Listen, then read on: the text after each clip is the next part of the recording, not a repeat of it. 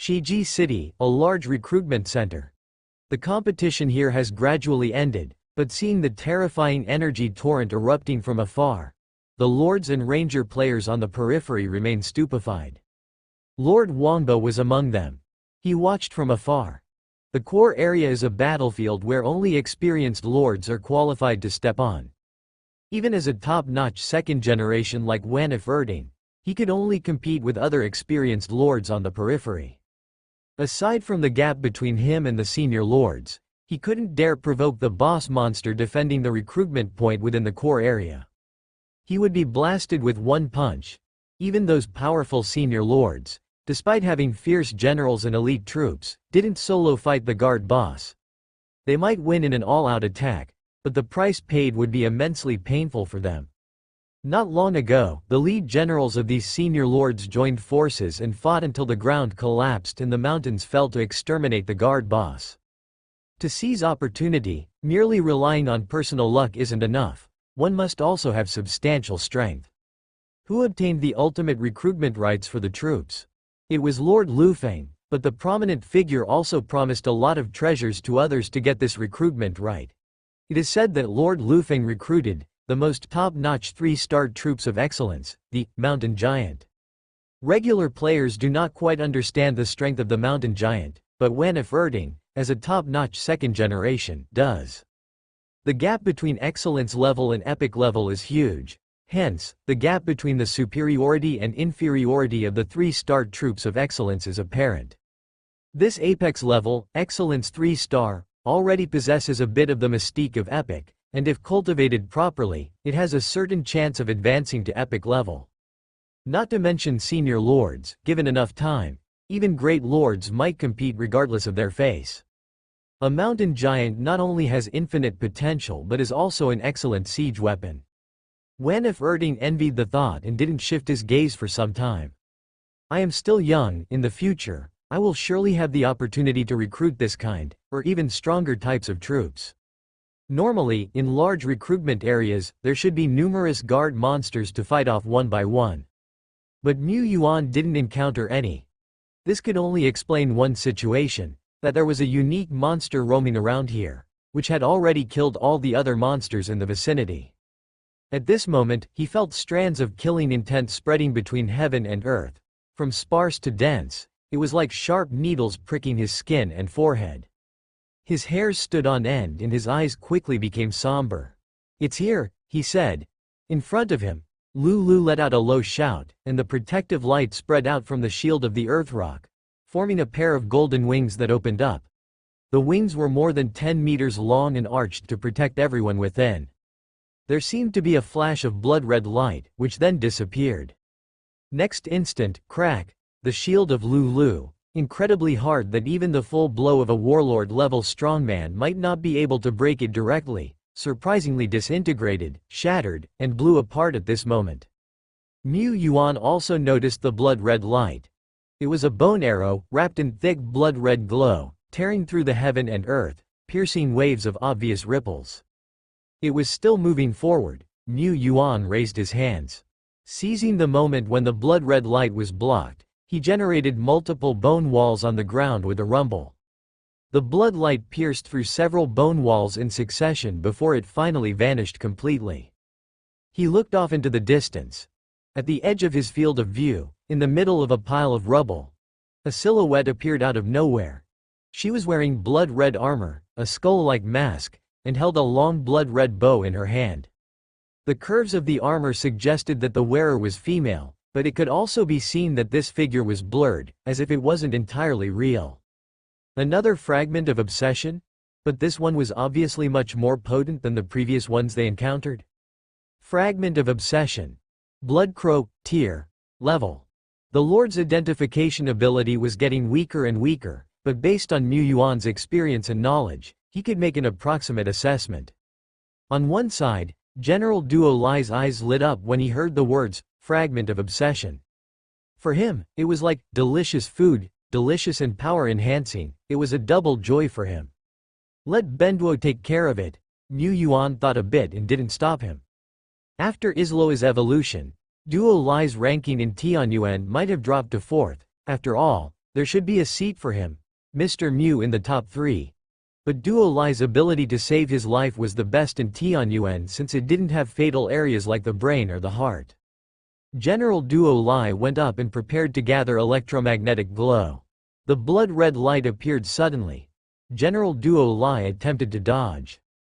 General Duo Lai failed to dodge. General Duo Lai's shield was broken. The attack method of this obsessing monster looked simple. Perhaps she only inherited one sort of ability from the person she once was. But this simple ability was fearsome. The speed of the blood-red arrow light was almost beyond the limit that Mu Yuan's vision could capture. Its destructive power was even more terrifying. Lulu couldn't fend it off, let alone Duo Lai? Duo Lai fell from the sky and dispersed into several blobs of condensed liquid. You don't play fair, Benduo hasn't made a move yet. QAQ.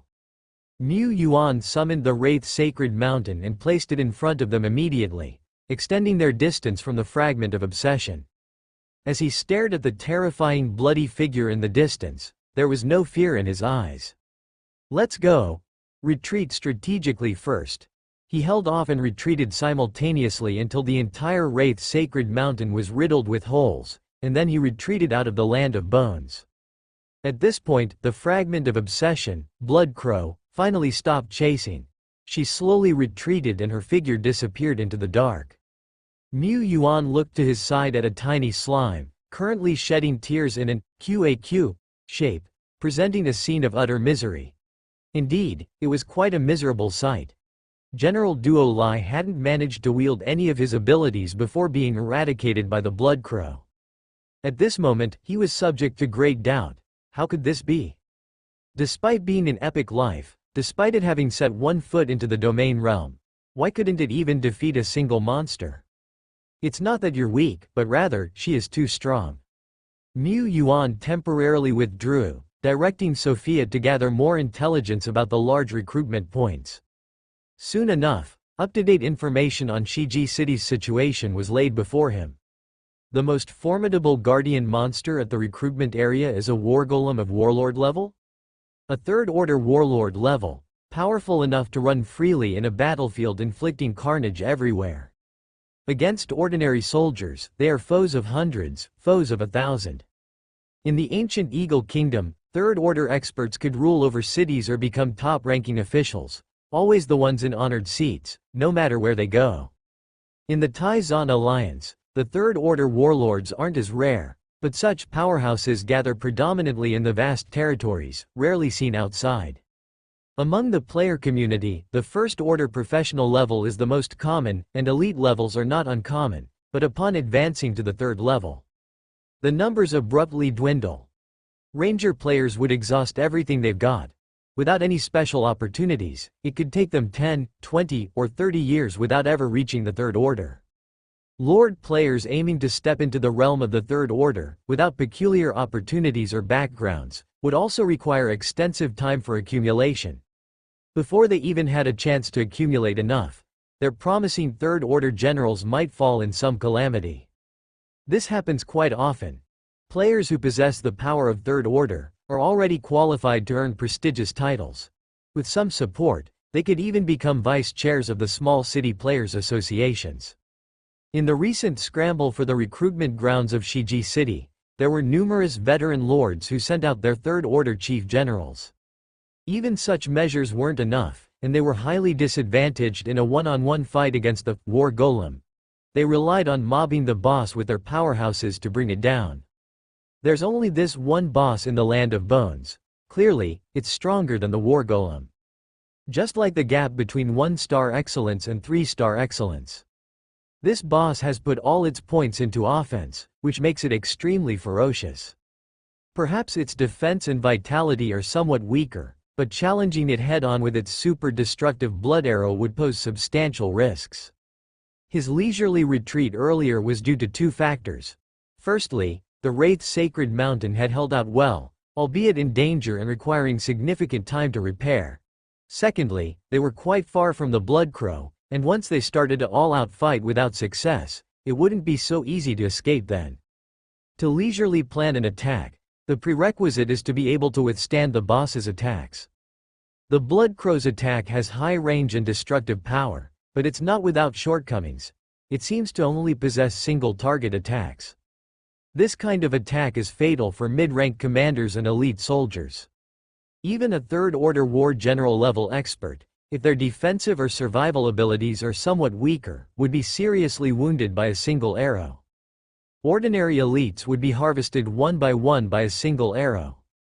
However, if a lord were to summon a considerable number of cannon fodder soldier type, could Boss Bloodcrow deal with it easily? Mu Yuan pondered. Under normal circumstances, a lord would adopt this kind of strategy.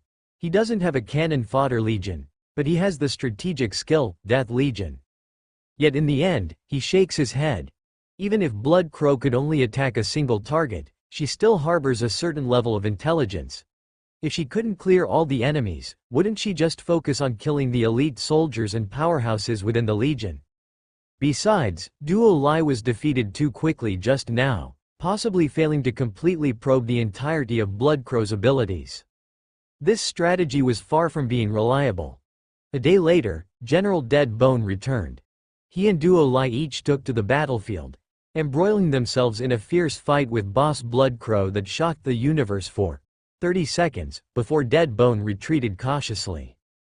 "It's a bit tricky," he said as such. With this fight, a great deal more of Boss Bloodcrow's abilities were revealed. Aside from the Blood Arrow, it also had the Bloodbird Summon, Blood Flee 2 skills. And a domain covered in blood. General Dead Bone had tried to confront it with his domain.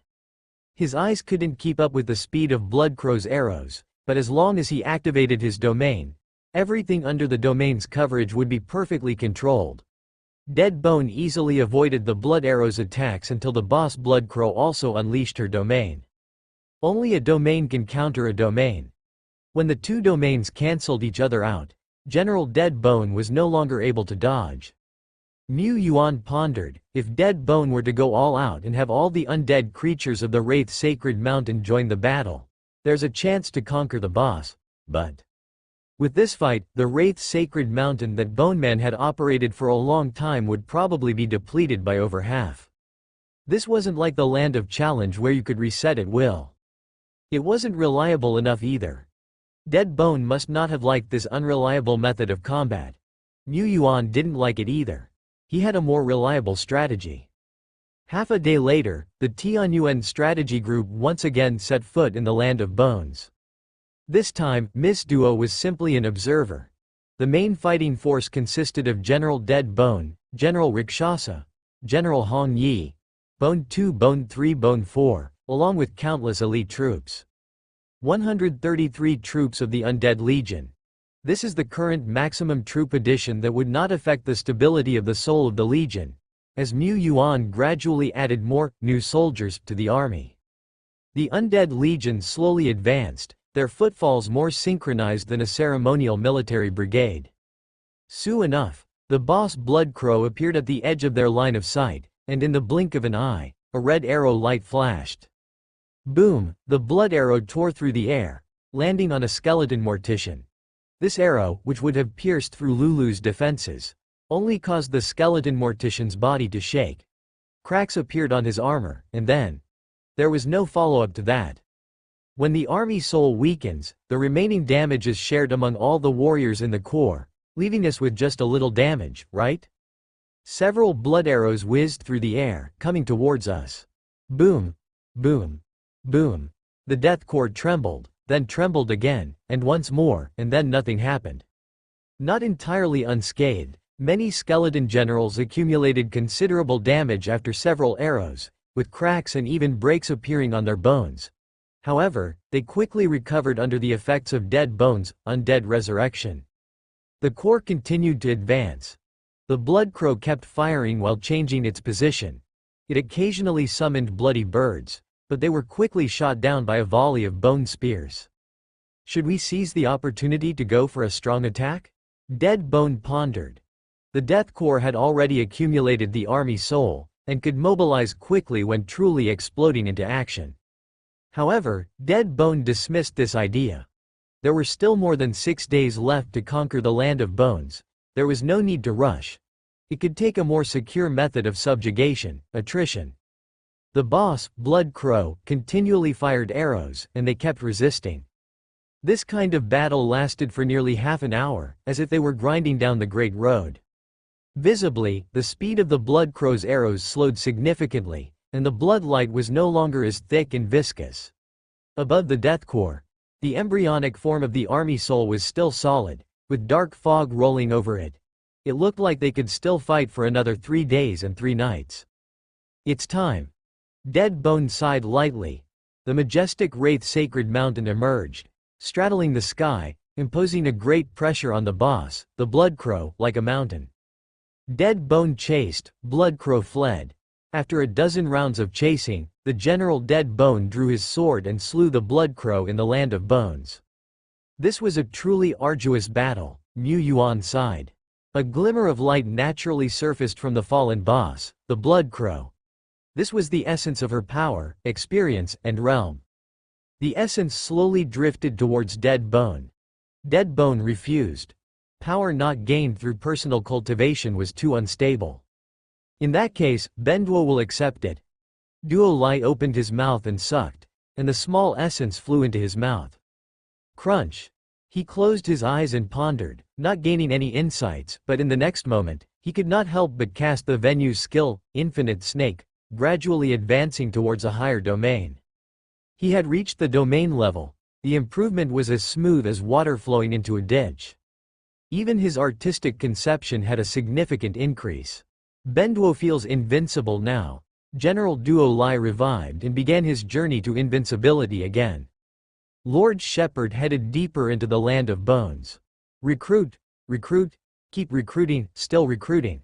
In the blink of an eye, a huge stream was amassed behind him, consisting of hundreds of Greenhand soldiers, among whom were more than 20 skeleton mages. A skeleton mage typically possessed basic skills such as Gray Fire and Corrosion Mist, nothing powerful, but Dead Bone greatly approved of their potential to awaken some weakening skills as they evolved. Finally, Mu Yuan arrived at the depths of Land of Bones. There were 3 brilliant light columns shooting up into the sky. Inside the light columns, a black coffin could be seen. The coffin was engraved with exquisite patterns, and the lid was half open, revealing a shadowy figure inside. This soldier is. Prompt. Do you wish to recruit the rare 1-star soldier, Vampire Viscount? This recruitment requires 500 grams of soul sand. Yes. The 3 brilliant light columns slowly converged and vanished. In their place, 3 vampires appeared, dressed in black tails, wearing dark red capes, and holding black longswords. They looked elegant and noble. Vampire Viscount, rank.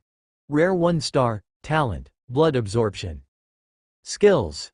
Cleave, blood slash. Vampires are all-rounded soldier types, capable fighters, durable, and can also fly. From the lowest-ranking vampire servants to the legendary Duke vampires and vampire princes, they left countless footprints and illustrious reputations. Similarly, vampires are notoriously proud. They rank amongst the upper middle class of soldiers of the same rank, but top lords would never choose a vampire viscount when preparing excellence remnant souls for their offspring, as they are too hard to tame. At this moment, the 3 vampire viscounts were evaluating their lord before them.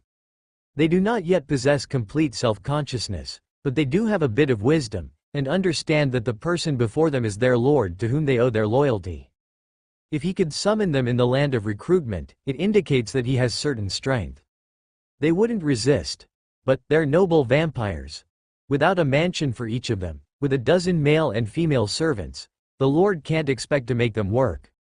These are the bare minimum requirements.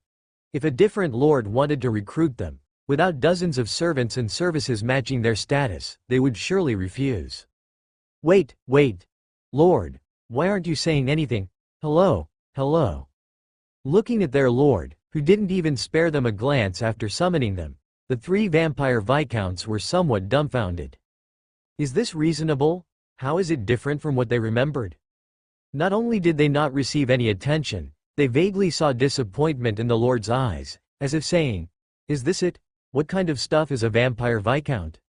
It's not that Mu Yuan looks down on vampire viscounts. They are quite powerful, but The land of bones is vast.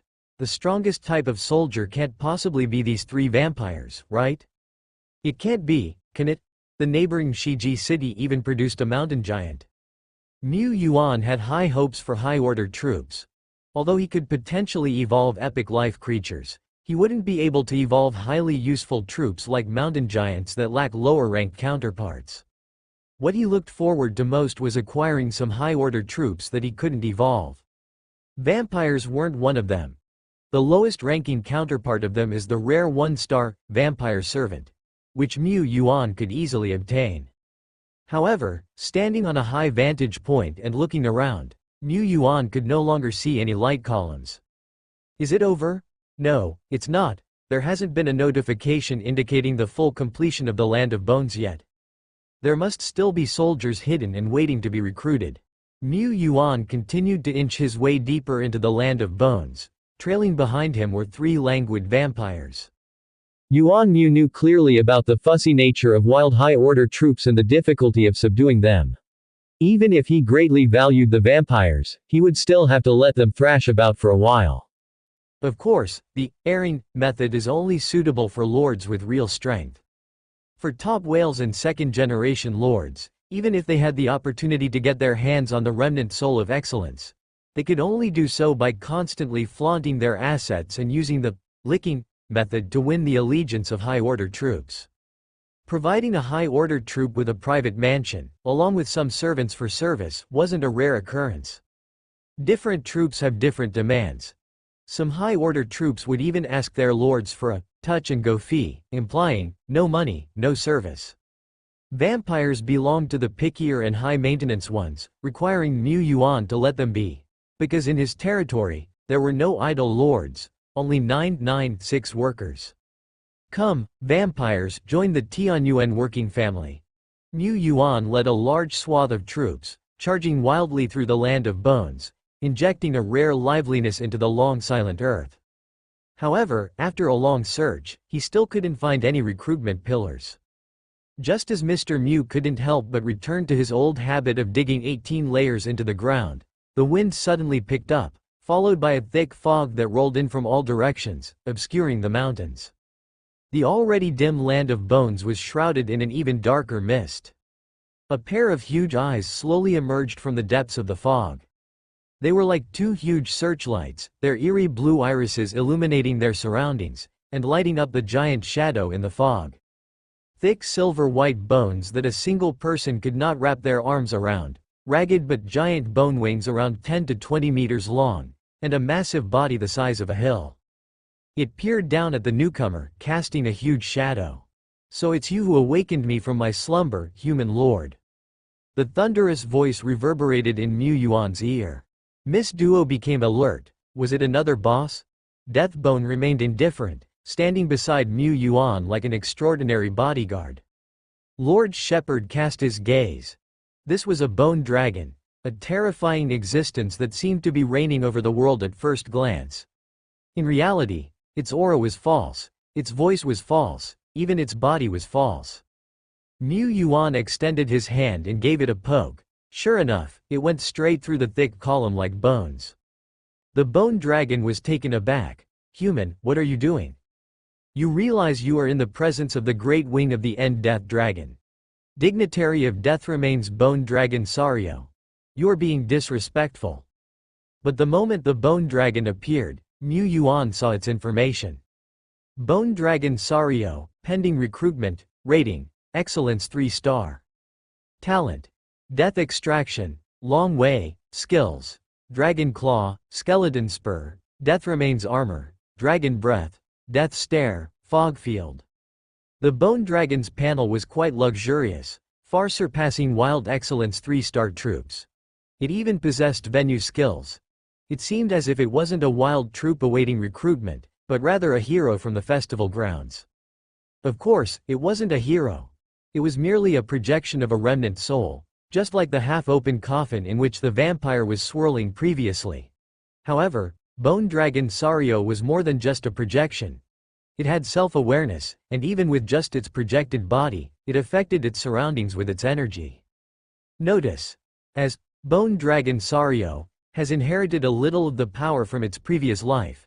Its level will rapidly increase after recruitment until all the inherited power is exhausted. This wasn't an ordinary dragon. The three vampire viscounts, who were just boasting and priding themselves as nobles of the night, were now shivering like quails, instantly succumbing under the terrifying aura of the dragon. Dragon. A bone dragon is also a dragon, but the bone dragon is indeed the disgrace of the dragon race. Mu Yuan sighed. No matter how extraordinary the bone dragon's performance was, or how lavish its attributes were, one point couldn't be changed. It was just an excellence 3-star stage troupe. Even if it was the most top-notch existence at this stage, it was still just a 3-star. And a genuine dragon would start at the epic stage. Click! One arrow hit the bone dragon's heart squarely, resulting in a critical hit. Upon hearing this, bone dragon Sario roared, "Dost thou know, I am the noble and great Wingniv." It repeated its honorific title again, then shouted, "I once followed the great general of death remains, ruling over the vast death ridge. I also once turned vast plains into lands of death. I also once, but it is still the disgrace of the dragon race." However, Sario was clearly a very special individual among the bone dragons, having inherited a considerable amount of skills and powers from its previous life. This kind of inheritance was different from Isloa's. After her fall, she reincarnated as a heroic spirit under the influence of the power of the rules and returned. She was still herself, it was as if she had been resurrected. Although Bone Dragon Sario had inherited the power and title from its past life, it was essentially a new individual. The fragments of its previous life memory felt like an immersive movie to it. There were already numerous studies and papers done by scholars from the Tai-Zan Alliance on this topic, and the erudite Lord Shepherd just happened to have read some of them. But he still felt quite curious about a person like Sario. Bone Dragon Sario stood aloof, overlooking the Lord before him. It continued, its voice as thunderous as ever, "Human, your feat of reaching here deserves commendation, but the great and noble death dragon Sario will never follow a mortal unless thou possess half the grace of the great general of death remains. Notification. Bone Dragon Sario has issued you a challenge. Passing the challenge will allow you to recruit this special individual. Do you accept? This bone dragon is indeed special. In such recruitment locations, as long as the city lord defeats the guarding boss, theoretically, they should be able to recruit the high-order troops directly. Whether or not the troops will actually submit is another issue, but recruitment. High-order troops don't have the right to refuse recruitment. This seems possible for Bone Dragon Sario. Or rather, it had hidden its recruitment point. Even if Mu Yuan were to see its information, see the "awaiting recruitment" text, the recruitment prompt didn't appear until it spoke up. Next, should he undertake the challenge to gain the Bone Dragon's approval? No, it's just a mere bone dragon, not worth the effort. He is the city lord, without any indication from him. General Dead Bone, who was perfectly in tune with him, stepped out one step at a time. "Bone Dragon, submit to my lord." The voice of the Dead Bone wasn't loud, and it was expressed in a very flat tone. 3 vampires, looking like quails, broke out in big question marks. This was a bone dragon. They, as vampires, are undoubtedly noble and proud, but the pride of a bone dragon exceeds even theirs. One sentence, to make the bone dragon submit? Ridiculous? Bone Dragon Sario was also stunned. It was furious. It was a bone dragon with an illustrious past life, and an uncommon origin. But before it had a chance to speak, the deep blue soul flame in its eyes jumped violently. The small figure in its eyes seemed to grow infinitely taller as it stepped forward. Like a mountain. Like a chasm. Death power protected it. Countless dead clustered around it. A mass of white bones upheld its lonely figure.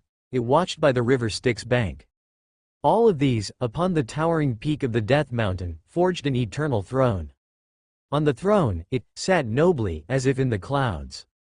Throwing a condescending gaze at him. Boom, the bone dragon knelt down. It was an experienced dragon.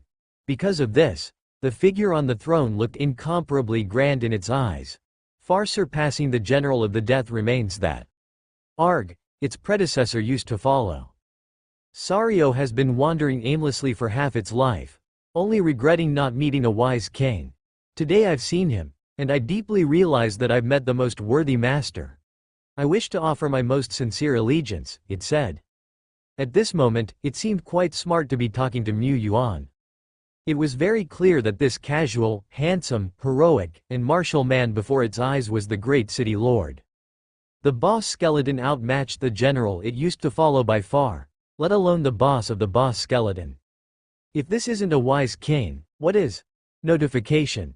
Bone Dragon Sario offers its loyalty to you. Do you accept and recruit it? This recruitment requires 3,000 grams of soul sand. Mu Yuan didn't immediately accept and asked, is there no need for half of General Dead Bone's gracefulness? General of the Death Remains? Bone Dragon Sario's eyes showed a human-like puzzled look. Who's that? I don't recognize him at all. It had nothing to do with its predecessor. Don't let the wise king misunderstand, okay? Mu Yuan couldn't help but laugh, so he didn't continue to leave it hanging, and chose to recruit. Ding! The notification sound rang in his ear. At the same time, the ground shook as rocks continuously rolled down. As the mountain in front of them completely collapsed, it revealed the giant dragon corpse buried within it. From this dragon corpse, a dazzling pillar of light rose into the sky, dissipating the thick fog and dark clouds. Within the large and eye-catching beam of light was the shadow of the previous majestic bone dragon. As Mu Yuan recruited, the soul sand burned up and an invisible force connected them. The pillar of light and the bone dragon projection shrank constantly, and what ultimately appeared before him was a small bone dragon of about 2.5 meters in length, not even the height of Mr. Mu. Mu Yuan fell silent. Bone Dragon Sario also fell silent, feeling that its power at this moment was not as strong as it had been just now. And why was its body so tiny? Damn it! It had lost face in front of the boss and the wise king. Seeing its embarrassment, Mu Yuan comforted, that's okay, being small can be cute too. Bone Dragon, Sario, Level 1 of 0 order. At level 1, it's natural for newborn lives, like giant dragons and titan giants, which are epic creatures, to be small. But Sario is not an ordinary bone dragon. Soon, ding, ding, ding. The prompt for level up appeared consecutively. The bone dragon was leveling up. Its level up speed was even quicker than the newly born epic lives, a remnant of a gift from its past life. In a blink, Sario had been upgraded to level 5 of 0 order, and its small body visibly became stronger. This is wonderful. If the bone dragon can upgrade more levels, catch up with the leading group as much as possible, it could soon engage in battles and even rank among the generals. Unlike some vampires, who know not how long it will take for them to follow the main level, luckily Mu Yuan doesn't count on them. He directly puts them in the candidate main lineup and fosters them slowly. Until now, the notification sound of having completely conquered and recruited the venue finally rang in his ear. Mu Yuan asked the bone dragon and 3 vampires again, confirmed that there was no treasure left in the land of bones, and then headed back home. Around the same time, Zandu, the 3rd meeting room. The venue for this year's Dragon Court competition preliminaries has been set up. Those who scored the highest in the competition will represent our Tai-Zan in the challenge against other major countries. As per the tradition, only the new lord who passed the Red Tower is eligible for the preliminaries. The burly man in golden lion armor said so, and then changed his tone, of course. Besides this, you all also have the right of nomination. The lord nominated by you, if approved, can also participate in the preliminaries. No matter what, only those who stand out from the preliminaries can represent our country in the war. A group of big shots with exceptional identities began to nominate their favorite younger generation. Han Yu yawned, I'm going to continue to nominate Tianyuan. Everyone. Why Tianyuan again? Although everyone present has the right of nomination, they must follow a basic logic. The nominated lord must at least pass the 5th, 6th floors of the Red Tower. Do you think it's appropriate to nominate Tianyuan? The audit won't approve it anyway. You guys just don't understand. Tianyuan has already broken through the first 3 floors early, and now, Tianyuan's main army has shaped the embryo of Army Soul. After a period of accumulation and development, its strength must have greatly increased, and it wouldn't be difficult to pass the 4th and 5th floors. Tianyuan at least has the qualifying level of being nominated. Of course, if she wanted to nominate Tianyuan, she had to provide some proofs of battle achievements, otherwise the nomination would indeed be meaningless. As Han Yu was about to say something, the Lord of Tenglong Domain not far away began to speak. In that case, I shall nominate my younger brother. It wouldn't be a bad thing to let young people gain some experience. This opportunity is indeed rare. And in the latest period, newcomers such as Wangba, Huan Chao, Da Ri, Shuang Tian and others are indeed promising. They have developed strength over several past months. Throwing them into the preliminaries, giving them some experience, tempering and pressure seems to be a good idea. As the lords were discussing, they felt more and more that it's feasible.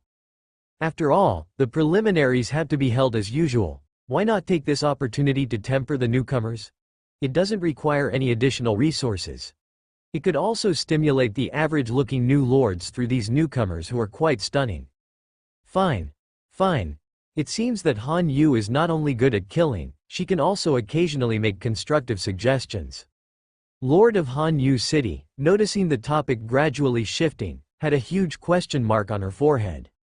Is there a possibility that she nominated Tianyuan because Tianyuan indeed has the strength to compete? Even if the chance is not great, he won't be beaten too badly? What about you all? Messing around? Well, it seems to be alright. There seemed to be a lot of fun waiting to be seen. She didn't have to expose Tianyuan's strength in advance. Just let Tianyuan surprise everyone with his strength when the time comes. No matter whether Tianyuan can stand out or not, at least, she is determined to bluff. Ho ho ho ho. Han Yu's mouth slightly curled up, and she cast her approval vote. A competition, unlike previous ones, was about to begin. By the time the last skeleton soldier stepped out of the convoluted space track, this sprawling road leading to the land of bones thousands of miles away began to crumble like a snow-pinched bridge. Bit by bit, it fell away until it completely collapsed, leaving nothing behind. In Mu Yuan's hand, the blueprint leading to the land of bones also ignited 6 days ahead of schedule, turning into ashes that slipped between his fingers. Upon his return, Mu Yuan slightly adjusted his location. At this moment, he was located in the western region of the skeleton cemetery, adjacent to the core area. This area was already an open space, but when a throng of skeleton soldiers, skeleton mages, and skeleton generals poured out, it still seemed a bit crowded. Some skeleton generals even crushed the fences that separated the area. Looking at this scene, Mu Yuan showed a joyful smile like a farmer's at harvest time. This trip, I really hit the jackpot, he said. Ordinary types of troops, such as skeleton soldiers and ghouls, might seem rather tasteless to other senior lords. If they recruit them, they feel that these types of troops lack the potential for nurturing, but if they don't, it feels like a waste. But they were still 3-star troops numbering in the hundreds. If exchanged for remnant souls, they could fetch a handsome sum of soul crystal coins. Unfortunately, recruitment points are not the same as remnant souls. The lords can only choose to recruit on the spot, they cannot sell them for money. For Mu Yuan, these minion-level troop types represented a considerable treasure trove of wealth. A total of 939 units of undead troops, he counted. With this, the accumulation speed of my undead system's evolution points can rise a lot. It's worth celebrating, he mused. Purchasing little skeleton remnant souls in large quantities was not an easy task. It could be seen from his own monster-killing loot. More than 90% of the remnant souls dropped by his Tianyuan exploration team were random remnant souls, and designated 1-star remnant souls were polluted mostly by troop types like Goblin and Grey Wolf. Not many merchant guilds would stockpile little skeleton remnant souls. Just as no one would hoard Goblin remnant souls. Conversely, it would be easier to buy remnant souls of the human system troops. At present, the undead system remnant souls in Tianyuan territory came from 2 channels. Sophia's sporadic acquisitions, medium-sized purchases from merchant guilds, and the steady output from the sacrificial black coffin. Another major gain from the land of recruitment is, naturally, high-order troops. The bone dragon Sario and 3 vampires. Oh, well, the latter can be discounted. Mu Yuan was quite pleased with the bone dragon. In the Taizan forum, someone had done a survey on the hottest mounts, and the results were basically dragon, dragon, and dragon. But the real giant dragons are unattainable. Even senior lords cannot fulfill their dreams to become dragon knights. They can only resort to becoming sub-dragon knights. They ride on sub-dragon species like the Earth Rock Dragon, Bipedal Flying Dragon, and the Blazing Roaring Dragon, etc. These sub-dragon species are rare treasures, obtaining them is many times more difficult than obtaining troops of the same order. At times, when a group of lords gather, if a lord arrives riding a sub-dragon, he will be the most eye-catching among the crowd. As for a real dragon knight with a giant dragon, no one dares to hope for that. A bone dragon, even though it is not as good as other giant dragons, it's still a dragon. If Mu Yuan were to ride the bone dragon on a trip, and take a photo, it would instantly go viral on the internet, earning him the honorable title of Dragon Knight. Though this differs a bit from the Dragon Knight in his imagination. The skill setup and the upgrading speed of Bone Dragon Sario makes Mu Yuan even more pleasantly surprised. Without exaggeration, if he were to choose between Bone Dragon Sario and an epic troop type without a legacy, he would choose the Bone Dragon. The greatest flaw of the Bone Dragon, which is seen as the disgrace of the giant dragon, the disadvantage of its rank, is not a problem here for him. Great Lord Shepherd only needs to use the Hand of Evolution, give Sario a tiny baptismal shock, and it can evolve, crossing into the true epic level, shoulder to shoulder with, if not surpassing the giant dragons. And now, thanks to his and Sophia's continuous procurement, the dedicated production from the sacrificial Black Coffin, and the large batch of new troops they just recruited, the number of undead system troops has risen to 2,791 units. With such a massive number as a base, the undead system evolution points flowed in like running water, filling the ever-expanding evolutionary pond. The water level was rising at a visibly fast speed. Only a few days will be needed to amass the vast Evo power sufficient for an excellent 3-star stage general to sprint towards the epic life rank.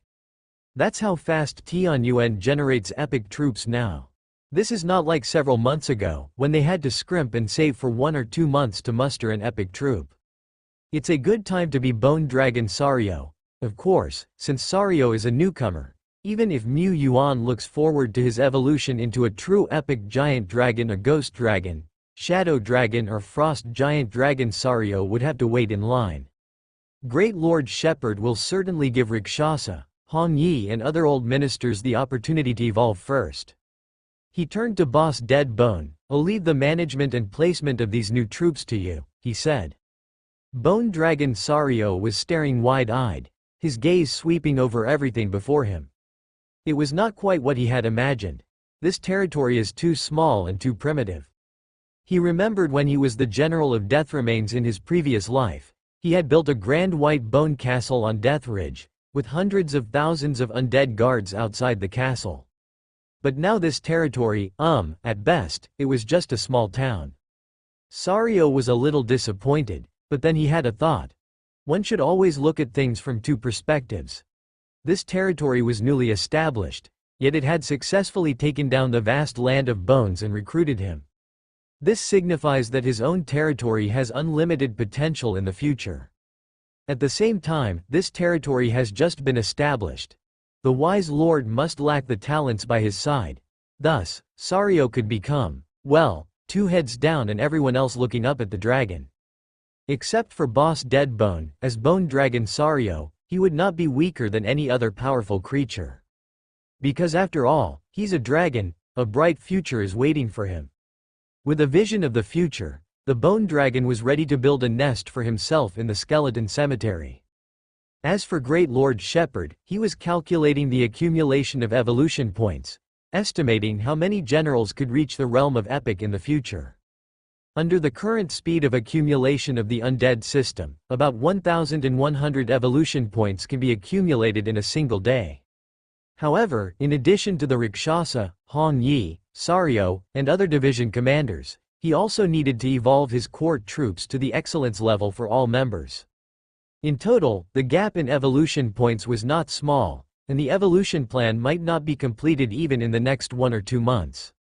However, the output of undead evolution points was not fixed. With Sophia's acquisition and the output of the Black Coffin, its daily production was still steadily increasing. At the same time, Sophia also planned to purchase a batch of human remnant souls, nature system remnant souls, and slime remnant souls. Mu Yuan spent a huge sum of 400 soul crystal coins on the acquisition of remnant souls. Sophia is also preparing to set up a company and recruit staff to improve the efficiency of acquisitions and intelligence gathering. This was certainly a good idea. The era of Mr. Mu struggling all day and only being able to acquire dozens of remnant souls was in the past.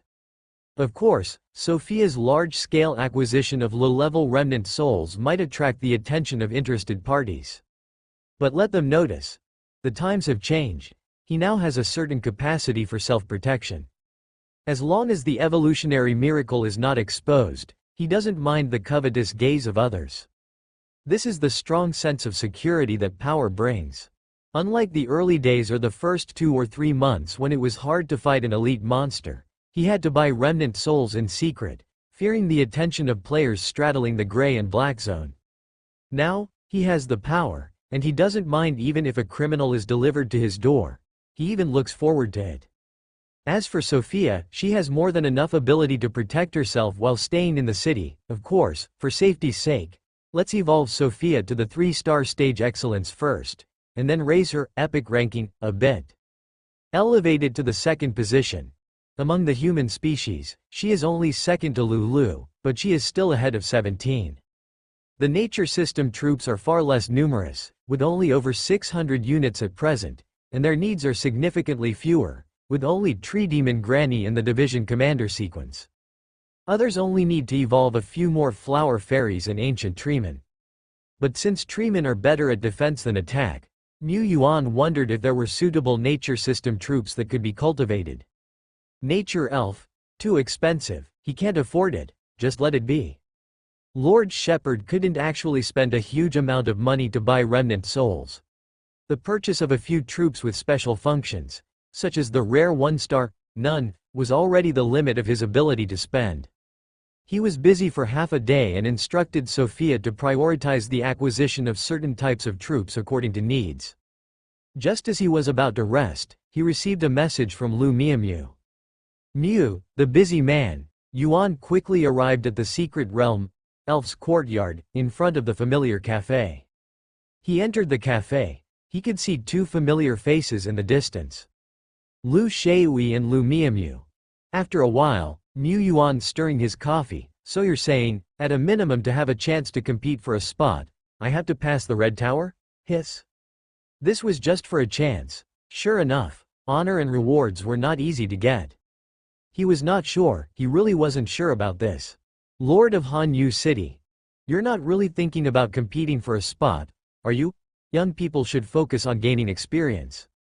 Although she thought so, she still said, it's a bit rushed for you, but young people should fight for it. The Alliance has prepared generous promotion rewards, including but not limited to, Pure Soul Source Pool, Hero Duel Arena Medals, Land of Inheritance, and so on. I even want to go to some of these places again. Lu Shui tempted him. After thinking for a while, she still said, but for you, the most important thing is to gain experience, to stimulate the potential of your division commanders and yourself through fighting and killing stronger opponents. As long as you can improve, it's worth it, and the whole competition won't take much time. This remark was mainly directed at her little sister. Indeed, after everyone proposed to throw potential newcomers into the fray for tempering, Lu Miamu, as the 3rd-ranked newcomer on the gold list, naturally met the criteria.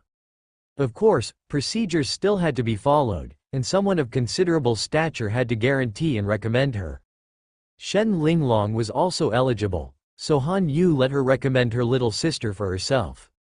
And her? Of course, she was single-handedly recommending Tianyuan. Only in this way, when Tianyuan showed extraordinary power and pushed all the new talents, and had resistance against lords like Wuji, could she calmly say, I said before, Tianyuan's talent is not inferior to mine. The lord of Han Yu City seemed to have high expectations for herself. Facing her gaze, although he was under great pressure, Mu Yuan still said, "I will try my best." Not for the pure soul source pool and other rewards. Simply, he just wanted to bring glory to his country. Mu Yuan asked again, "How much time is left?" Lu Shui said, "Almost a month, to be exact, 26 days. Mu Yuan calculated briefly, "Well, that's quite a long time to prepare." Was it long? For her, for lords like Wuji, a mere month was hardly enough for any significant progress.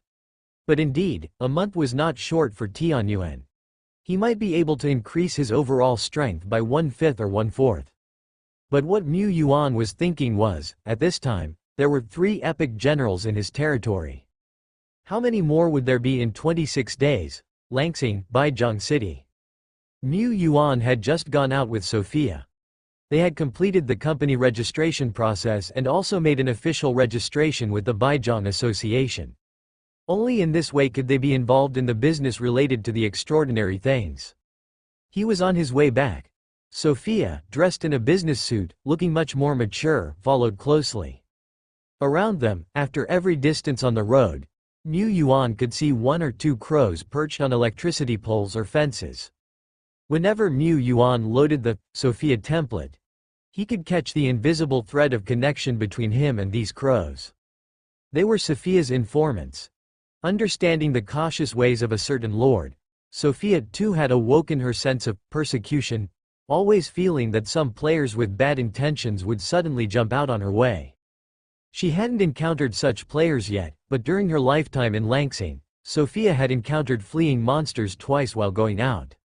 Once, there were only 2 or 3 monsters, which were quickly killed by patrolling players in black vests. Another time, dozens of monsters popped up, including several professional-level monsters, goblin warriors and goblin shamans. The monsters that appeared in the bustling area posed a significant threat to Baijiang. After reporting, Sophia promptly took action. Displaying 20% of her power, she surrounded all the monsters and killed them one by one with her sword, without using her eye-catching black crow power. Afterward, she received a guardian medal and some reward. No wonder there are fewer pedestrians on the road. The situation seems quite severe, Mu Yuan sighed. For ordinary people, even if they practice the latest version of body refining law developed by the nation and drink body refining potions daily, they can only deal with a few little goblins at most, and also only when the goblins are not of high level. Mu Yuan had insider information that Langsing would completely fall into the eternal world within half a year and merge with it. This was a big crisis for ordinary people, and also for them, the lords. The fusion of Langsing would trigger a series of chain reactions. After the fusion, there would no longer be close contact between territories, and they might become isolated islands. Moreover, they will face a wave of monsters far greater in scale than in previous years. If not handled correctly, the entire Tai-Zan alliance might go backward by 10 to 20 years, let alone a lord like him who was located at the outermost edge. He might face the strongest impact. The Tai-Zan Astronomical Society had read these revelations from the red fog and other omens. In times like these, the time to safely fight monsters and develop might not be much. For this reason, we must seize the time, grab every opportunity, and strengthen our territory, pondered Mu Yuan. Returning to his rented villa, he went straight to the basement with Sophia and closed the only aluminum alloy door. Sophia took out a bunch of remnant souls from her document storage bag as if it was a treasure trove. These are the latest goods available. Here are a total of 400 malicious remnant souls, a total of 160 little skeleton remnant souls, and a total of 60 walking corpse remnant souls. Over here are 30 sentinel remnant souls. This is 2 mage remnant souls and 2 griffin remnant souls. Here are 100 falcons residual souls, 10 battle falcon remnant souls, and 20 battle eagle remnant souls. And these are the remnants of the spring spirit, melting spirit, earth spirit, and ice spirit, each having 2 spring spirits, earth spirits, and so on, could be paired with slimes. Elemental lives are naturally powerful and have many functionalities, which is why he asked Sophia to buy a little bit of this if necessary. When buying a large number of one-star remnant souls, inevitably, some rare items will be purchased. It is equivalent to buying at a premium. Mu Yuan took this batch of goods back to Tianyuan territory and began the not-so-easy task of recruiting. He also recruited 50 newly minted, still hot skeletons and 10 treemen from the neighboring troop building as the new batch for the month. Today was his 118th day in the Eternal World. In a few days, Rakshasa and Hong Yi can evolve together. I wonder if experiencing 2 epic-level evolutions at once will give me a deeper understanding of Evo power, Mu Yuan pondered. At the same time, roar in the skeleton cemetery, an excited roar echoed, causing the black fog to roll away and even causing a few dried leaves on the tree branches at the edge of the cemetery to rustle and fall. In the roar, there was an intimidating aura that caused palpitations. This was the dragon's aura. Hearing this made people feel a reverence and an urge to submit. If the power of the dragon's aura was fully activated, the wielder could make some rather weak lives perish directly with just a look or a roar. This was the power of a giant dragon. The power of Sario, it's back. Even if I haven't recovered to my peak state from my past life, I can still be invincible in this world. The bone dragon roared, full of spirit. At this moment, it was over a dozen meters long, and with its wings spread out, it was a giant creature covering the sky. After absorbing the power of its past life for several days, Bone Dragon Sario had entered the second-order elite level. At this time, its level growth had slowed down a lot, and it could not grow several levels in one day like before. But that's okay. In Tianyuan territory, Sario had a power second only to Boss Dead Bone. After all, it was a dragon, a great and revered bone dragon. Not far away from a mound, Hong Yi's head popped out from the mound half asleep, looking drowsy. What the hell are you yelling about in the middle of the day? Don't you know it's a public disturbance? Sario reflexively shrunk his head. A few days ago when he first entered the territory, Boss Dead Bone had given him some instructions, not to yell randomly, not to release his dragon power. He did remember these instructions, but he couldn't help being overly excited. Wait, if it was Boss Dead Bone nagging at him, he, the little bone dragon, would have accepted it. But you, Hong Yi, do you know who you are standing in front of? This is the great wing of the End Death Dragon. The venerable Lord Sario. You can't underestimate a bone dragon. Sario knew clearly, after all, he was a newcomer, a new dragon. It was reasonable to be looked down upon by senior members. When his predecessor served under the General of Death Remains, there had always been some undead who wanted to act superior because of their seniority. But he's a bone dragon, for God's sake, let's fight. Sario shook his huge bone tail which was 3 to 4 meters long, sending dust flying everywhere. In the past, he had defeated other senior members one by one, displaying his unbeatable strength, and thus becoming the number 1 under the general. When in doubt, challenge to a fight. This was Bone Dragon's code of conduct. But, Hong Yi yawned, what's the point of fighting? It's better to sleep during this time. Sario. His Bone Dragon's challenge was rejected, totally unacceptable. What should he do next? His limited experience didn't tell the Bone Dragon much, he got stuck here. Forget it, after all, he was a great Bone Dragon. It was normal for a soul body like Hong Yi to be afraid to compete with him. At this time, a green-faced, fanged man approached from a distance. If you're going to fight, count me in. It was Rakshasa, carrying a long red-brown spear. Unlike before when it was only formed during battles, he now maintained this spear all the time with the power of evil, and infused it with a lot of rare materials. This was the Lord's suggestion. Only in this way could he create a weapon that best suited him, one that could change as he wished. To achieve this, Rakshasa specifically asked Master Li for advice on how to properly integrate the rare materials into the evil spear. He looked at the bone dragon in front of him, imposing and majestic. The subtle dragon power that diffused in the air made his body tense unconsciously, and his whole soul body became energized. He was excited, his soul was burning. It wasn't easy to find a suitable opponent in Tianyuan territory. Either they were too powerful, or they didn't want to fight. The bone dragon seemed just right. No matter what they say, a dragon should not be weak, right? His suited Sario just fine. He wanted to declare his bone dragon status through a fight. The power of a dragon was something that ordinary creatures couldn't imagine. The man and the dragon, standing face to face on the vast gray field, attracted quite a few Liziku and Lazihun spectators. Hong Yi, who had said she wanted to sleep, was squatting on a tomb, eating a bag of sunflower seeds, looking forward to the drama. Start the fight, start it quickly. Just because she didn't want to fight didn't mean she didn't enjoy watching a fight. Sario was pleased with the lively scene.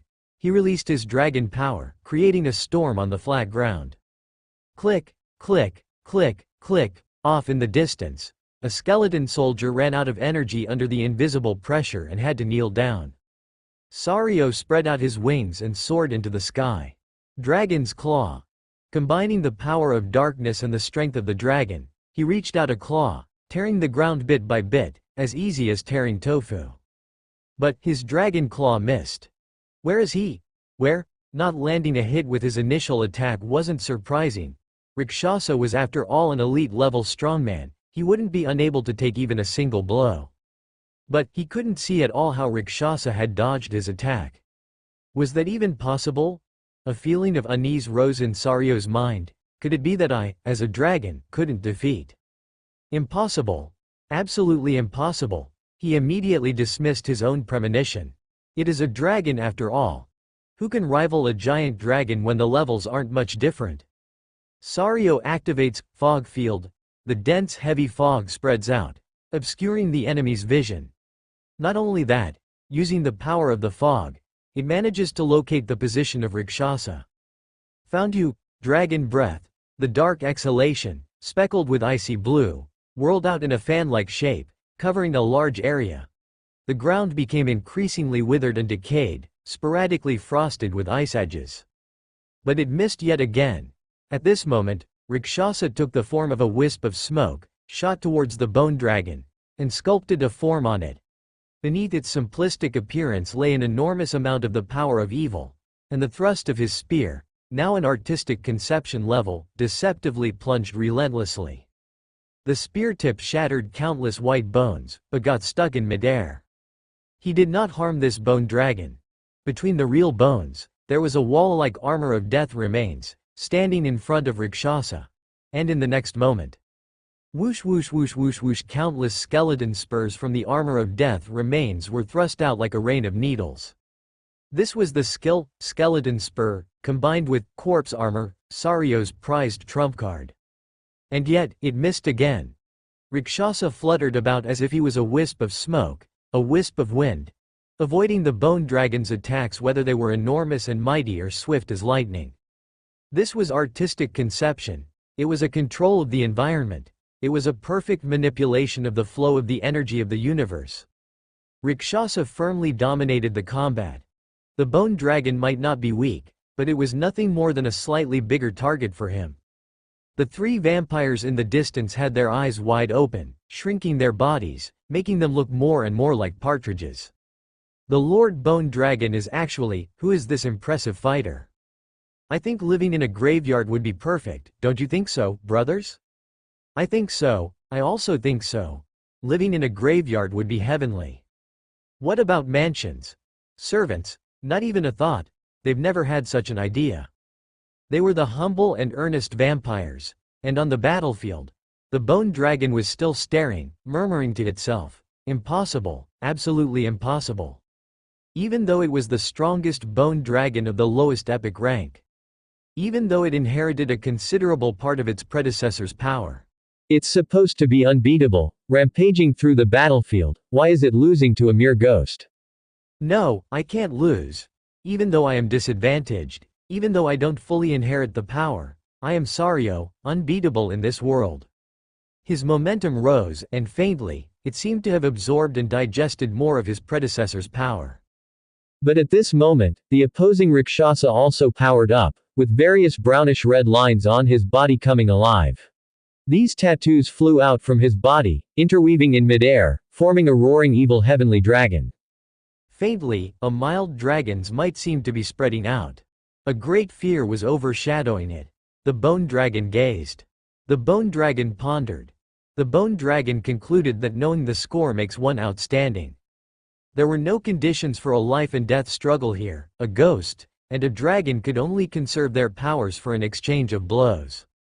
After a brief exchange, Sario realized that even though it was a bone dragon, standing at the peak of the White Bone Peaks, it indeed was slightly inferior to Rakshasa. As a proud dragon, it couldn't deny this fact. The Lord had many strong fighters under him. No wonder it was the first wise ruler the dragon had met after wandering half of its life. Its dream of ruling under only 2, above millions, was no longer possible. Now it was under 3 people. Wait a minute. It remembered in the territory, Rakshasa and Hong Yi were on par. And there were also a few other veteran fighters who had a similar stature. Could it be? Sario pondered, feeling its ranking within the group hadn't even started climbing before it was already being reduced by increments of 1. In the battle between Bone Dragon Sario and Evil Ghost General Rakshasa, Mu Yuan was sneakily watching through the Lord's vision. The outcome didn't surprise him at all. He believed that the Bone Dragon lost fairly. While Sario, as a Bone Dragon, indeed has strong base attributes, its race value, compared to Evil Ghost General, is not much stronger.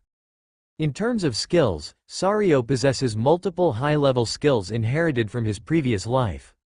However, Sario is ultimately not a dragon of a previous life. Its mastery of various high-level skills has not yet reached its peak, let alone surpassing the artistic conception. How about Rakshasa? He also possesses multiple high-level skills and talents and has already entered the artistic conception level, capable of exerting 130% of his power. The Bone Dragon can only exert 70%, 80% of its power, still a few ranks lower than Rakshasa. Defeat is inevitable. It would have lost if it had fought against Hong Yi.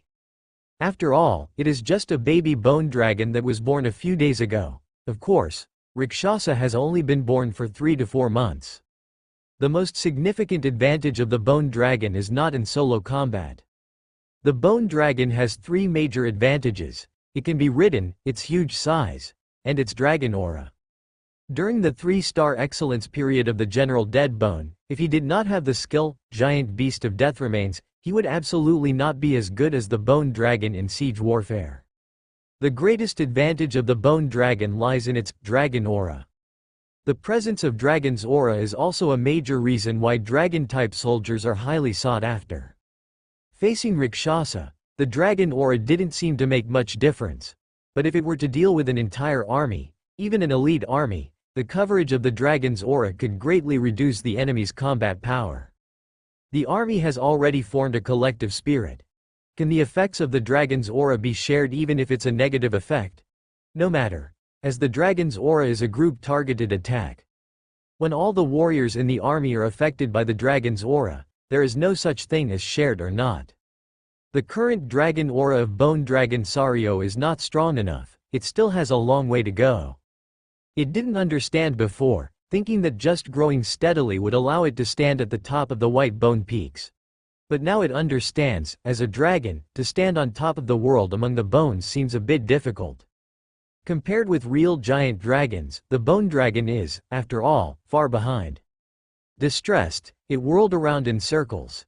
A few days later, on a dark and windy night, robust men with green faces and fangs and women in red wedding gowns came from both sides in the skeleton cemetery enshrouded by the black fog. The auspicious time has come, it's time for evolution. Mu Yuan emerged from the city lord's mansion and arrived at this area enveloped in dense black fog. This was the day of evolution he had chosen. He wanted to attempt the simultaneous evolution of 2 epics for the first time, hoping to peek into the ways of the evolution miracle. To do so, he invested soul crystals to enhance the coverage of the black fog in the skeleton cemetery. In addition, he had the domain interferer operating at full power well in advance. What's more, he called Isloa to assist the interferer in obscuring the celestial phenomena. It's simple. Isloa brushed her hair aside and summoned a brilliant river of stars. Compared with the initial one, this river of stars had grown to tens of meters long, with several particularly shining stars on it, as if casting an immeasurable power. As Isloa raised her hand, the star river shot through the black fog, flew to a higher place in the sky, and then rapidly extended. It looked like a huge scroll covering the sky and earth, or a dazzling and vast river of stars stretched across the sky above the Tianyuan territory, blending into the star-studded night sky. Done. Then let's get started. Mu Yuan looked at Rakshasa and Hong Yi. The two generals had prepared themselves and adjusted their spirits and mindsets to their optimal state. There is no possibility of failure in evolution. But Mu Yuan wondered if the generals were in their best state and had taken some treasures that could temporarily enhance their comprehension in advance. Could they get more benefits during the evolution process? Like dead bone. While dead bone is of high intelligence, it usually can't create or comprehend high-level skills.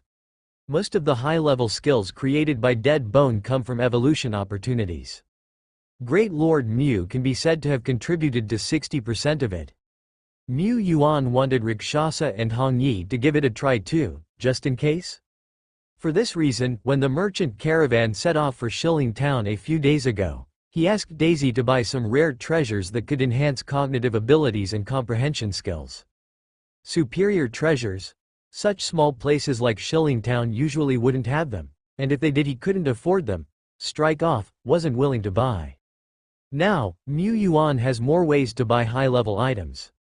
In reality, his spokesperson Sophia has started establishing connections with some large business groups. In the eternal world, he can send Duo Lai to Panchi City. That place is the center of tens of thousands of miles, a frontier stronghold, gathering numerous players. Many lords have also set up their properties there. Various treasures can be said to dazzle people's eyes. The large-scale auction held once a year in Panchi City is said to have once featured epic items. Aside from Panchi City, the secret realm of the Elf's Courtyard is also a suitable place for high-end items trading. There are not many people who can enter this realm, but they are all elite lords from all over the world. On the 1st and 15th day of each month, there is a trading assembly held in the Elf's Courtyard. Lords from all over the place come here for transactions and barter trades. Mu Yuan has attended one or two of these assemblies, but he has been just an observer. He doesn't find common items appealing. As for the more valuable items, he can afford them, albeit not completely, but spending dozens to hundreds of soul crystals on a single precious item is too low in cost performance for him. He is indeed poor. Although he holds hundreds of soul crystals in hand, he is still poor compared to the second-generation wealthy like Wangba and Dari. Compared with those senior lords who have accumulated wealth over many years, he is still poor. Besides a little bit of strength, he has nothing left. Among the crowd of onlookers, there was a large bone dragon that could be seen from afar. It stared with very confused eyes. What happened? No, what is about to happen? It heard it was evolution. Evolution what? What kind of evolution? The bone dragon Sario understood the concept of evolution, but he didn't dare to think on that line. Judging by the stakes and arrangements here, Rakshasa and Hong Yi, two formidable beings, seem to be on the brink of a transformative leap. Can the evolutionary miracle truly be achieved? The bone dragon murmured to itself. At its side, a blue-haired girl stood in the air and patted the bone dragon's head after hearing its murmur. This is basic operation, don't make a big fuss about it. Just look attentively, Junior, she told it. The bone dragon was given a light bop on its head but didn't dare to complain. Because this person was General Duo Lai. Even though General Duo Lai looked small and harmless, the bone dragon dare not underestimate her. After being defeated by Rakshasa and reflecting deeply on it, Sario began to find out which bosses in its territory could not be provoked. Among these big bosses, General Duo Lai was particularly strong, much stronger than Rakshasa. Her combat power was second only to her boss, General Deadbone. What objection could Sario have if such big bosses gave it a light bop on the head? After all, it was just a weak and pitiful little bone dragon. It just stared with its big eyes, puzzled, if the evolutionary miracle exists. At this moment, Rakshasa and Hong Yi were silently waiting 200 meters apart. Mu Yuan stood in the distance, looking at them. In his eyes, too, a mysterious pool of evolution gradually appeared. The pool, filled with pure white water, took took approximately half of the highest position in the entire evolutionary pond. But as it absorbed evolution points and used evolutionary miracles, the entire evolutionary pond kept expanding. From what was once a light ball to a small pool now, it might become a pond, a lake, or even a sea in the future. Mu Yuan made his choice. Two pure white water dragons leisurely flew out of the pond and fell upon Rakshasa and Hong Yi. This was a scene only he could see. From the perspective of his soldiers, an invisible miraculous power descended, followed by a brilliant white light that enveloped Rakshasa and Hong Yi. The light completely covered their figures, only leaving muscular silhouettes and floating clothing. Under such pure white light, some indescribable changes began to occur on them. In the eyes of the bone dragon Sario, the two originally small figures gradually grew taller and more majestic. It felt like it could only look up at them. That was the epic life. For all lower life forms, it possessed a dominating influence.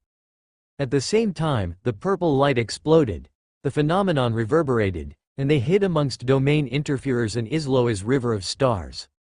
Although this night in the Tianyuan territory remained peaceful, within the calmness, two dignified and revered epic lives were born.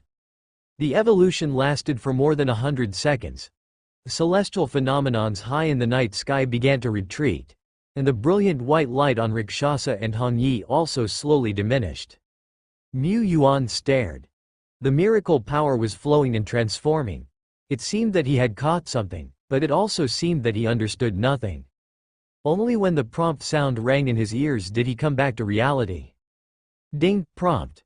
Your Rakshasa has bathed in the light of evolution and advanced to evil ghost leader, in epic one-star life, and awakened the epic skill, three-phase body.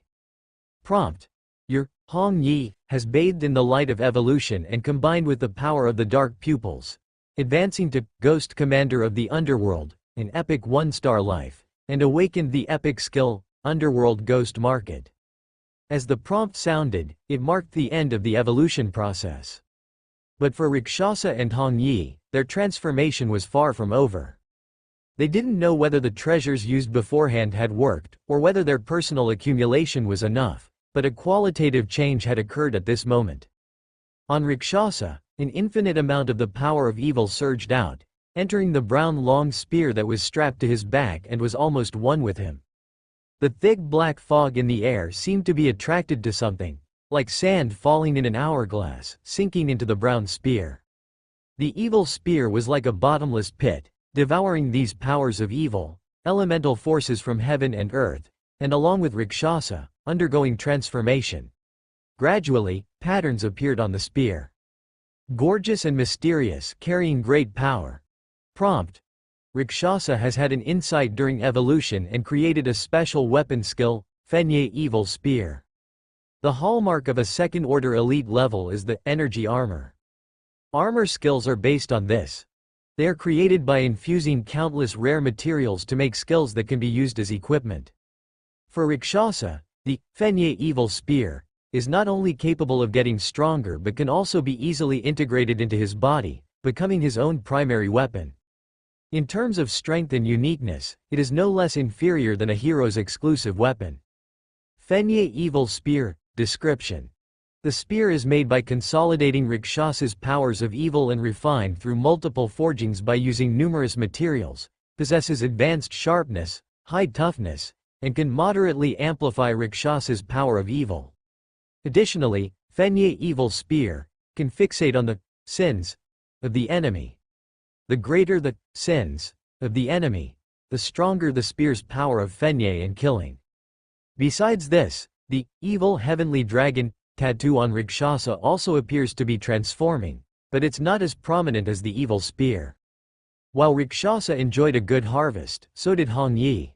She didn't comprehend something as special as the Fenye Evil Spear, she only. Alert!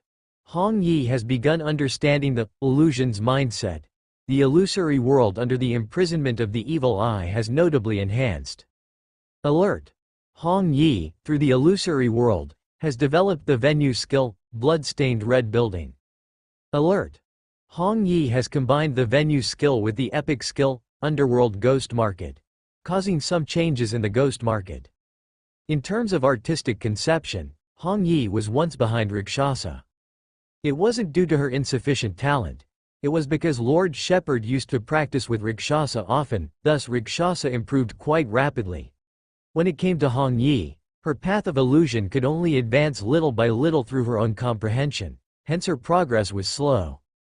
However, she had ample knowledge, and through the evolutionary miracle, she seized the opportunity to break through in one fell swoop. In addition, Hong Yi was surrounded by numerous visions. An ancient marketplace emerged enveloping the scene, shrouded in dark fog, eerily foreboding as if it was nether hell. Only the stalls and shops inside were deserted, not even a single evil spirit could be seen. Underworld Ghost Market. Description: the ghost market is born from illusion's powers and can act upon reality. Initially, it only has the power to confine enemies.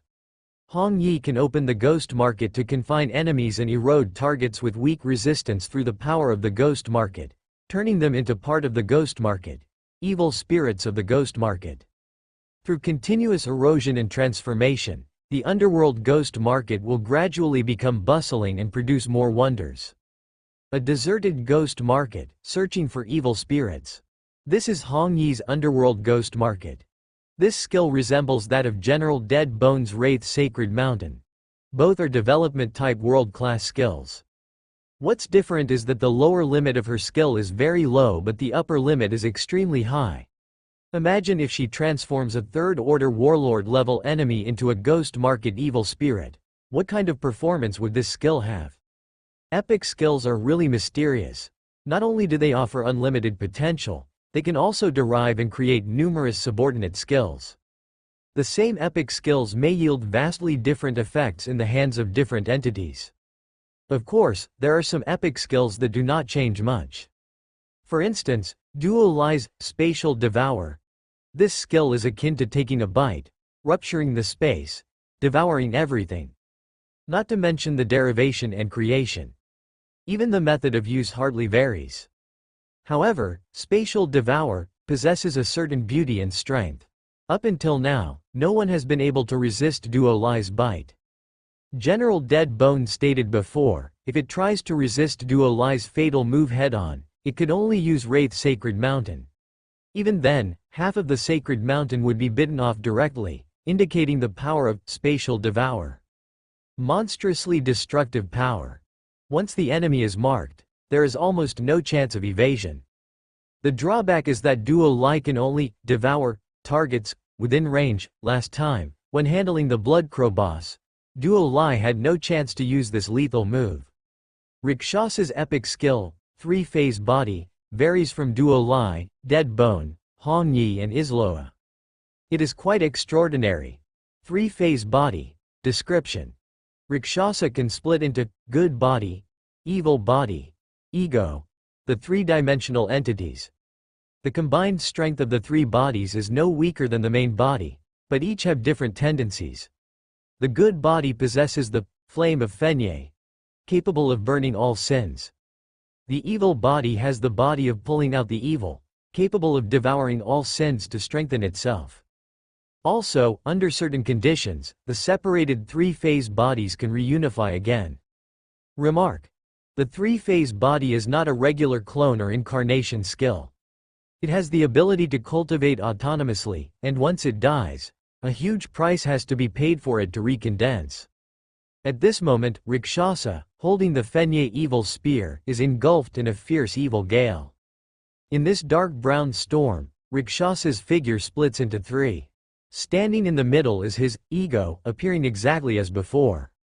On the left is his good body. His skin appears less dark, his face less fierce, and even seems to have a compassionate appearance. On the right is his evil body. His muscles are bulging, his body twice as burly as before, his face dark and snarling. He looks like a king of evil spirits. Seeing the transformations of Rakshasa and Hong Yi, the generals and elites watched in envy. Who will be the next general to qualify for the epic evolution? The bone dragon could only swallow nervously, despite it not having saliva. The scene before its eyes was enough to amaze it for 10,000 years. After all, it's the bone dragon.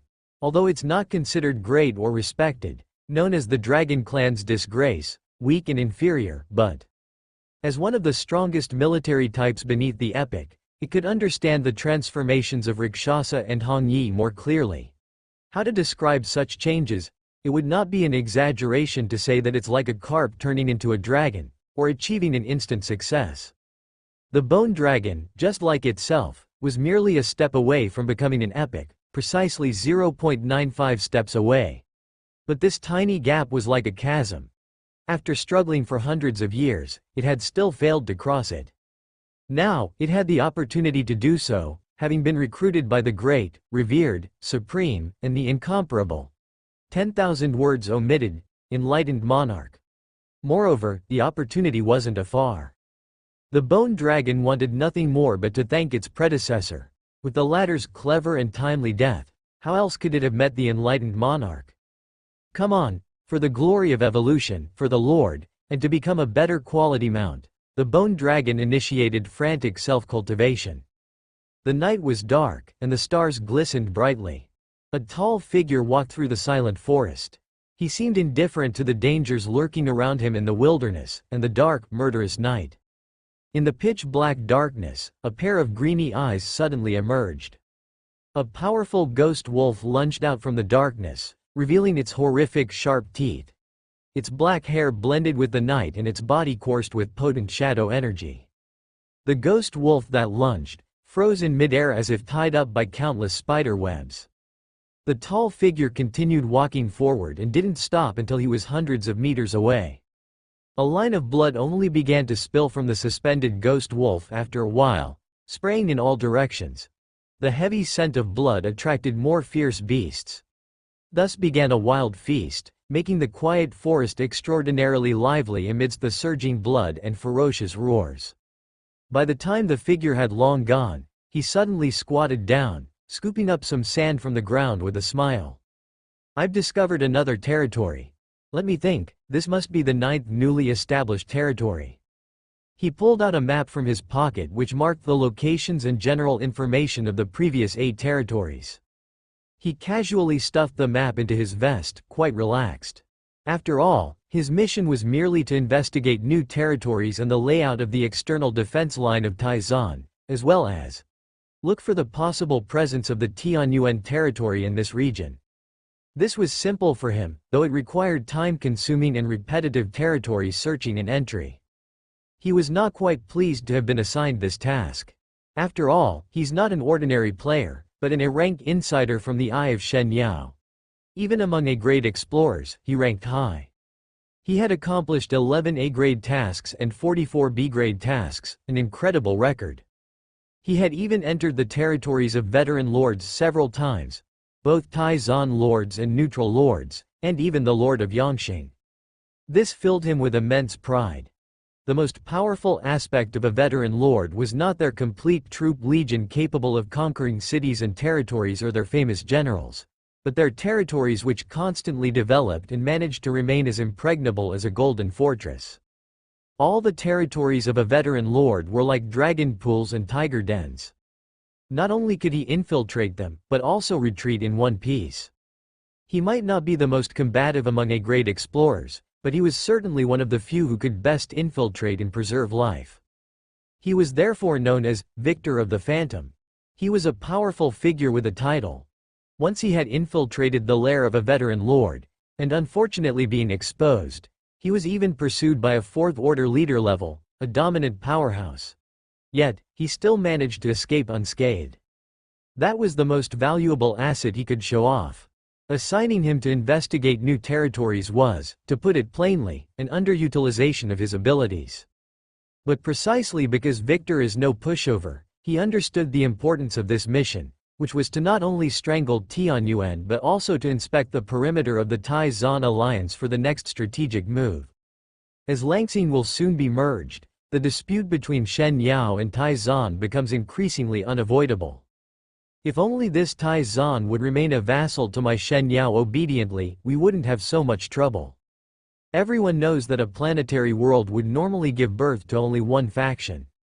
Shen Yao Empire was initially recognized by the Holy Griffin Empire. They were also the first to establish a faction. If Tai-Zan alliance hadn't unexpectedly obtained a heart of a faction from somewhere, their Shen Yao Empire could have collected the resources of the entire Langsing to reach higher positions a long time ago. Then his, Victor of the Phantom, wouldn't have missed the lordship. All of this was Tai-Zan's fault. Isn't it great for them to be our vassals like majority of the nations in Langsing? Victor moved quickly through the shadows, speeding along like a bolt of lightning. Sure enough, a modestly sized territory appeared in his view. The numerous lights within the territory glowed brightly in the night, like pearls. When he said the territory was modestly sized, he was comparing it to the older, more established territories he had seen before. Factually, the number of the buildings, lights, and guards all exceeded the 8 territories he had previously visited. This is a small town-level territory, he noted.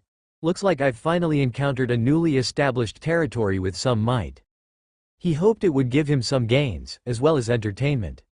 Victor walked straight ahead, yet his figure subtly changed, becoming invisible to the naked eye, as if he were a ghost. In the northern part of Tianyuan territory, a stone wall over 2 meters high, built from numerous stones of varying sizes, haphazardly stretched out to both sides, disappearing into a darkness beyond sight. Watchtowers stood tall every few tens of meters in front of the stone wall. Archers or other rotational soldiers occupied the heights of the watchtower, staying vigilant without shirking their duty. Surrounding them, soldiers wielding long halberds and spears patrolled along predetermined routes.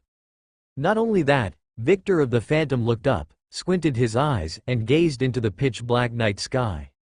At that time, the moon was hidden behind the dark clouds, and the night was dark, but Victor, with his special skills, could still detect swift shadows passing through the night sky. It was some flying troops. Gazing down at the earth, even the slightest rustle of the grass wouldn't escape the eyes in the sky. The strict ground defense is already like a large net, but outside of this net are concealed eyes, this arrangement. Despite having seen various territories, Victor found himself somewhat tongue-tied. This seemed a bit excessive. Spending so much money to purchase so many rare troops to construct this defensive line, the lord of this place must have been paranoid. But Victor had to admit, this defensive line was effective, especially those eyes in the sky. If he hadn't been cautious enough to erase his presence with a special skill when emerging from the jungle, he would have been exposed. For any other A-grade explorer, those with less refined stealth and concealment abilities, they might indeed fail at this point. But it wasn't a big deal if they did fail. The new territory wasn't a dangerous pit of wolves and tigers. But if their colleagues found out they'd been outwitted by a new lord, they would surely die of laughter, becoming an embarrassing stain that would never be wiped clean for a lifetime. Seems like I have to be serious about this. I can't afford to be exposed in a territory that's only been established for a few months. With this thought in mind, Victor maintained his steady pace and moved forward. 400 meters, 200 meters, 100 meters. He was getting closer and closer to the rather crude stone wall in the distance. The patrolling soldiers passed by not far away, with the nearest one only a few meters away from him. Victor was not only unworried, he even stopped to observe. A halberd guard, an imperial guard, and 3 spearmen. This configuration is something. From this, it seems the soldiers in the distant watchtower are not just archers, they are strong shooters. There were 6 such patrol squads like this around, and there must be hundreds of rare squads within the entire territory? Victor was tongue-tied again. The lord of this place was truly insane. But he also felt an excitement of having found a big fish. As an A-grade scout, Victor of the Phantom had great autonomy. How he gathered information and infiltrated territories was up to him. There were no specific mission objectives he had to complete, and the regional commander had no authority to direct him. This was the privilege of A-grade scouts. However, A-grade scouts also had to make a living. Important information could bring him more Shenyao merit points, providing him with an opportunity to progress further. Victor walked straight through the patrol squad. His figure resembled a ghost. His body presented a completely transparent texture. Even looking at himself, he could only see a faint outline. Form, sound, smell. When all of these disappear, The person almost fades into oblivion, more of a ghost than a ghost. As for the observation from the Lord's viewpoint, it was far from omnipotent. It could mark out infiltrated monsters to a certain extent, but was less effective against human players like him. Even some higher-ranked monsters, those that had awakened their self-awareness and possessed special abilities, had many ways to evade. Victor walked straight up to the stone wall, made a light leap, and landed on the over 2-meter-high wall. Standing on the uneven wall, Victor didn't rush to step down, but instead squinted his eyes to continue his observations. Soon, he noticed some inconspicuous carvings on the ground just inside the wall, hidden among the fine sand and stones. A detection array? Despite everything, Victor did not believe that a detection array from a small place like this could detect his hidden presence. However, he thought again, considering the Lord's level of paranoia here, chances are, he may have spent a hefty sum to procure array foundations. I need to be more cautious. He tightened the dark cloak around his body. This item, called the Cloak of Shadows, was the most valuable equipment he had and was the key to his travels far and wide. The dark cloak wrapped Victor completely within. He made a leap and truly set foot in this territory. The suspected detection carving did not respond in the slightest. Victor laughed in silence. I was being overly cautious. Perhaps due to being relatively newly established, or with not high enough quality materials, or due to the incredible ability of the Cloak of Shadows, Isloa's detection array, in the end, failed to activate. A transparent human silhouette moved within the northern area of Tianyuan territory. This was the origin of Phantom in Victor's name. He infiltrated many territories and strategic locations, coming and going like a phantom, leaving no trace behind. Upon entering this territory, the first thing Victor saw was still the watchtowers and arrow towers. They were aligned at certain distances, turning the northern part of the territory into an impregnable fortress. Further in, he finally saw buildings that weren't for defense. Rows of 2- or 3-story buildings, neatly arranged. There was a windmill building that was more than 10 meters high in the distance. The large windmill was still turning slowly. It seemed that someone was working overtime late into the night. This was normal. The eternal world wasn't Langsing, and if people could knock off work at 9 in the evening, then it could only mean that the Lord was particularly benevolent. The Lord was like an emperor within his own territory, doing anything he pleased. But he was not a lord. It was so close back then. If their Star Splendor Federation were the only dominating power on Langsing, would his life have been completely different? Resentment +1. Victor continued to move forward, witnessing fertile soil and plants, one after another, planted on this land, which were clearly extraordinary and possibly of rare level. A lord only needed to stay within his own territory, enjoying the services of his subjects while harvesting resources over and over again, and he would have endless soul crystal coins.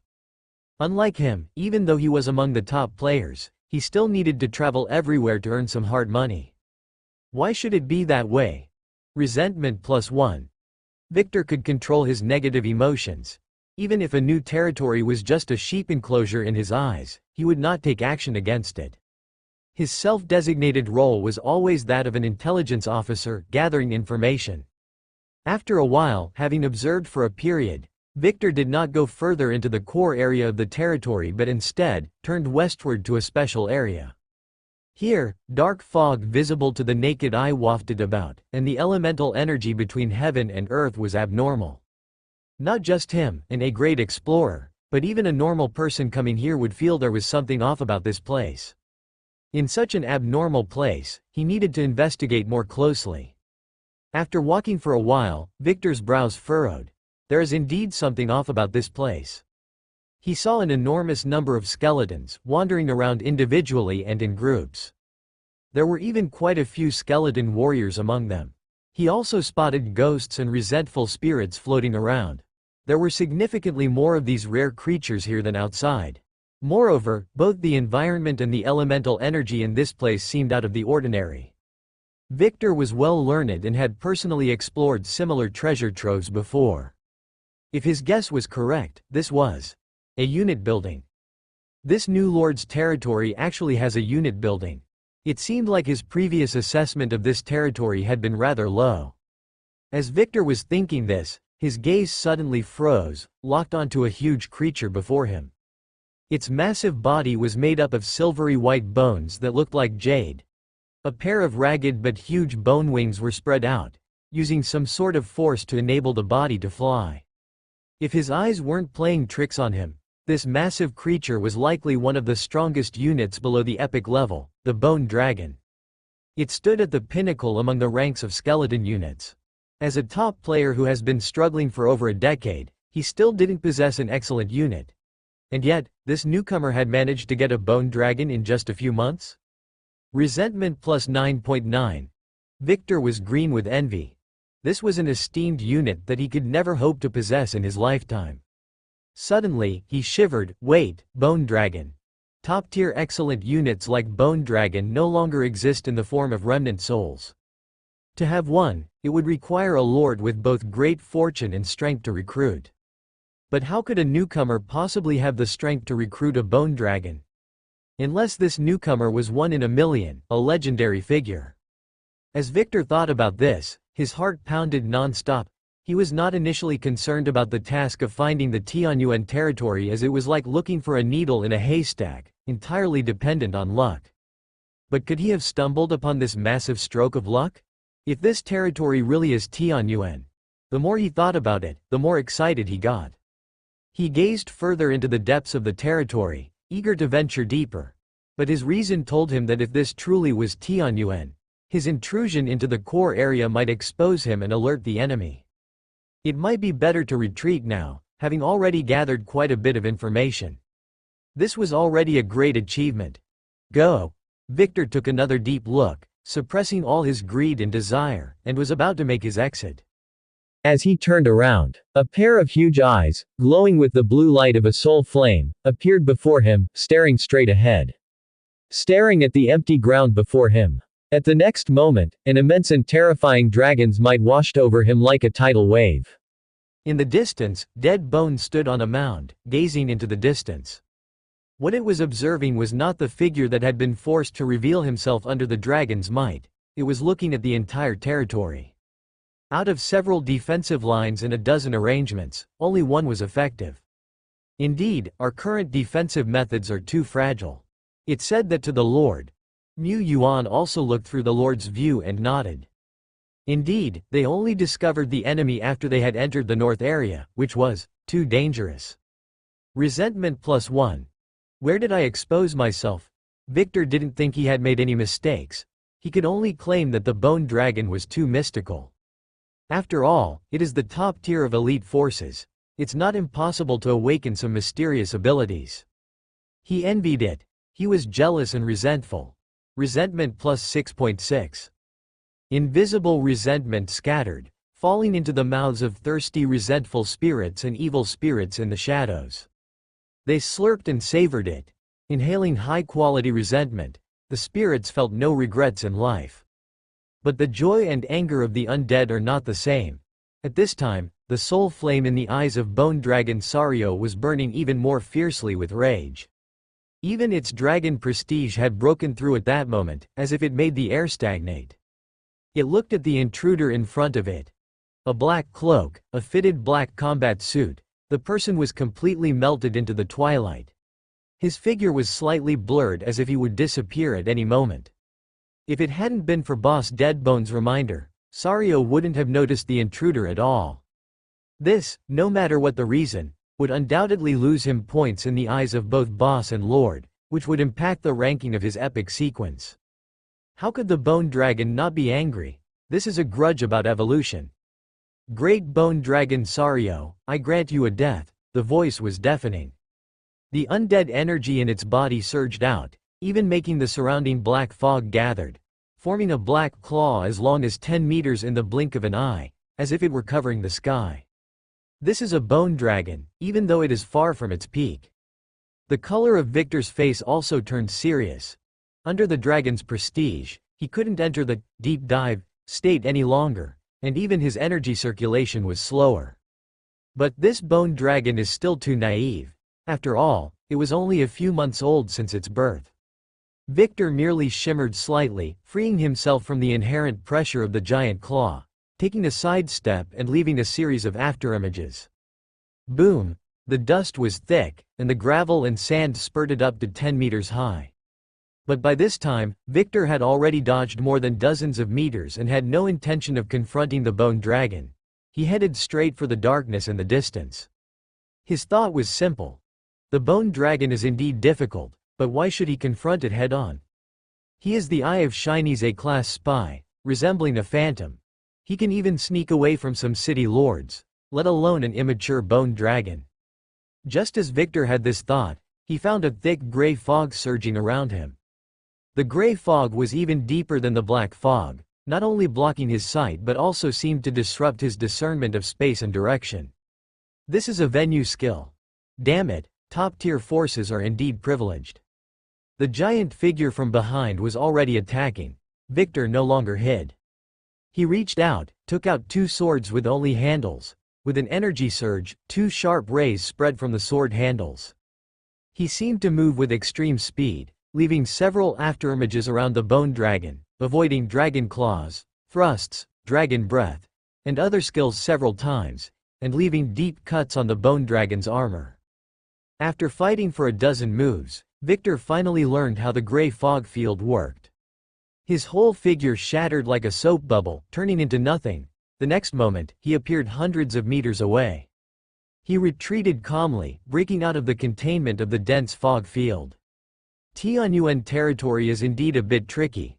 But no matter how tricky it is still a small territory that has only been established for a few months. For Victor of the Phantom, he could even infiltrate and exit the dragon's lair like cities of senior lords, let alone a small territory. Of course, as a ranger player, he had no intention of directly challenging an entire territory. That would exhaust him. But if he wanted to leave, the leader-level forces could not stop him. He said so.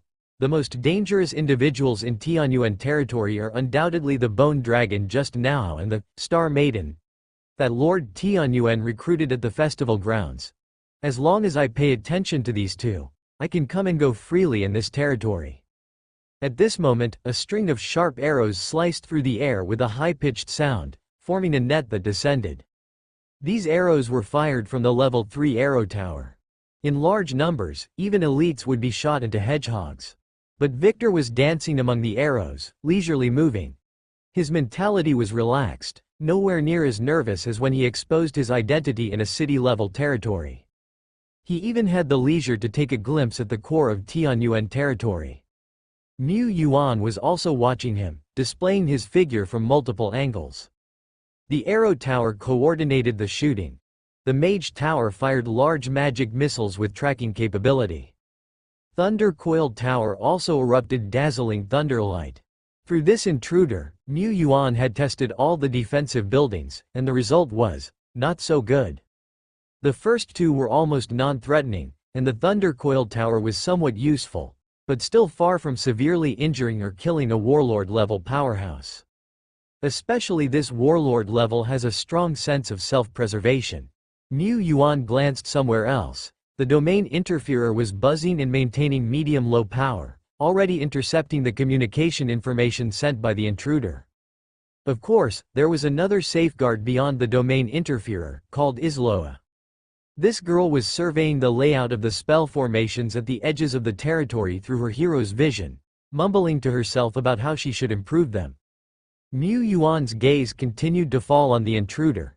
Since the test is almost over, it's time for the curtain to fall. At this moment, Victor of the Phantom was retreating outward. Even if he needed to continually dodge arrows and thunderbolt attacks, he still gradually distanced himself from the pursuing Bone Dragon. As long as he could escape from the Bone Dragon's sight and was not locked down by the dragon's might, he'd be able to enter the deep diving state. If even the strongest Bone Dragon couldn't catch up with him, where couldn't he go in the entire territory? Behind him, the Bone Dragon Sario, realizing that he indeed couldn't catch up, looked a bit dispirited. But, seeing the dark figure that walked out from the depths of the cemetery and blocked the invader's path, the Bone Dragon couldn't help but cackle. You might not believe it if I say, as a Bone Dragon, I'm just a lowly soldier. The dark-skinned man blocked the must-pass path not far away. At first, Victor didn't care. He had already chopped down more than 3 or 4 skeleton generals with his light sword just now. However, as Victor gradually approached this dark-skinned man, his muscles unconsciously tensed up, and his hairs stood on end. This was an instinctive warning from his body. He looked more closely. The muscle-bound man seemed fierce at first glance, but upon closer inspection, he appeared very gentle. He was full of sorrow and pity. "Donor, you are sin-ridden." As the compassionate muscle-bound man finished speaking, his figure instantly appeared in front of Victor and launched a punch. This punch was grand yet orthodox, burning with the flame of Fenye that could purify all sins. Victor could only dance with his sword, interweaving a dense, silver-white sword light. But he was too hasty, and his energy output was insufficient. The sword light shattered under the dazzling flame fist. The punch, slightly reduced in momentum, landed on Victor. His figure shattered like a bubble and reappeared several meters away, drops of sweat beading on his forehead. This man, it's not as simple as being a master. The reason he was caught off guard was because the muscle-bound man was too fast. Even faster than him, who was known as a phantom. The man was so strong yet so fast. Does this make sense? When the white flame fist was about to land on him, Victor felt a chill rushing straight to his head. His intuition told him not to take this punch head-on, even though it looked not so strong because of the reduced momentum. Otherwise, the consequences would be unpredictable. His intuition had always been accurate. "Donor, your sins are grievous, they need to be purified." The muscle-bound man continued to speak, with a volume that was initially not loud, but gradually roared like a thunderbolt, pouring into Victor's eardrums. Victor took a deep breath. The strong fighters in Tianyuan's territory had once again surpassed his expectations. He might not be his opponent. Of course, his strongest ability was to save his life, and he was initially being pursued closely. But he didn't expect that Tianyuan territory would also have such strong fighters. It's time to get out quickly. But the muscle-bound man is not like the bone dragon. He was faster and more agile than Victor. So how could he get out of this predicament? Victor was prepared. His ability to traverse countless key areas certainly wasn't only based on his personal power. Behind him, from within the shadows, a ghostly shadow slowly rose. It was somewhat similar to the ghostly troop types, but its body wasn't human-shaped, but more like a huge black sphere. This was the rare 3-starred troop type, Ghosts of the Underworld. Among the rare troop types, they belonged to the most expensive group and many lords didn't get the chance to own one. It had cost Victor a great deal to get just one. After his careful cultivation, the Ghosts of the Underworld had reached the 3rd Order Warlord level. It was one of his most important life-saving methods. As soon as the ghost-like sphere appeared, it opened its big mouth and swallowed its owner in an instant. Immediately afterward, the figure of the Ghosts of the Underworld quickly shrank. It lightly jumped up and quickly fell down, disappearing without a trace as if a fish had jumped into the water. This was the ability of the Ghosts of the Underworld. Wall penetration, traveling between shadows was as easy as pie for them. A 3rd Order Ghosts of the Underworld could even sneak into the Land of Ghosts, which exists in the cracks of the world, travel thousands of meters away in an instant with the help of ghostly power. Facing the chase of the 4th Order leader level, Victor had escaped by using this move. Once the Ghosts of the Underworld sneak into the Land of Ghosts, he was safe, and the world was wide open for him. Within the skeleton cemetery, Rakshasa was watching the place where the ghost had disappeared and was about to chase after it. He was originally from a ghost-like race. His muscled body was actually made of soul body. He was totally capable of tracing and catching up with the ghost. It'd be a piece of cake. Rakshasa was seeking and distinguishing traces, but he suddenly stopped. He was lost for words, hesitating what to say, at this time. Splish, a shadow was creating layers of ripples, and a plump ghost jumped out from it. Inside the ghost's body, Victor was observing as well. He wasn't quite sure where he had escaped to. He just let the ghost flit away as far as possible. Probably, they had already run a few tens of kilometers away. While contemplating this, the surrounding environment gradually came into view. This was surprisingly an ancient-looking small town. On both sides of the road paved with green stone slabs were shops and stalls. There were plenty of goods on the shelves and stalls, such as oil, salt, sauce, vinegar, fabric, fruits, etc. But no one was minding them. It was desolate as if it was a ghost town. No, this was indeed a ghost town. There were dark mists floating around, with the sky dark and gloomy. A conspicuous red building was looming in the dark mist. Victor was very certain that this place was not in Tianyuan territory. But, where on earth was this? The eternal continent is vast and boundless, filled with all types of treasures, dangerous lands, and mysterious areas. Anything could happen when players are exploring. What about Victor? The ghost of his underworld flashed into the gaps between heaven and earth, using it as a springboard to flee far away. Normally, the furthest distance would be just a few tens of kilometers. He wouldn't be drilling into any underworld ghost market, but the strange market appeared before his eyes and he couldn't ignore it. It's possible that I've encountered a small probability event, such as accidentally experiencing a spatial shift, or the ghost's underworld escape just happened to enter a special place within a spatial gap. Victor not panicked at all. He is an experienced A-grade explorer who has been through all sorts of difficulties. Moreover, theoretically, if the ghost can escape into this place, he can also escape out of it in the same way. Perhaps, he, Victor, has encountered a great opportunity. The risks and rewards of such special places are often proportional. In each of the shops there, he might find some treasures, if one were to ask where the greatest benefits could be obtained. Victor looked at the magnificent red building hidden in the black fog. They must be there. Thinking of this, Victor got a little excited. He didn't rush directly to the red building, but went into a nearby shop, rummaging around, and finally he took out some leather. It appears to be just ordinary beast leather. He went into another shop, searched and scraped. All he found were a few red blood fruits. Is that all? He was very dissatisfied as the actual scenario was far from his initial estimation. But based on his years of experience, such an extraordinary market should have more than this. I went into the shops, knocked over the goods, but didn't encounter any danger. So it seems all the treasures are concentrated in the red building? Hong Yi. The ghost market just opened, and she can't materialize high-level treasures. You can't blame her for that. What can she do without any staff here? Hong Yi stayed in the building, quietly watching. Being watched, Victor didn't realize it. He just continued to walk towards the red building. The building, which seemed not far away, took longer to reach than he thought. He passed one street after another and walked for more than 10 minutes until he finally got close to the red building. He looked up, and the outer walls of the building were blood red, as if it was built with fresh blood. The wind blew, and the wind chime made a ding-ding sound. Looking at the building, Victor's face suddenly changed. What power is invading my body?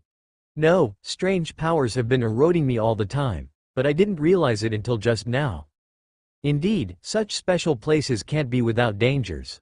But that's okay. He, Victor, can just leave for the time being and return to explore the unknown after he's fully prepared. He has the ghost of the underworld, which can travel through the underworld. This is his absolute advantage. Let's go, he muttered. In the shadow, the round body of the ghost of the underworld emerged and swallowed Victor. It then retreated into the underworld again, anchoring the furthest distance, and began to escape. Swipe. The ghost of the underworld leapt into the shadow and rushed out from somewhere else. The dark view gradually became clear. Victor looked around, and his facial expression suddenly froze. How come he was still in the ghost market? No panic. Maybe the ghost market is too vast to jump out in one go. Victor thought so. He stood at the same spot, waiting for the ghost of the underworld to recharge for the next underworld escape. Then, he entered the ghost's stomach. The next moment, the ghost figure leapt into the shadow as if it was a pool and disappeared. Then it appeared again. Victor's face messed up again. He just couldn't believe it. Escape, escape, continue to escape. The ghost of the underworld was like a fish stranded on the shore, constantly flapping, jumping up and down, after several attempts. The originally fat ghost of the underworld visibly became skinny. It was panting heavily and sticking out its tongue as it ran out of strength. Really, it had none left at all. Underworld escape was originally a challenging technique. It required a gap after use and it was a heavy burden to carry a person each time. But after several consecutive escapes, even the third-order ghost of the underworld couldn't take it anymore. It glanced resentfully at Victor. No matter how much Victor urged it, it refused to exert any more energy. It just couldn't run anymore. It still couldn't run even when it was extremely anxious. Fuck. Victor had to force himself not to panic. He took out a spherical crystal-like contacting tool from his storage ring, gently caressed it, activated it and used it. He was trying to contact the outside world. His contact attempt failed. These special places usually cause serious interference. No panic, I am prepared. He continued to stay cool. A broken pattern appeared on the back of his hand, summoning 2 elite-level shadow assassins.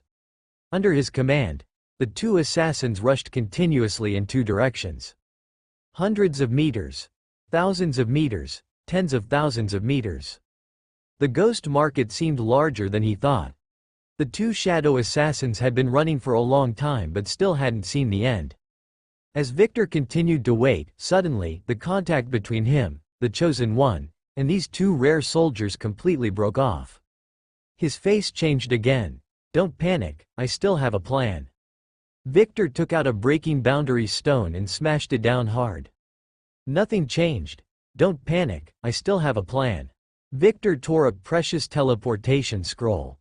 His body disappeared in a blink, but reappeared at the original place the next moment. Don't panic, I still have. Victor forced himself not to panic my foot. This isn't a place of opportunity at all, it's doom. The doom that guarantees the death of any who stray into it.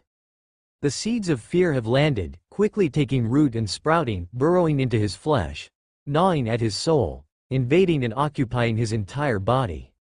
By the time Victor realized something was amiss with his fear-filled psyche, his psychological defense had already been overwhelmingly breached, and his consciousness wavered vastly. Ghosts. Ghosts.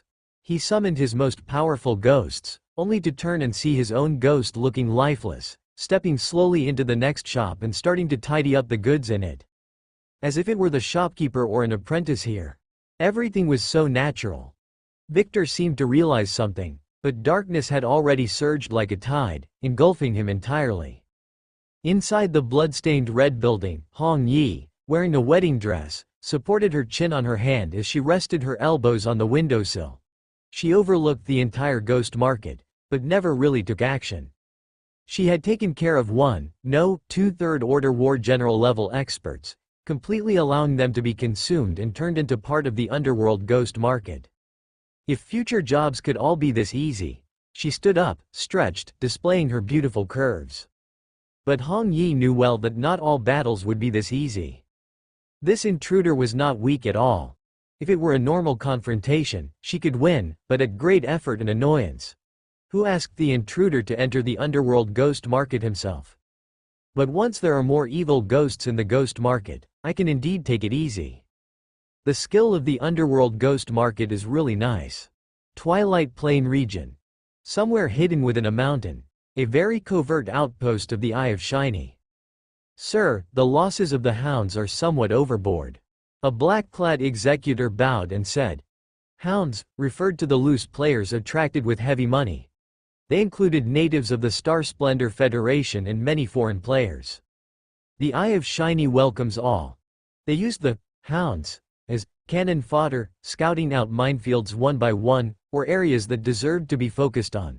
But the hounds were all elite-level players, not real cannon fodder, and if the losses were too big, they would be questioned by the superiors. It doesn't matter.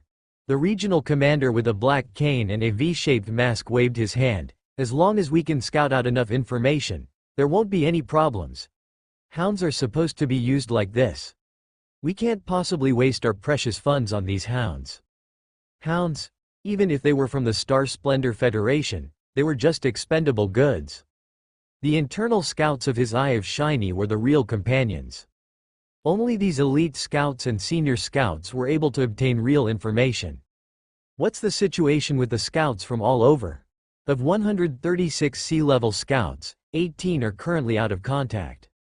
Not a small loss, But after all, it was just sea level, these guys were still relatively inexperienced, they were just being used for training. The V-Face commander remained unfazed. The black-clad executor continued. B-level scouts have obtained 11 B-level pieces of information and several C-level pieces of information. However, Ma Shu and Cha Zhen, among the B-level scouts, have lost contact. I asked a diviner to do a divination, and it is confirmed that these two colleagues have been sacrificed. They were all good fellows, let's have a moment of silence for them. Remember to send the consolation money to their families. The V-Face commander said so, but he wasn't surprised either. After all, Zan country was not an easy opponent, their scouts were bound to suffer losses. Compared to the information obtained, this loss was totally within the acceptable range. Continue, keep scouting. Don't stop. He didn't ask about the situation of the A-grade explorers. He only had a few A-grade explorers here, each of them with unique skills. They don't need his specific inquiry. The sub-executors didn't have much information about A-grade explorers either. A-grade explorers don't need to report regularly, and they often have very little contact with headquarters. But once they contact, it means that important information has arrived. The V-Face commander was very confident in the abilities of these senior scouts. The only thing he was unsure about was whether these untamed guys were really working hard or not. The black-clad executor, who had just left, returned. He came to the front, wanted to speak but stopped, pondered for a while, and finally said, "Commander, the A-grade explorer Victor of the Phantom, in the A-grade, cannot be contacted." The executor was a bit anxious. But the V-Face commander was very calm. As a former A-grade scout himself, he knew very well the temper of those guys. He just said, "It's okay if you can't contact for a while. The missions of the A-grade explorers are quite heavy. He might be hiding, or he might have turned off the contact because of something. Anyway, try to contact him again in a few hours. And, as an intelligence officer, the most important thing is to learn to stay calm, don't let anxiety and panic control oneself." "Yes, sir." A few hours later, still can't contact, sir. Several hours later, still can't contact, sir. Sir, as you know, an A-grade explorer. The last contact from Victor was 3 days ago. Sir, we have asked the mages of the divination department to perform the divination. Using the memento Victor left in the base, the mages deciphered a clear result, but this result. The black-clad executor wanted to be tactful in his words, but found it difficult to euphemize. He could only say, the result of the divination is, Victor is dead, but Victor is also still alive. This was not a vague result of uncertain life or death. The result was that A-grade explorer Victor was between life and death. With a fluid variability. As if dead. As the intelligence officers at Eye of Shiny were bewildered over whether Victor had died or not, Tianyuan territory was in session. Ah no, they were unboxing. That's not quite right either. They were unboxing their loot as if they were opening a blind box. Victor, such a powerful man, was an absolute big shot in the eyes of ordinary players, and also a public official of the Shenyao Empire. Naturally, he was wealthy. Even if he might not have brought many of his wealth with him. The unboxing location was in the Tianyuan's private secret realm, the Black Wasteland. The unboxer was none other than General Duo Lai. And the blind box was naturally Victor's corpse, along with the equipment and items stored in his storage ring on his body. His body was not only cold at the moment, but the flesh was also decaying and did not resemble the body of a third-order expert. The essence of his flesh seemed to have been taken away by something. His essence remained in the underworld ghost market in the form of a soul body. Eternal existence. Isn't this a beautiful death? Duo Lai was fumbling with the storage ring, muttering, "Come on out, good loot." It pulled out a bag of soul sand, in total 13,600 grams. It pulled out 31 remnant souls, one of which was a rare 1-star Shadow Assassin's remnant soul. Then it pulled out a bunch of scattered odds and ends. Maps, classified documents that needed to be deciphered. The map only recorded the area this intruder had traveled through. Not only were the coordinates of 8 newly risen territories recorded, but also 2 monster tribes and 13 monster camps. Not bad, these camps and tribes are all treasures. From some scattered objects, Mu Yuan also obtained information about this intruder, Victor of the Phantom. He said he didn't recognize him, it was normal not to know him. The Phantom's Victor was extremely powerful, a 3-star, Phantom Swordsman, class at the rare warlord level. Although his job level was not high, he seemed to have learned many inherited skills from various channels. If Rakshasa hadn't evolved to an epic level, it would probably be at a disadvantage against him. But once Rakshasa had evolved, any of her 3-phase bodies could suppress him. Yet even powerful as Victor did not attack and seize resources from monster camps and tribes along the way, which speaks to the weakness of ranger players. Even if he could wipe out an entire monster camp and kill hundreds of monsters, it would take a lot of time and effort, and the rewards might not be worthwhile. Unlike Lord players who have to put in little effort to seize loot and resources, it's as easy as giving a command. For Lord Shepard, he doesn't even have to command it, his generals can handle it themselves and bring back resources. The thing Victor had the most of on him stored up was various items. Duo Lai was demonstrating its math skills, which were now on par with a 6th grade primary school students, and was counting. There are 135 regular magic technique scrolls in total. There are also 26 rare grade magic technique scrolls, of which there are the most stealth scrolls, capable of eliminating all your own breath. Excellent grade technique scrolls, none. Wait, he used a space transfer scroll, damn it. This guy really knew how to take those with him to the grave. Duo Lai stamped its feet. It then sorted out other types of items, such as cannon fodder puppets for scouting and compass needles for detecting energy, and so on. Among this batch of items, it finally found a valuable item. Doll of Fate Substitution, excellent, description. After the owner binds it, it can substitute for the owner to take all the damage of death in a crisis, and restores the owner's physical state to peak condition within 3 seconds. After use, the Doll of Fate substitution will be destroyed on its own. This is an extremely powerful life-saving item. Mu Yuan had seen this treasure both at the Tai Zan Covenant exchange platform and the Elf Courtyard Traders meeting. Its price was steep. It is difficult to purchase with just soul crystals. You either have to exchange it with contribution points, or trade for it with other treasures at high-level trading meetings. Yet, Mu Yuan looked strange. Obviously, this intruder did not activate this precious item until his death. Is the Doll of Fate substitution too lousy? Not at all. This is not only an excellent grade item, but players who have used it also highly praise it. It is a precious thing that can give you an extra life.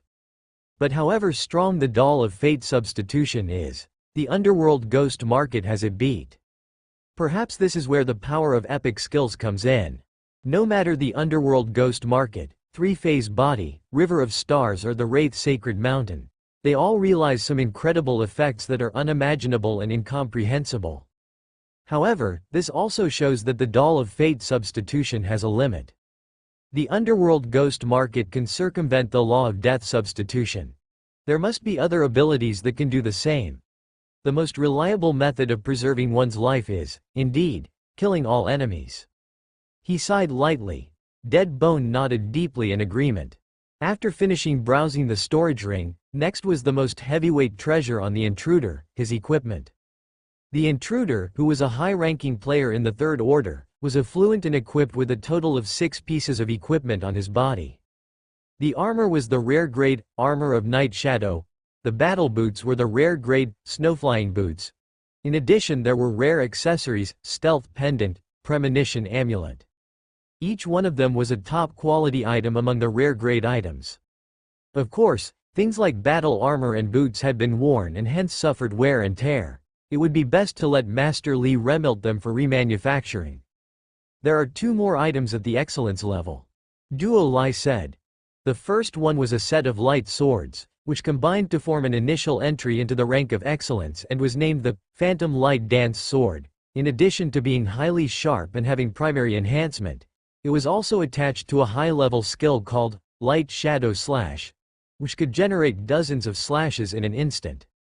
However, there was no one in the entire Tianyuan territory suitable for using this pair of light swords. Even Master Li would find it difficult to perfectly remodel a piece of equipment at the excellence tier. Mu Yuan could either play around with them himself or find an opportunity to exchange them for other treasures. The value of the other piece of excellence gear was much higher. Cloak of Shadows, excellent.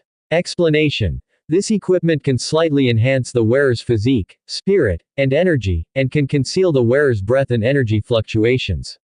At the same time, it can activate the active skill, Shadow Fusion, under which the ability to conceal one's breath is greatly enhanced. Most detection abilities can be ignored, and lower-level enchantments can be directly passed through.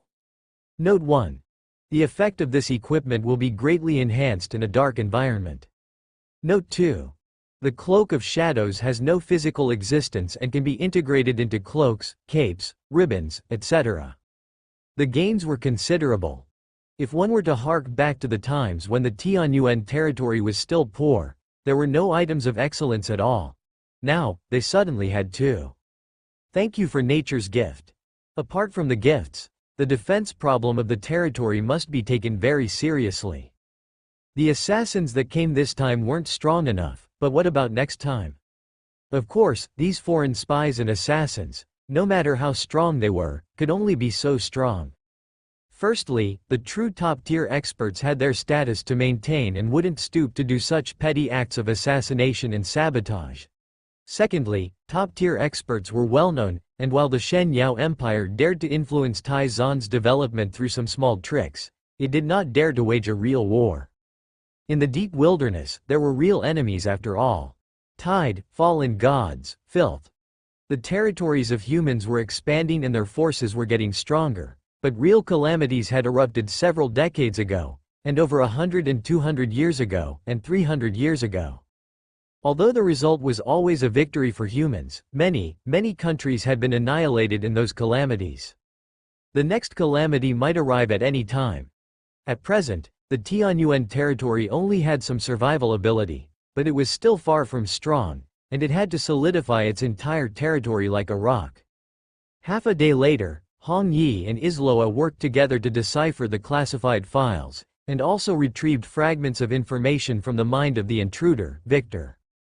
They were somewhat disappointed. We saw the enemy's secret base, but couldn't find any location information. The other decrypted information can only be said to be a bit useful. Mu Yuan, however, was not disappointed. This was within his expectations. Besides, what if they did find the location information? Could he attack it? That would be too reckless. He could also report this location information, choose to invite official intervention, but who could guarantee that this frontline base was not a bait set by the Shen Yao Empire? For the Tianyuan territory at present, what was most important was to buy more time for development. And according to the decrypted information, the enemy knew very little about his Tianyuan territory. There were many possible causes for the death of an A-grade scout, and the most likely one was that he was assassinated by Tai Zan Lianji. The Eye of Shen Yao would need time for any investigation. And he, too, needed time. Now that Rakshasa and Hong Yi have both evolved, there are 3 epics in the Undead Legion. One could say that the combat power has greatly increased. Even if the highest level member of the entire Legion was only at the mid-stage of the Second Order. Even if the vast majority of the Undead Legion soldiers were still First-Order soldiers. Mu Yuan felt that it was time to venture into the land of challenge. This time, he had to go all out.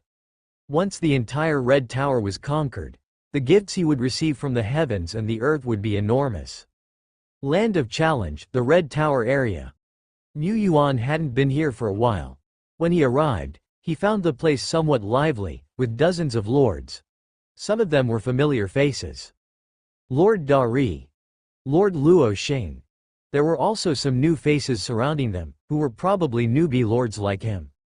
It seemed that with the Dragon Court competition approaching, they had also received keys to the secret realm. Naturally, they couldn't avoid challenging these levels to measure their ability. Just that. Damn it, this land of challenge is too difficult, isn't it? I can't even pass the first level. It's normal that you can't pass it. You should say how long you lasted at this level. Everyone here is comparing endurance. As greenhorns like us who have just developed for a few months, who can pass it anyway? But, I heard that Lu Miamu, the Lord of Huan Chao, passed the first level. Hiss, someone looked at Lord Dari. Back then, Lu Miamyu ranked 3rd on the golden list, while Dari was 5th. The two were said to be close, but looking at the slightly green face of Lord Dari, it was clear that he couldn't get through. He was probably far from it. No wonder Lord Dari's ranking on the rookie list kept falling. He couldn't keep up. What about the Tianyuan territory? Does anyone know the record of the big boss Tianyuan? The newcomers exchanged glances. Tianyuan was always a mystery and never mingled with their group. At first there were lords who sneered at Tianyuan's aloof attitude, disdainful of associating with them, but all these words disappeared after the conclusion of the Hero Festival. Perhaps Tianyuan really was aloof. If Tianyuan was just slightly stronger than them, then some of the lords would certainly feel jealous and bitter. However, Tianyuan's performance at the festival grounds was so impressive that it put them all to shame. Even the Lord of Zan country admitted it. Anyone who dared to mock Tianyuan would be rebuked. Among the newly appointed lords, there were quite a few who admired Tianyuan. However, they knew very little about Tianyuan, or should I say, they knew nothing at all. Someone looked at Zhang Luoxing. Zhang Luoxing shook his head. Tianyuan was still out of their reach. People like Lu Miamyu, Wang Erting and others were more realistic goals for them to strive for. I heard that the Lord of Wangba also passed the first test, but how exactly did they manage to do it? The Lord said. These words resonated with many people. Yes, how exactly did they pass? Facing 300 elite-level enemies would make anyone feel desperate. They couldn't even hold out long, let alone break through, and could only defeat a few enemies out of the whole throughout the entire battle. They couldn't even imagine how their peer lords dealt with these terrifyingly strong enemies. They were all talented individuals and outstanding among the lords, but in just a few months, the gap had widened so much. How the Lord of Wangba passed, I am not so sure, but the Lord of Huan Chao, Lu Miamyu, I have a rough idea of the tactics she used.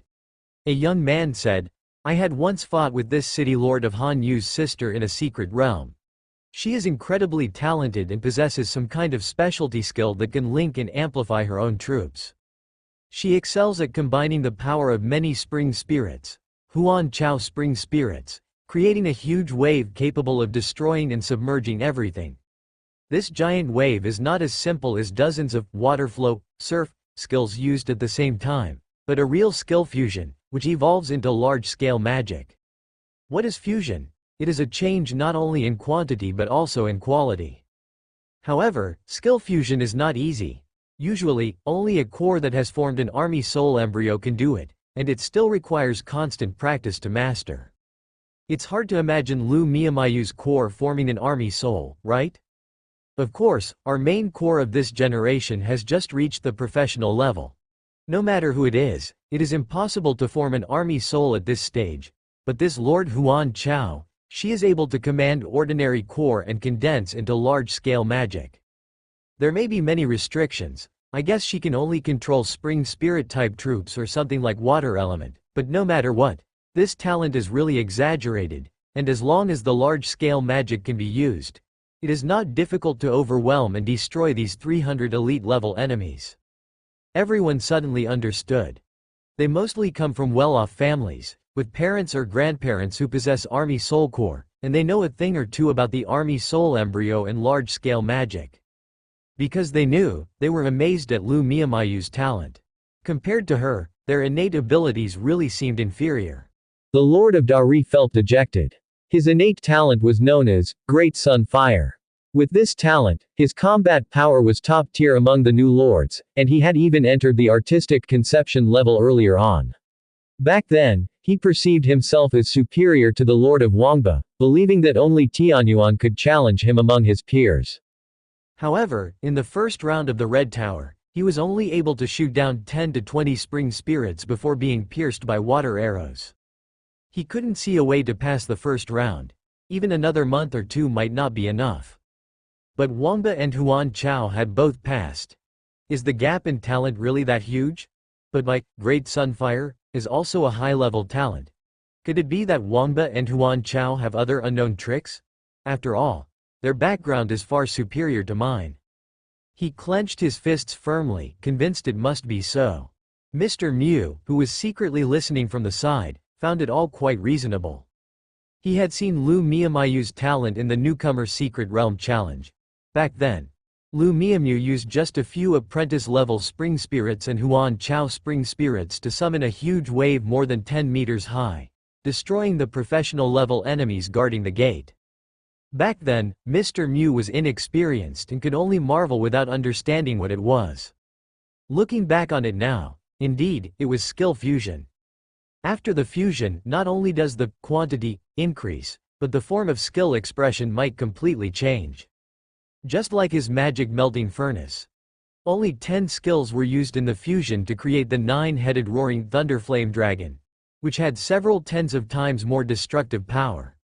Lu Miamayu's fusion might require more resources, and the spring spirits and Huan Chao spring spirits she was commanding were not high level, but their number. There were hundreds of them after all. As long as you can cast large-scale magic, it's not a difficult task to devour 200 to 300 enemies in one stroke.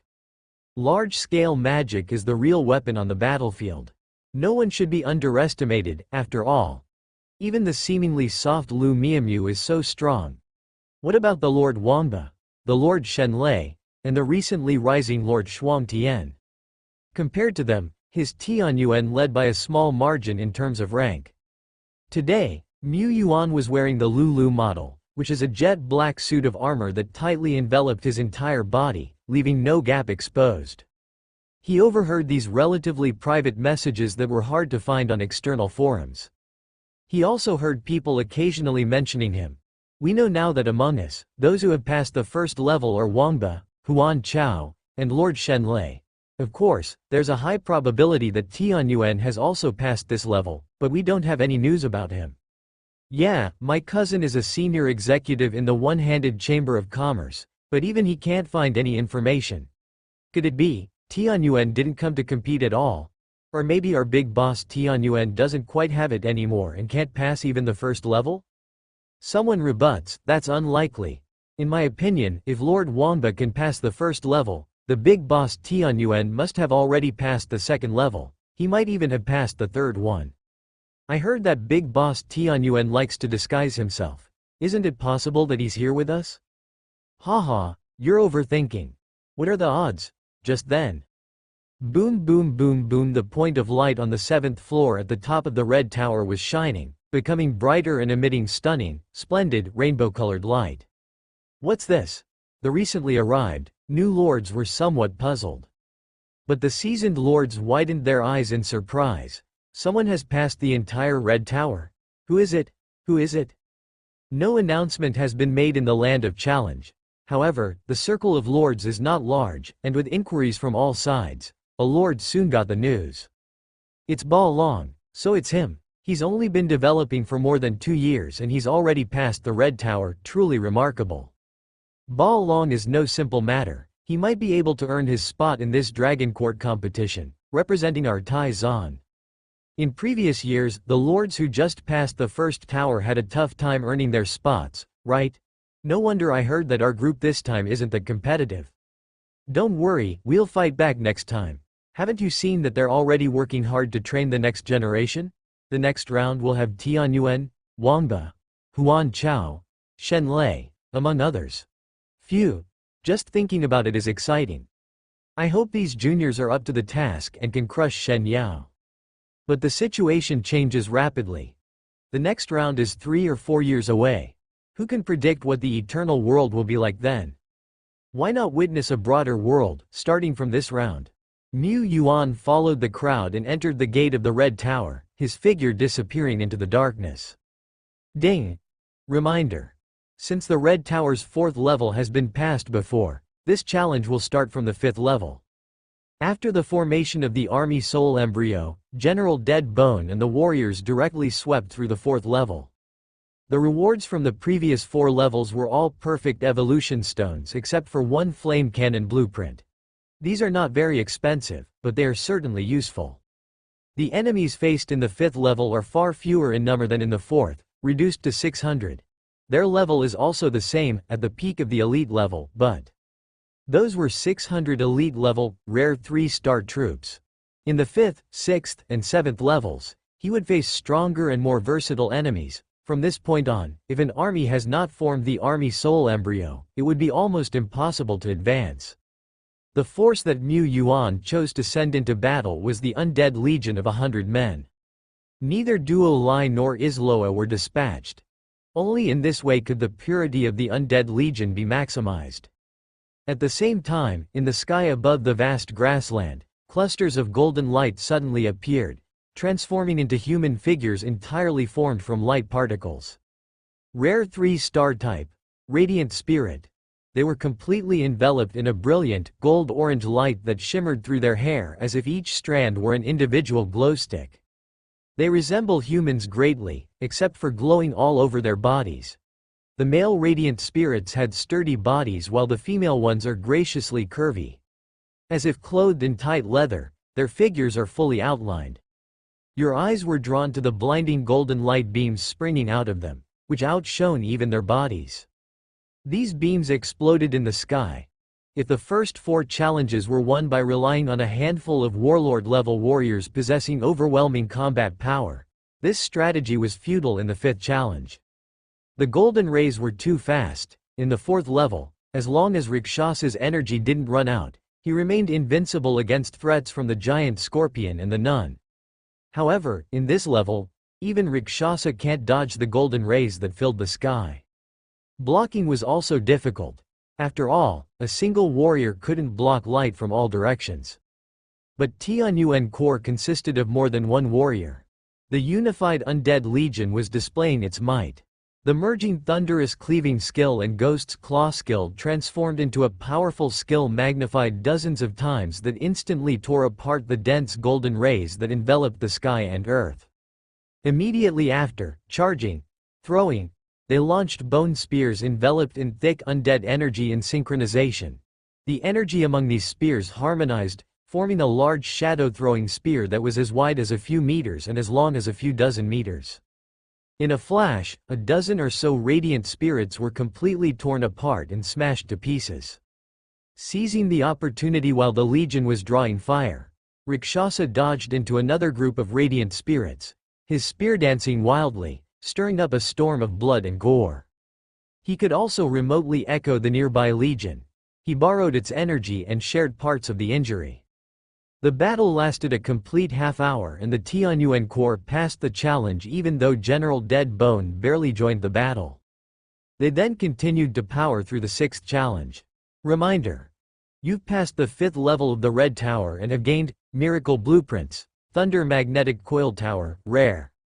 Reminder: you've passed the 6th level of the Red Tower and have gained Miracle Blueprints, Alchemy Hut, Rare. These 2 rare blueprints were indeed rewarding. However, Mu Yuan didn't pay much attention to them. His eyes stayed glued to the battlefield. The 7th level. He still had several chances to challenge it. Could he pass this level before his chances ran out? He barely held any confidence. Before his eyes, one after another radiant spirits appeared. They were all elite level at their peak. Their numbers had already increased to 1499. Putting them aside, there was a radiant entity clad in completely different attire. He looked quite old, but had an imposing figure. His eyes sparkled as if they were alive. An orange diamond mark graced his forehead. 3 pairs of orange golden wings of light flanked his body and an orange halo floated above his head. Be it his aura or his appearance, he far surpassed the other ordinary radiant spirits. This is the hero of light.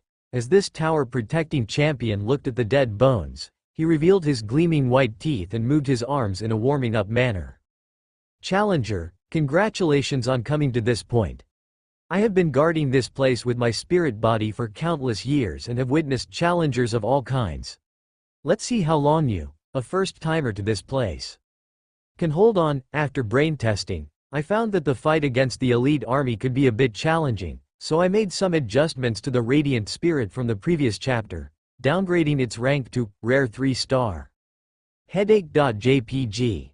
The 7th level differed slightly from the previous 6. Unlike the preceding enemies who launched a staggering offensive immediately, these were forming their battle lines continuously. More than 1,000 radiant spirits stood protectively on either side of the hero, elderly like a pair of golden wings spreading out to both sides. Radiating a gold light, their energy was as profound as an ocean. From afar, Mu Yuan watched with a grave expression. Having a commander made the battle quite different from one without. These soldiers found in the land of challenge displayed a certain level of strategic capability and tactical knowledge, significantly more advanced than mindless wild monsters. Nonetheless, they weren't a united army. Therefore, the main enemies faced by the Undead Legion in actual combat were only less than half of these radiant spirits.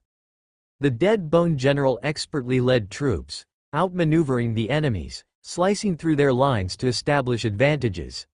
At times, they even managed to outnumber their enemies, surrounding and swiftly annihilating dozens of radiant spirits. With leadership and the assistance of Rakshasa and Hong Yi as leading attackers, the Undead Legion repeatedly chipped away at the enemy's numbers, slowly establishing an advantage before securing victory. It doesn't mean that the radiant spirits were incompetent, their battle AI was high. It was just that the Dead Bone held an upper hand. Nevertheless, now their opponents also had a hero commanding them, and their teamwork would inevitably become more harmonious, forming a more tightly knit whole. Besides, having a hero in place also meant that these radiant spirits were benefiting from the aura of a hero. Boost. The soldiers of a lord's house held several advantages over these wild soldiers, guarding the levels. First, they underwent special training and had consumed all sorts of treasures, which made them physically stronger and spiritually more energetic compared to their peers. Secondly, the Lord's King's Legion would surely wear superior or even luxurious equipment, while the wild soldiers wore only standard uniforms. Referring to General Dead Bone, apprentice-level combat shattered the armor of the Skeleton General, which demonstrated the inadequacy of standard equipment. However, the main advantage of his Undead Legion in fighting and wreaking havoc among the elite soldiers was the aura of a hero. Under the Dead Bone, the Skeleton General, resentful evil spirits, and others, revived two types of boosts. One was the boost from a level 3 hero's aura, level 3 attack, level 3 defense, plus 30% movement speed, and plus 30% energy for undead system soldiers. Secondly, it was the boost brought about by the unique ability, Undead Domination, Medium-Small Power Enhancement, Medium-Small Energy Capacity Enhancement, and Medium Energy Recovery Speed Enhancement. With these two boosts, a rank 6 Skeleton War General of the First Order had nearly equal basic qualities to an ironclad Scorpion that just made it to the elite level. Moreover, the Skeleton Mortician could rival rare soldiers in the early and middle stages of the elite level. Mu Yuan estimated that this Radiant Spirit hero only possessed the most basic boost aura, but it still provided more than 1,000 Radiant Spirits with a tremendous boost. Besides, the Radiant Spirits themselves were top-notch rare soldiers. The Huan Chao Spring Spirits next door were already considered rare gems among rare 3-star soldiers. They were expensive yet powerful. Radiant Spirits were even pricier and more powerful. A direct confrontation would be quite challenging. However, the enemy of this level had a weakness, the hero. The hero. The Dead Bone gazed into the distance, murmuring in his heart. After quickly discussing strategies with Rakshasa and a few others, they immediately determined their battle tactics. The old man guarding the gate didn't charge forward but exhibited a seemingly friendly demeanor. "Don't rush, take your time. I will always give newcomers like you who have just arrived at this level some preferential treatment. However, once you start to move, you need to be prepared to face my thunderous onslaught." He existed in the form of a radiant spirit. Yet beneath his white whirling long hair and friendly smile was an overwhelmingly domineering aura. Like a sword thrusting into the sky, fight. To respond, the Dead Bone simply uttered that chilled word. As soon as the word slipped out, the black fog around the Legion began to boil intensely. The old hero seemed not to have much martial virtues. While talking about preferential treatments, he swung his arm down the moment the Dead Bone finished speaking. The Radiant Spirits, standing in a wing-like arc array, stretched out their hands, overlapped them, and raised their palms outward, brewing a cluster of shining golden light. Whoosh, whoosh, Whoosh, whoosh, whoosh, golden orange light beams, like an overwhelming wave of shooting stars, drowned the entire sky. But the dead bone was well prepared. At this moment, the boiling black fog, mirroring galloping steeds or a vast cloud, broke out at a speed 1/4 of Rakshas's full speed with him leading the charge. The horses manifested by the black fog galloped, and in an instant, they sidestepped hundreds of gold beams. The golden light engulfed the area where the legion stood, instantly incinerating the tender grass. Then the earth collapsed and rumbled down into the depths beneath. But the undead legion had already made it hundreds to thousands of miles away the moment the light beams shot out. Even here, the golden light was like a net. The elderly man guarding the gate predicted the dead bone's move. Cut. Finally, the dead bone unsheathed wailing death. With the overlapping of the under domination, talent and the seamless unity of the legion, it conjured a sword light several dozen meters long in an instant. No, it wasn't a sword light, but a giant sword, formed from condensed black fog, with crimson lines visible on its blade. The giant sword collided with 200 to 300 beams of golden light. It blocked most of the golden light. The black giant sword crackled and shattered with a bang. This was not an unbearable defense. Under Dead Bone's control, the huge sword was transformed into hundreds of little swords, whizzing around to intercept the remaining beams of light. The remaining 200 to 300 black little swords fell like rain towards the golden figures that filled the sky. Not bad.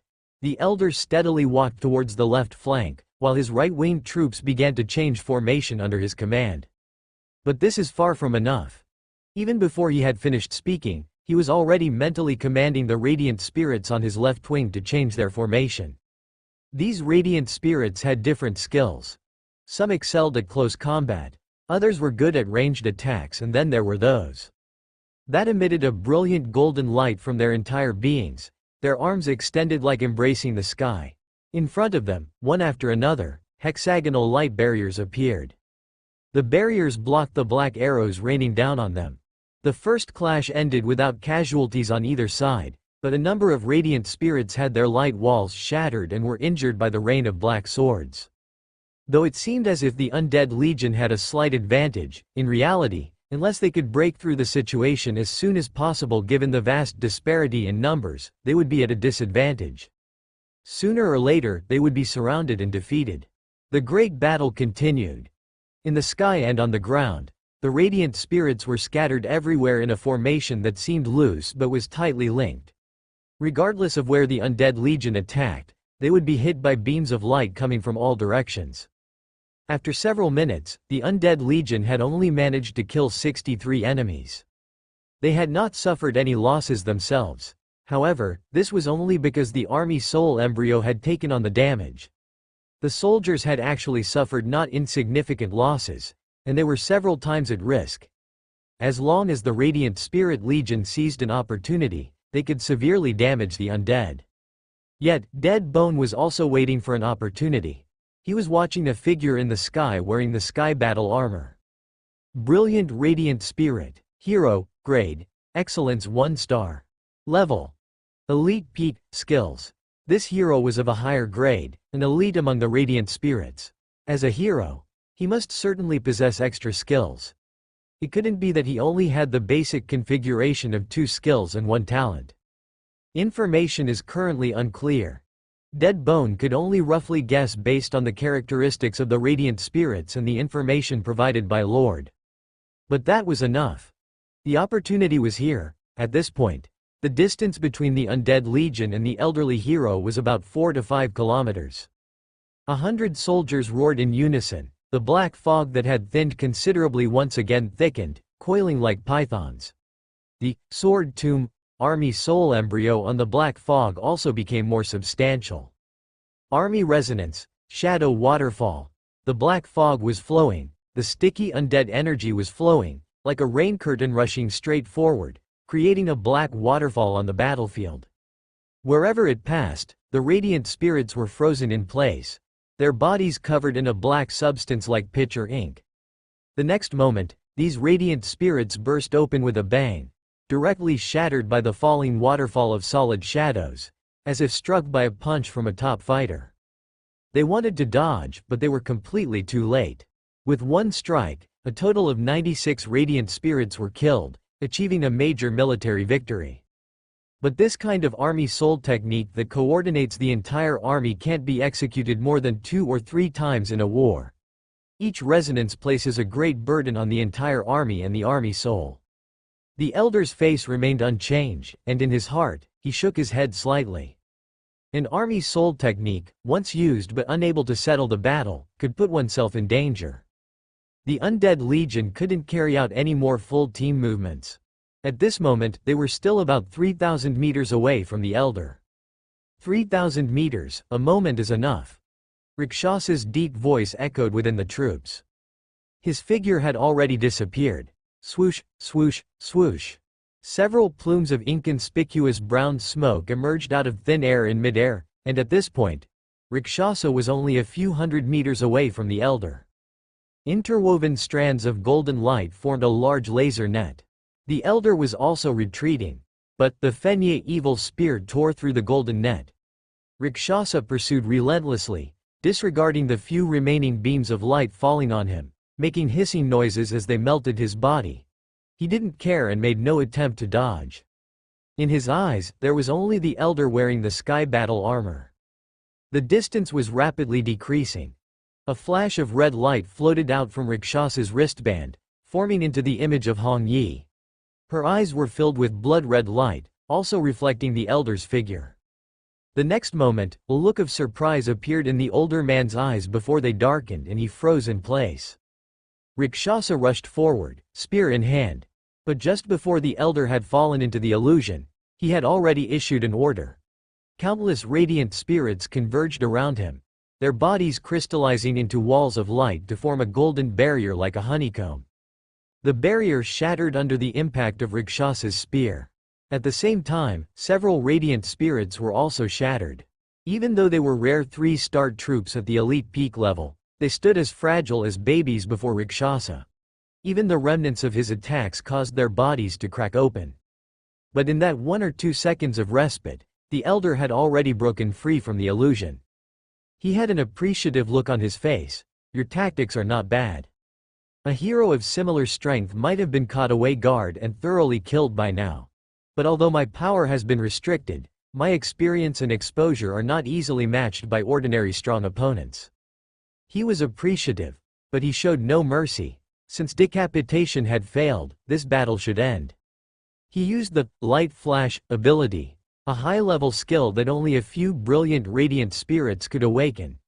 It allowed him to flash through space in an instant, moving thousands of meters away. It was a divine ability for entering or leaving the battlefield. The old man dodged, but not completely. Dead Bone wouldn't have possibly failed to predict this skill. From the initial flank attack to the employment of army soul skills, to the control of Hong Yi's illusion technique, everything was aimed at one goal, beheading.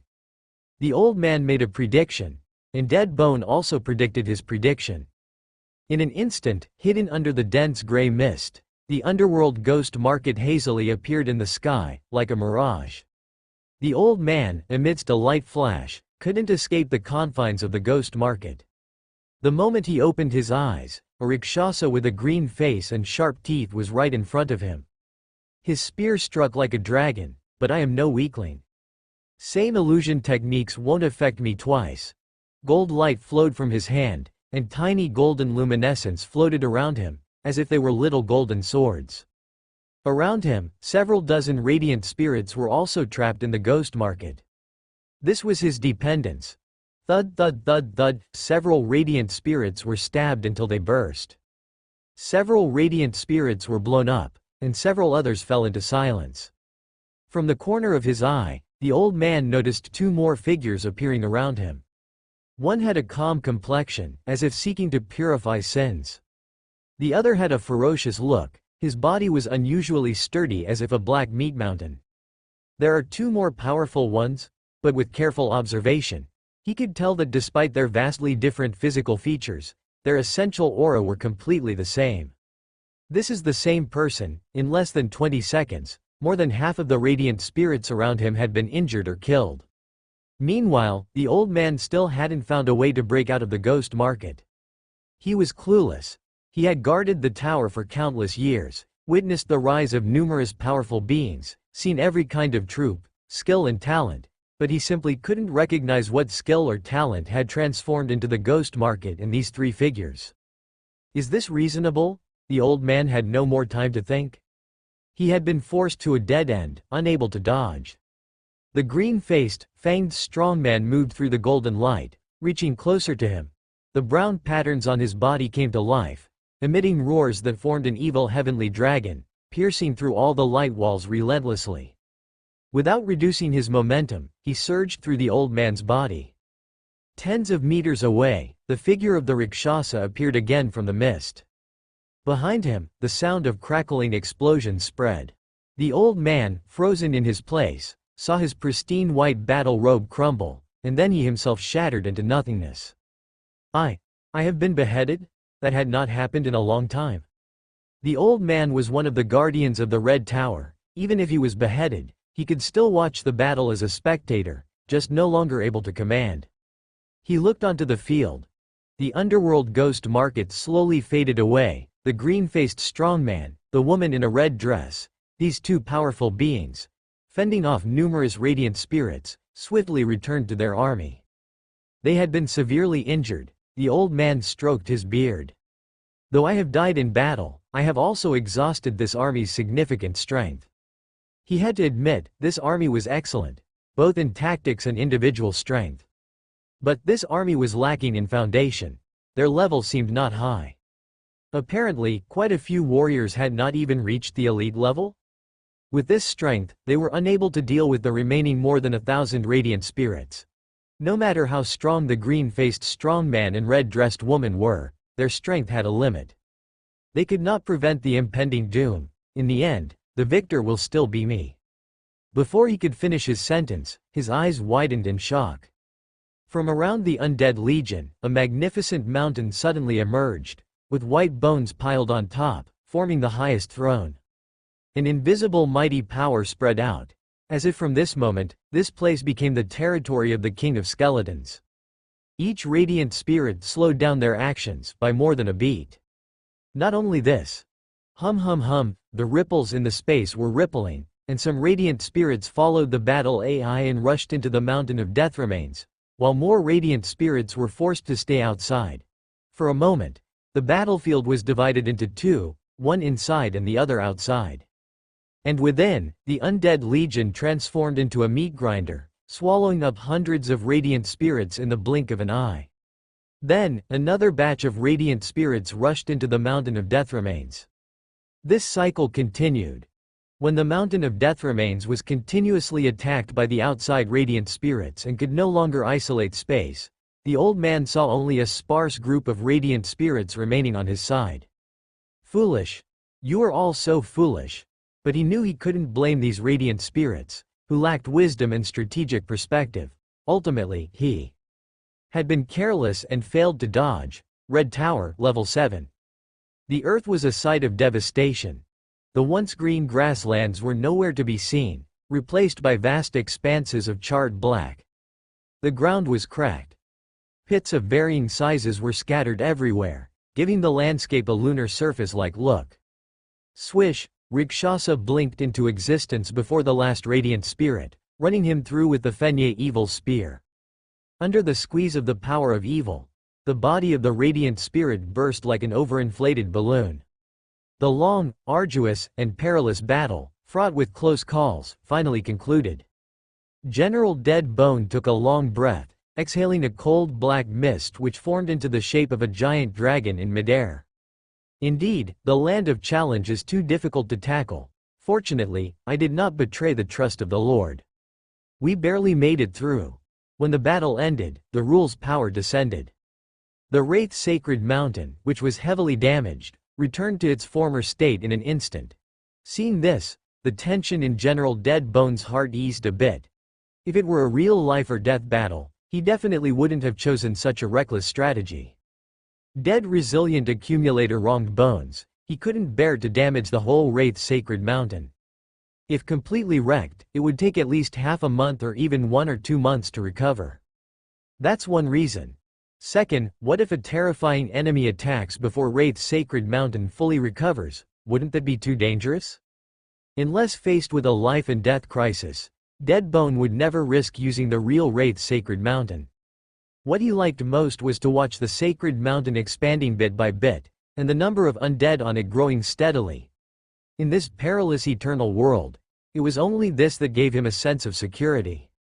However, Deadbone was also aware that one could only thoroughly understand a power, knowing its limits, by using it. Only then would there be no errors when it was really needed. That's the key to stability. The Land of Challenge was indeed a treasure land. After several intense battles, Deadbone had a clear understanding of the current carrying capacity of the sacred mountain. Under the rule's power, the wounded and devastated Earth was also rapidly recovering. It didn't revert to its original grassland condition but transformed into a large white platform. Across from them, several hundred meters away, the slightly transparent figure of a man slowly emerged. He wore a white robe with large sleeves and had a white beard like a duster. His hair and eyebrows were white, but his face was ruddy. He was a spirited old man. Even though his face looked unfamiliar, his aura was clearly the heroic, brilliant, radiant spirit that had been guarding the place just now. Or, it could be said that this was the true appearance of the Tower Guardian Elder, who had merely assumed the template of the radiant spirit before. Young warriors, you performed very well. Can you tell this old man what you call the move just now? The elder looked at Deadbone, Rakshasa, and Hong Yi. Although he was caught off guard, he didn't exhibit any dissatisfaction. After all, being able to ambush and decapitate was an ability in itself. Besides, the abilities of these three powerful individuals were indeed strong and bizarre. Anyone encountering them for the first time wouldn't be able to dodge, not a matter of being careless or not. As a gatekeeper, he had fought countless battles, big and small, and encountered countless strange abilities. How could he be truly off guard? The challengers were just a bit overwhelming. Even when simulating the scenario in his mind, he still couldn't find a feasible method to dodge that killing stroke. After all, he was too unfamiliar with Ghost Market and Three-Phase Body. It made him extremely curious, as if being scratched by a cat in his heart. What exactly was that ability, however, regardless of how friendly the Elder's facial expression was, and despite him being the venerable Tower Guardian Elder, Deadbone's reply was only 4 words: no comment. Soon, he, Rakshasa, Hong Yi, and a group of undead faded, slowly disappearing in the field. The Tower Guardian Elder looked on. In his mind, scenes from just now kept replaying.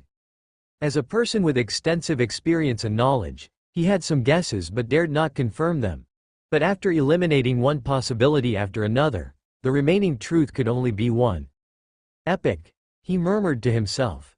A miracle territory might rise. When the future is completely covered by the red mist, would there be even the slightest bit more life force? ...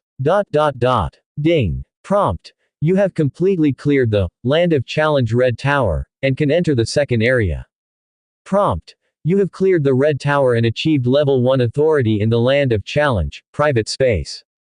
You can arrange this space, and you can also allow your own troops to enter here to observe the battle. Prompt. You have gained 10 additional challenge opportunities. Prompt. You have cleared the Red Tower, do you want to receive the rewards? In the pure white private space, Mu Yuan set foot in it. After a moment of studying, the entire space slowly changed. The floor was covered with planks, and in front of him was a 20 x 30 meter floor-to-ceiling window. The entire space seemed to stand atop the clouds, allowing him to overlook the battlefield on the ground. If the battlefield was activated. But the outer appearance is all this space can change. The decor and furniture have to be gradually added by myself, so there's no rush. After a moment, Mu Yuan, basked in the scent of incense, steps back into this place. Silently, he speaks. Claim reward. The pleasant sound of a ding echoes in Mu Yuan's ears. Then, just like when he had cleansed the root of corruption, streams of light representing the gifts of the world slowly descend before him. The difference being, these streams of light are all at least pale green, with several streaks of bright blue representing treasures of the excellent tier shine through them. What could they be? Mu Yuan involuntarily takes a deep breath, his heart racing. In the short term, this might be the only place he can get excellent tier treasures. Other places, be they sweeping several monstrous tribes or exploring treasure sites, it would still be quite difficult to attain excellent tier items. But there are different types of excellent tier items, too. Mu Yuan isn't greedy for the top tier ones, he just hopes that they're suitable for his own territory. Starting with the green lights, he opens each treasure chest one by one. Notification. You have obtained, blank, potion blueprint, rare. Notification. You have obtained, miracle blueprint, thunder magnetic coil tower, rare. Notification. You have obtained, miracle blueprint, academy, rare. Notification. You have obtained, miracle blueprint, guidepost, rare. There are 4 rare level items in total, all of which are rare treasures of their grade. Like the miracle blueprints, the value of which is second only to the same level buildings and complete architectures, is much more precious than rare materials and equipment, by more than tenfold. Having more guideposts is a good thing. If I could gain another SR talented individual like Master Li, that would be even more wonderful. The Thunder Magnetic Coil Tower isn't bad either, it's almost the most powerful defensive structure at the rare rank.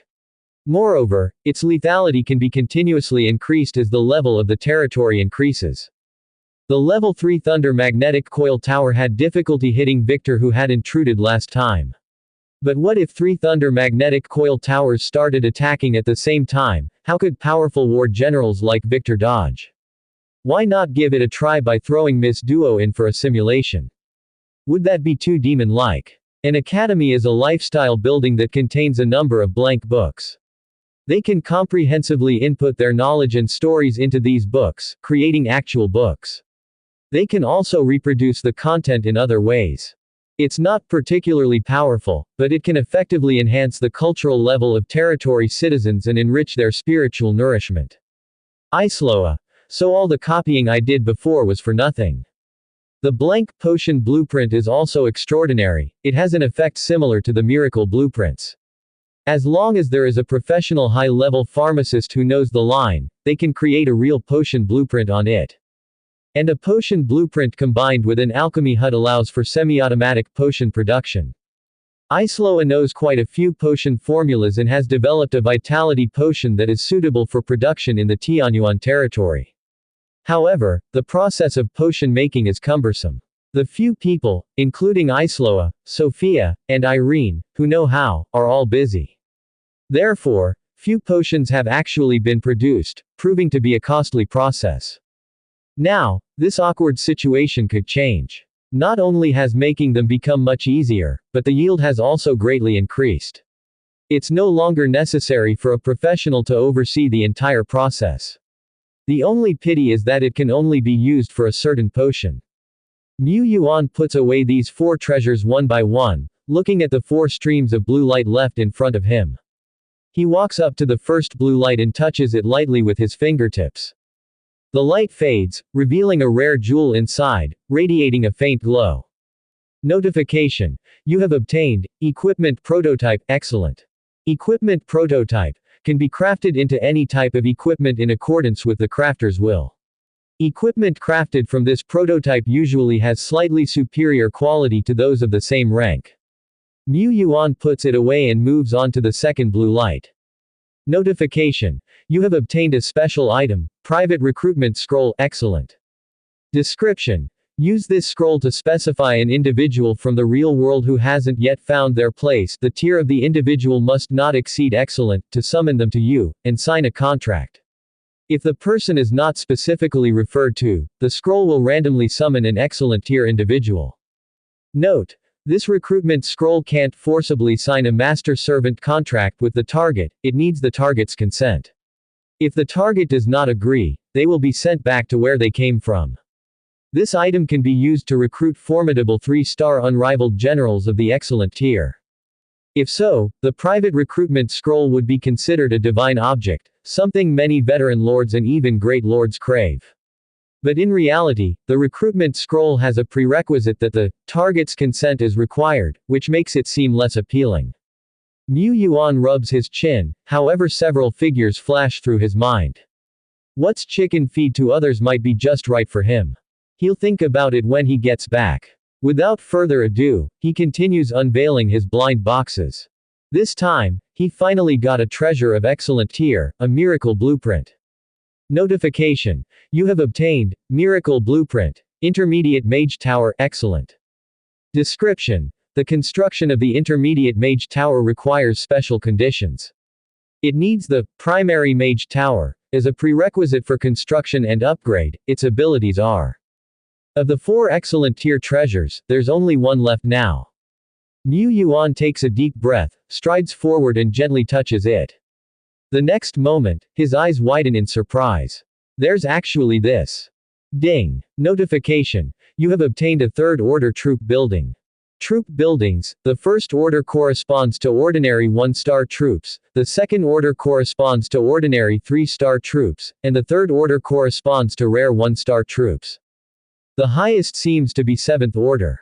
However, there is no record of 7th order buildings. Even in Dragon Courtyard, an area where several major countries jointly stationed troops with intense disputes, there are only 6th order dragon nests.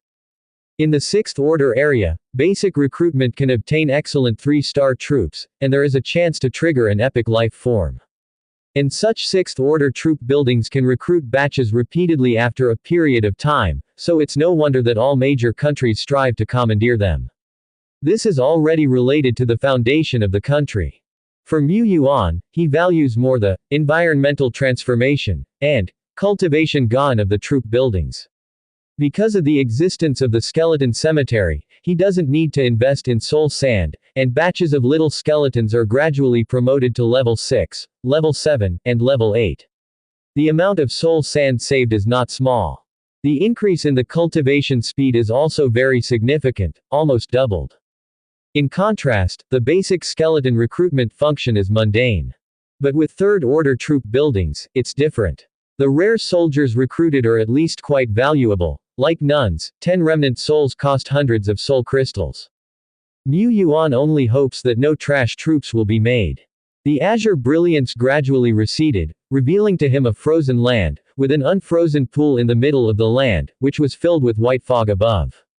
Despite being in an unbuilt state, there was a chill emanating from this troop building model, and the surrounding temperature seemed to drop a few degrees in an instant.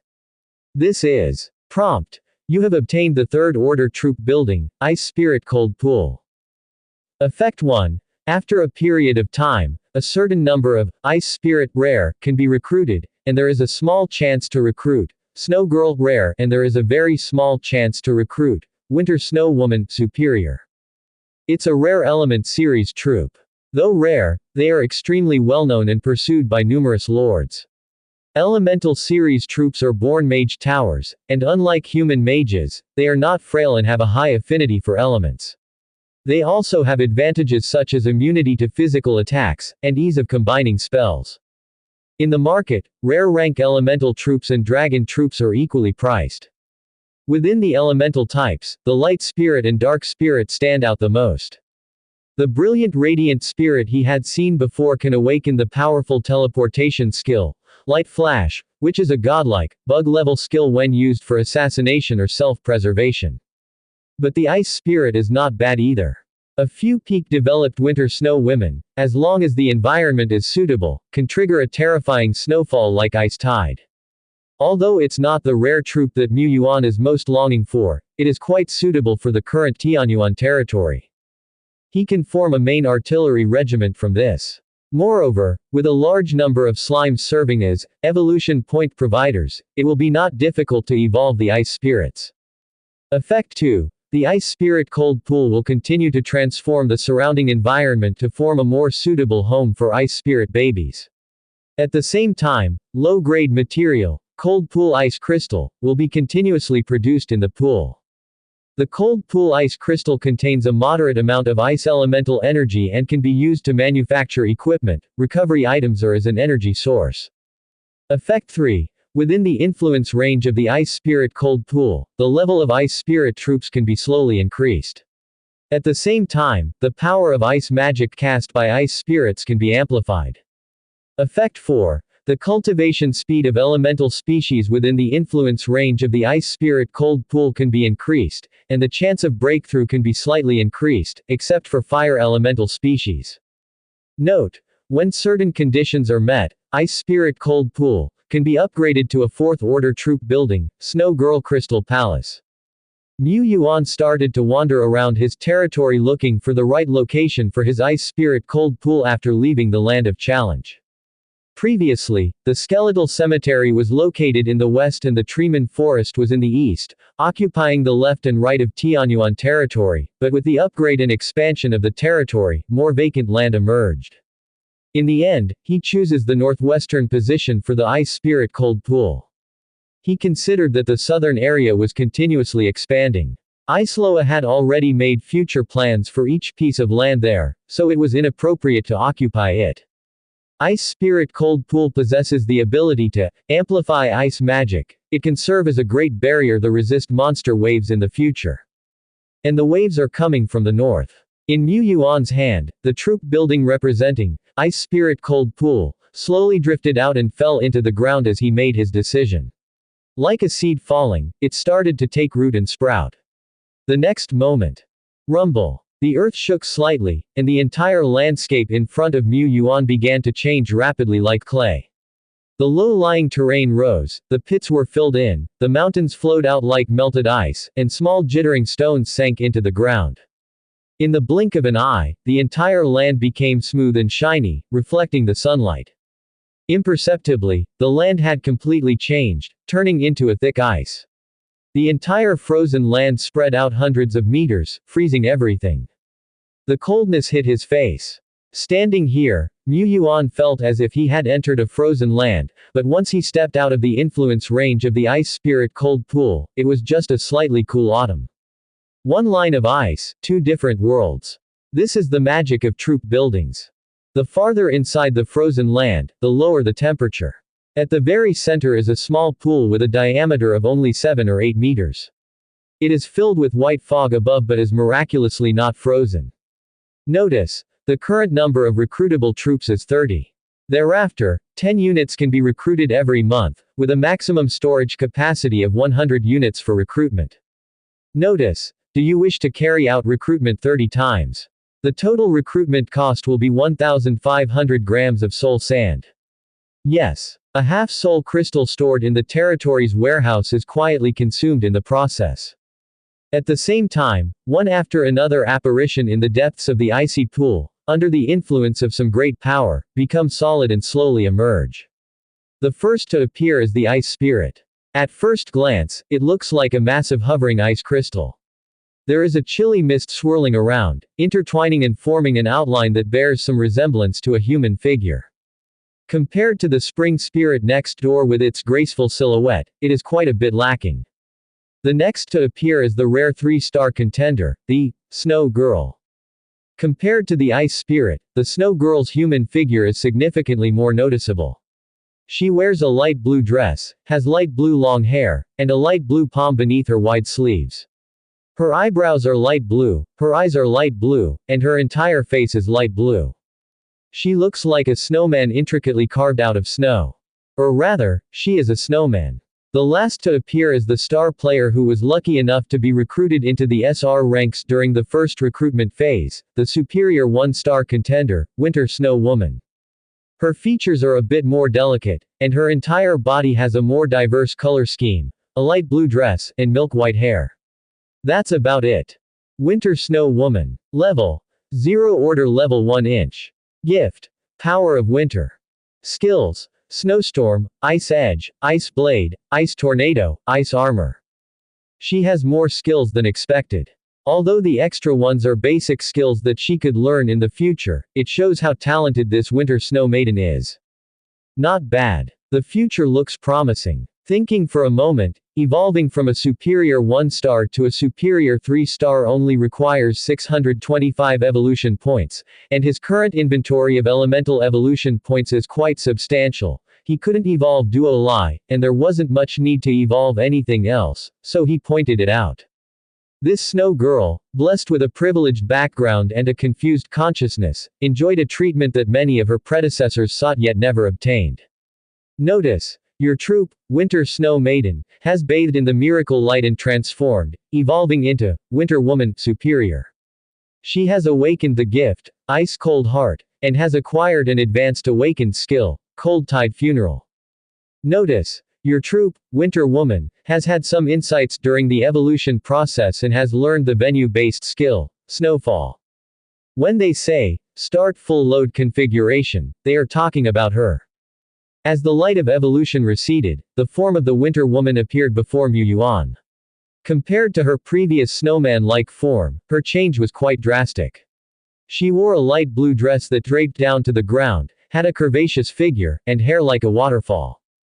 The hands that extended from her sleeves and the collarbone visible from the collar of her dress were delicate and fair, looking no different from human skin.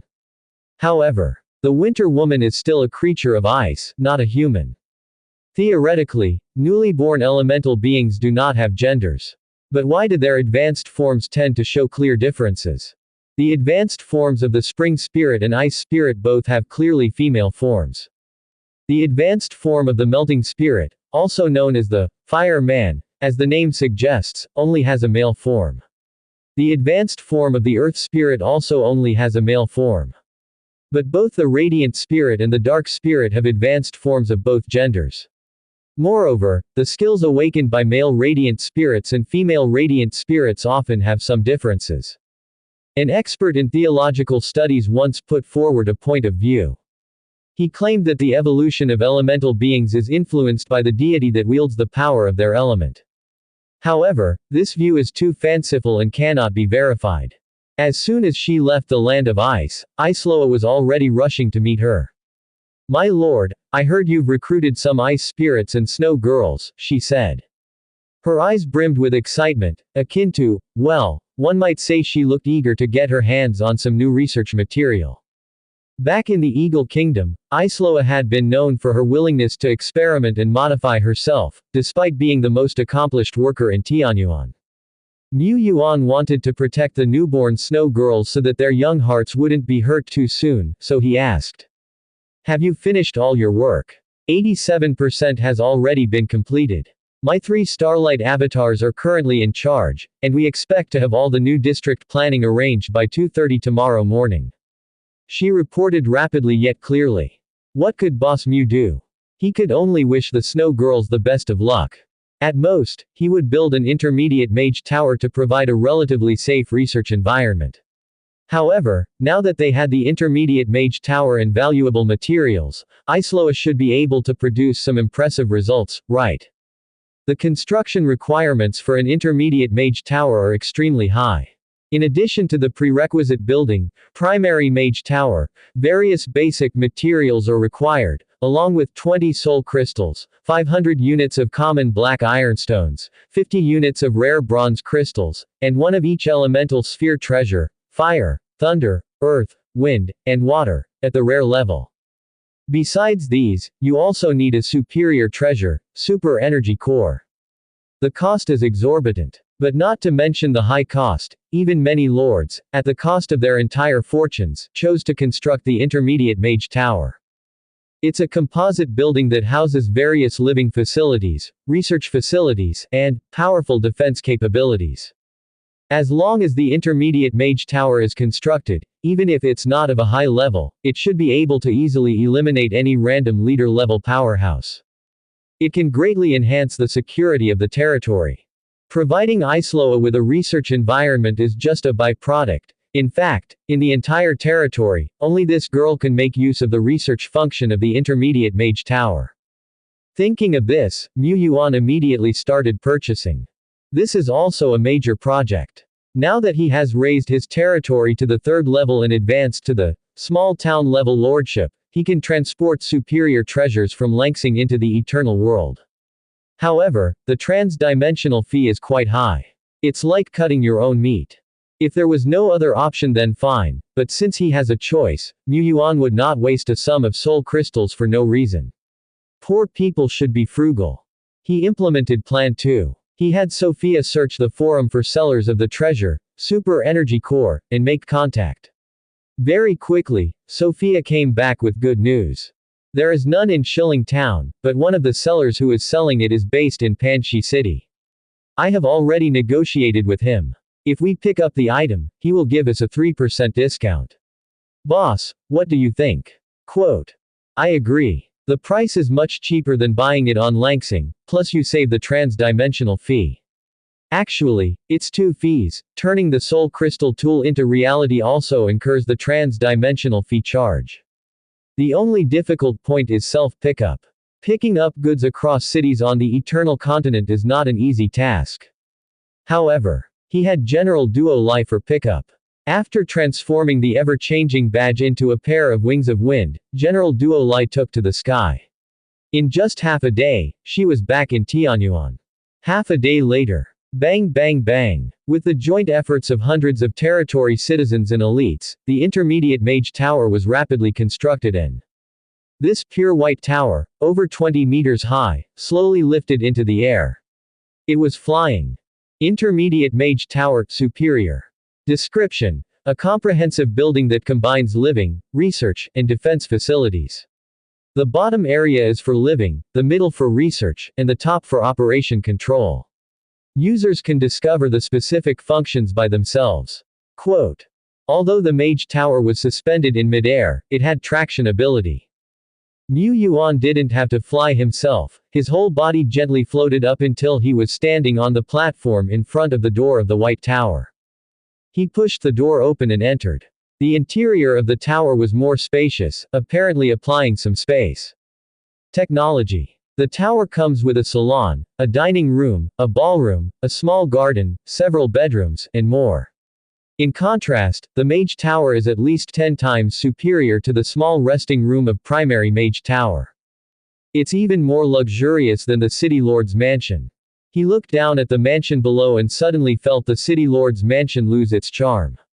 The middle floors were equipped with various research equipments. Mu Yuan took a glance and had a vague impression of a few of them from some information he had read. Aisloa, who also came to visit, was bright-eyed. This is the elemental centrifuge. This is the magic imprinting device. This device is called magic camera. It can turn dynamic techniques into static ones. And this is a spiral scanner that can examine the whole body. Hiss. Each of these sets of equipment is equivalent to a rare item. And these are just the supporting tools of an intermediate mage tower. Upon thinking of this, Mu Yuan's previous complaints about the high cost of the Mage Tower were almost entirely dissipated. He listened to Aisloa's introduction, marveling in amazement. In fact, it was the first time Aisloa had seen these two.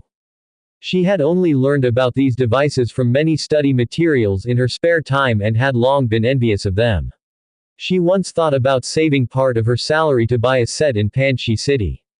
She didn't expect to see them so soon, and she could even touch them. Lord, she said in a soft and coquettish manner. Mu Yuan broke into goosebumps all over. Speak clearly if you have something to say. Can I borrow these equipment, Lord? You can set any conditions. For example, how about the private photos of Sophia and Daisy? Mu Yuan glanced at her, but of course, it wouldn't be that easy. In fact, no one else in the territory could use these devices, but since Aisloa felt that she could make certain requests, then increase her workload a lot. He happened to have some ideas that need to be realized. For instance, emulating the resentful spirits, resentment absorbs, skill, to develop similar functionality, but with a wider range of detection radar. For example, referring to the Tremens, mood soul drowning roots, skill, make a wood spirit essence that can promote plant growth. And on and on. Wait. Mu Yuan stated over 10 ideas off the top of his head, then looked at Aisloa. Aren't these your specialties? Aisloa opened her mouth, wishing she could go back in time and sew up her mouth 2 minutes ago. But she couldn't turn him down anyway. The area of body research is exactly what I'm best at. After seeing these expensive equipment, the first thing Aisloa wanted to research was herself. She wanted to understand the difference between an epic life and a normal life.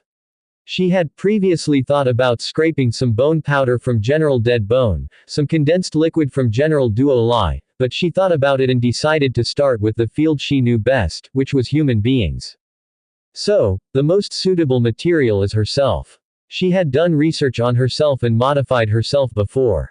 Now, with the Starlight Avatar, self-research is even more convenient.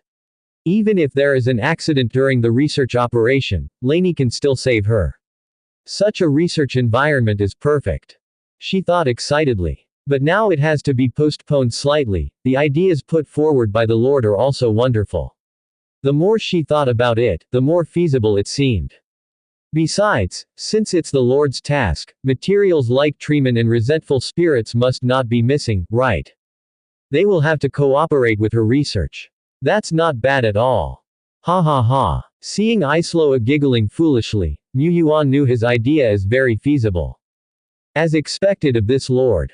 He has a lot more plans. For example, using the sinful eye prison skill of the evil spirits, constructing a special illusion environment for tempering one's will. Even though it may not create the light of will, as long as it can temper the will bit by bit, quantitative changes may one day bring about qualitative changes. It's worth a try. Thinking this, Mu Yuan walked to the top floor of the Mage Tower and came to the control panel. As he tapped his finger, the stream of light spread out like ripples. Open corner bracket 1. The intermediate Mage Tower can simultaneously launch 6 automatically tracking magical missiles, and the operator can micro-control the missiles. Open corner bracket 2. The intermediate Mage Tower can move freely and generate an energy light shield with impressive defensive power. The maximum coverage of the light shield is a radius of 100 meters. Open corner bracket 3. The intermediate Mage Tower has detection capabilities and can detect abnormal energy fluctuations within a radius of 10 kilometers. This ability requires a professionally qualified magician to adjust its settings. With attack, defense, and detection all in one, the intermediate Mage Tower is indeed a perfect and comprehensive miracle building. If its moving flying speed could be a bit faster, it could be used as a mobile fortress.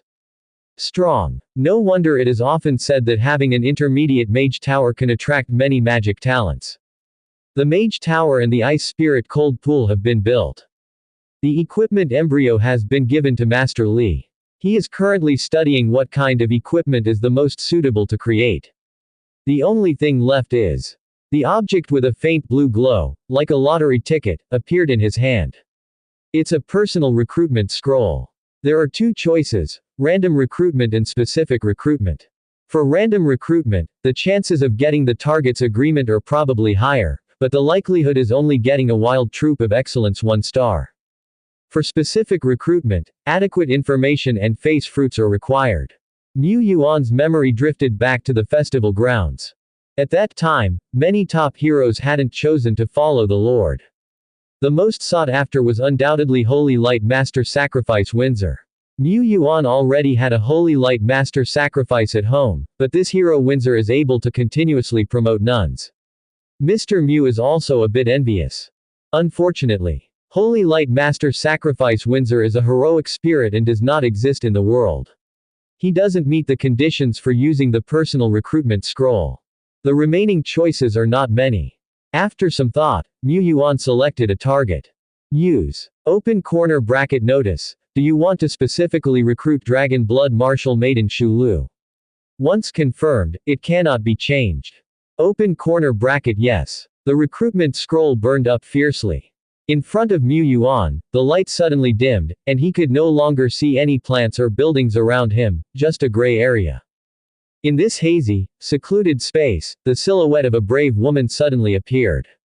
At first glance, she looked vigorous, but upon closer inspection, one could see that her dark red armor was full of marks, and she was not standing upright. Instead, she was half bent over with her hands hanging down, looking powerless. It took her 2 or 3 seconds to realize, where is this? Oh, recruitment. What kind of recruitment? Mu Yuan. Did he choose the wrong target? This Dragon Blood Martial Maiden seems even less reliable than Miss Duo. He could only step forward and said, providing food and lodging, excellent benefits, and also. The eyes of Dragon Blood Martial Maiden Shulu focus on him, in a daze for a while, from confusion to certainty, to teary-eyed. Boss, please take me in. He hasn't even finished listing the benefits. Open corner bracket notice. You have successfully recruited Hero Shu Lu. Open corner bracket Hero Shu Lu. Open corner bracket class, Dragon Blood Martial Maiden, Excellence 3-star. Open corner bracket level, 2nd rank 8th level. Open corner bracket talent, Red Dragon Bloodline, Dragon Roar. Open corner bracket skills, Flame Breath, Flame Slash, Dragon Claw, Dragon Mode. Open corner bracket strategic skills. Open corner bracket other. The panel of Shu Lu is not luxurious. This is probably because she has been wandering around and has not received systematic training and learning. That's okay. Her potential is among the top of many heroes, and she has a high purity giant dragon bloodline. As for dragons, the future is promising. Smack smack. Gurgle gurgle. Another bowl, please. In the number 1 dining hall of Tianyuan territory, Dragon Blood Martial Maiden Shi Lu sits by a large round table near the window on the 2nd floor, placing her bowl, which was licked completely clean down to the last grain of rice and drop of soup, off to the side. There, dozens of large bowls of the same size have been emptied, creating several half-meter tall columns. Yet, Shi Lu appears still unsatisfied. A few cooks nearby, with their eyes wide open, are thankful that it's not mealtime. Otherwise, this seemingly petite girl alone could have emptied all the food. How terrifying indeed. But since the Lord asked them to ensure she's sated, they must do so. They're the top chefs among the more than 3,000 people in town. Don't underestimate them. Half an hour later, when Duo Lai arrived in a hurry, she found a spectacular sight of Shi Lu having finished hundreds of bowls. She licked her lips and looked at the chefs nearby. Finally, she restrained her still rising appetite. After all, as General Duo Lai and Elder Duo Lai, she should not cause trouble in her own territory. She hardly ever eats in the dining hall, and when she does, she only eats a bit. Usually, she hunts her own food and roasts it herself. Sometimes, she can eat an entire Earth Rock dragon in one meal. She patted Shi Lu and said, "You're just in time. Next time, we'll go hunting together and you can try my hunting skills." After a hearty meal, Duo Lai took Shi Lu to training field No.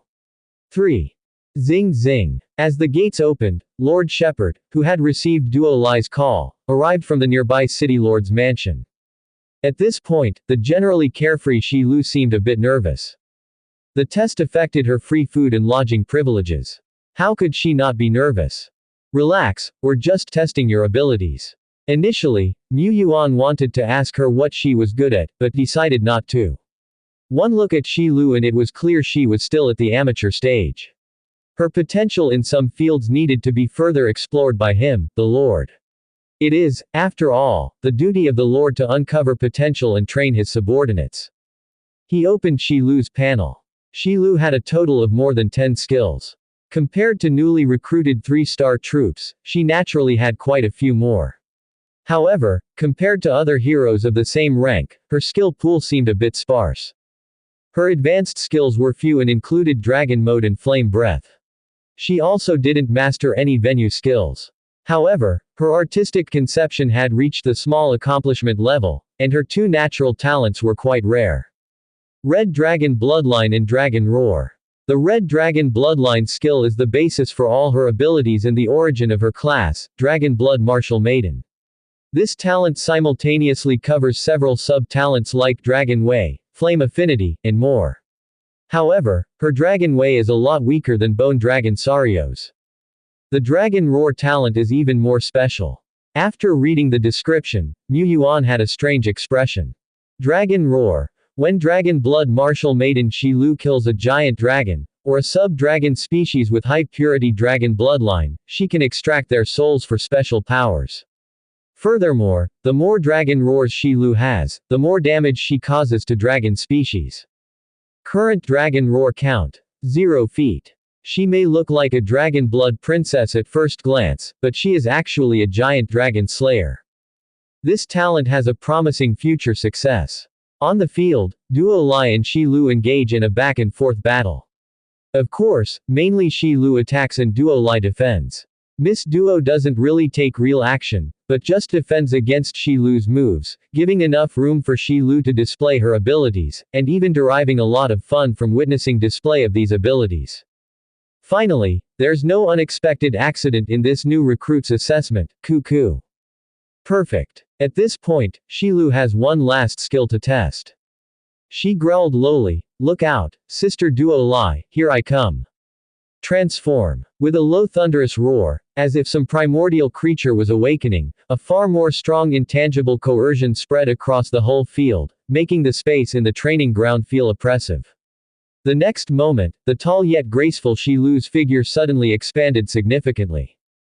Her slender arms were bulging with muscles, wheat-colored skin gradually turned dark purple, her thighs became thicker than Mu Yuan's waist, and she grew a couple notches taller.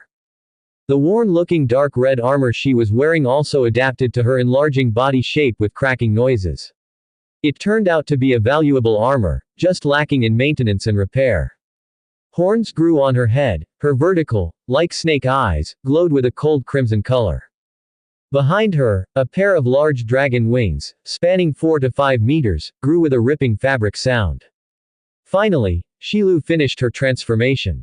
What was originally a 1.7 or 1.8 meters tall girl, transformed into a nearly 3-meter tall giant. Her presence emitting a fierce pressure.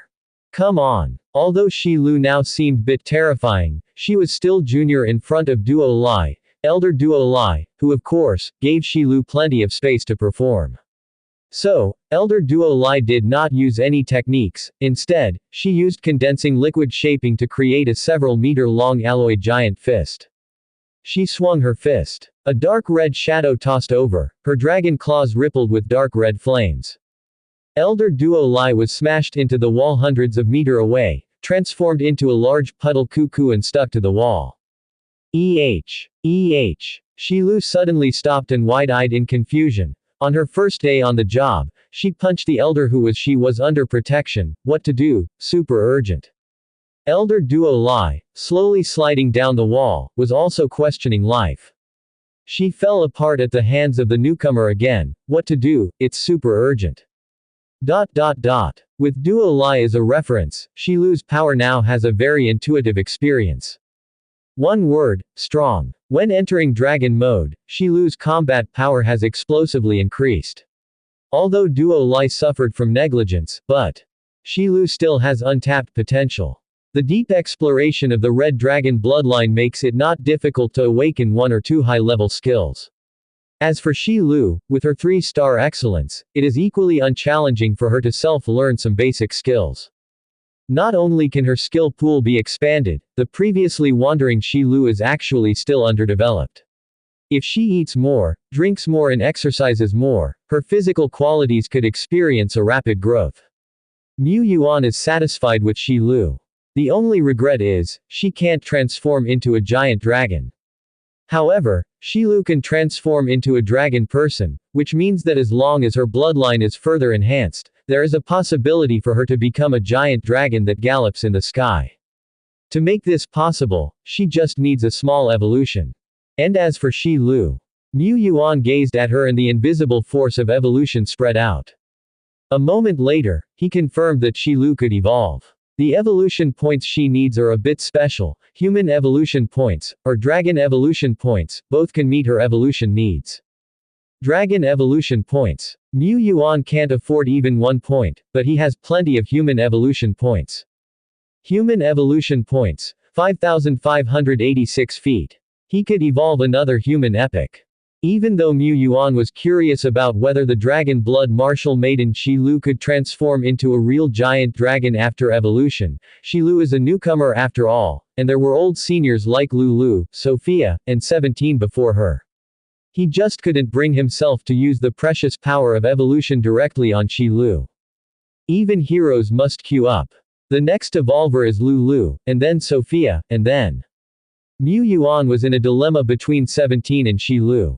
It's a bit unfair to 17, he'll have to decide later. One of the cultural inheritances of Tianyuan territory is evolution observation. Watching the evolutionary miracle of the predecessors can effectively stimulate the ambition of the newcomers. Isloa embarked on the path of the versatile tool girl because of this, and recently Bone Dragon Sario also transformed into an inward-rolling fanatic. Dragon Blood Martial Maiden Shilu is a newcomer. Despite her lack of the arrogance and unrestraint of high-ranking heroes, she has stated that as long as she is fed and housed, she will perform any task. However, enthusiasm is very important. Mu Yuan asked Duo Lai to take Shi Lu to observe the evolution. This would also help the various departments to get to know each other better and get along harmoniously. Well, that's today's protagonist, General Lu Lu. Lu Lu doesn't have any notable military achievements and rarely takes action, but you can see Lu Lu's figure anywhere in the territory. When refugees arrive, Lu Lu personally registers and welcomes them. When the construction team builds buildings, Lu Lu personally leads them. Patrolling all defense zones, Lu Lu inspects and improves them all the time. He even often personally takes on the role of instructor for the training of the Imperial Guard halberd. The things he does are not big, but like a brick, he can be moved wherever needed. Moreover, Lu Lu is meticulous in everything he does, even to the point of taking the wear of a single weapon of a guarding soldier seriously. This is Lu Lu, the defense commander who, although seemingly not strong and silent, is as reliable as a mountain. Lu will definitely not fail this opportunity, he will burn all his potential in the evolution to comprehend more skills. He spoke very spiritedly. Like Rakshasa and Hong Yi during their evolution, Lu Lu also adjusted his state to the peak at this time, and used some auxiliary treasures to make his mind clearer and his thoughts more active. The next moment, the light of evolution then enveloped him, and purple light wisps also floated over from the end of the sky. After more than 100 seconds, the miraculous light finally receded. Tip. During Lu Lu's evolution, he comprehended the Venue skill, Unsettling Battlefield. Tip. During Lu Lu's evolution, he ignited the light of will, and concurrently, the steadfast will talent has been enhanced. Tip. During Lu Lu's evolution, he awakened the epic skill, Fearless Giant Mountain God ranking. With his eyes closed, he was still in a mysterious state. Yet he could not help but draw out the long spear on his back, and began to practice his martial arts. 2 moves, 10 moves, 20 moves. When Lu Lu's moves reached a certain degree, his momentum changed dramatically. A vague, mountain-like giant shadow emerged from behind Lu Lu, and with his movements, he swung out an extremely long spear. Bang! The ground shook, smoke and dust exploded, and a huge trench of more than 100 meters gradually appeared in the dust. At this moment, Lu Lu suddenly woke up. Lord Shepherd stood with his hands behind his back, nodding in satisfaction. Lu Lu's epic skill is quite something, and the Venue skill, Unsettling Battlefield, he learned himself is also very special, which can be called a mini-strategic skill. This is the point of epic evolution. Niu Si, Jun, Bone Tu, Sario and other generals were envious and determined to exhaust all their efforts and commit themselves to it. Everything is for the sake of evolution. Oh no, everything is for the sake of Lord.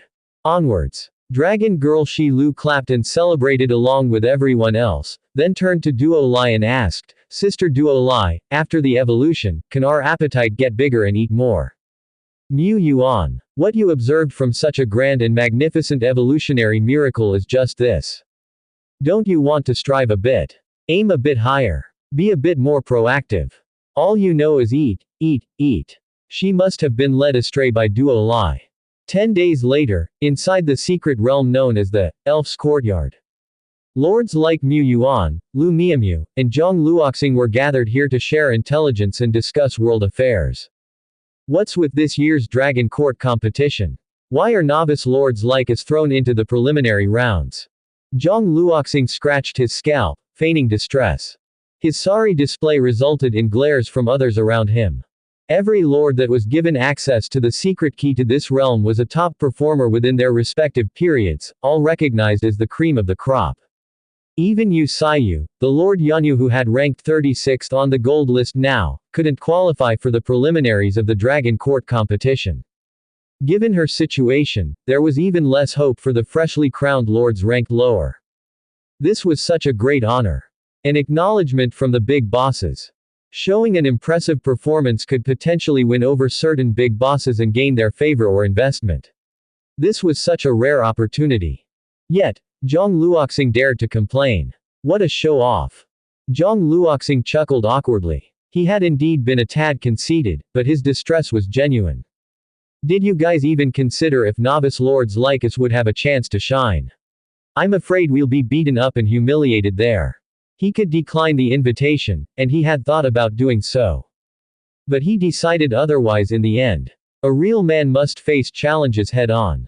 This has nothing to do with his father breaking his legs if he refused.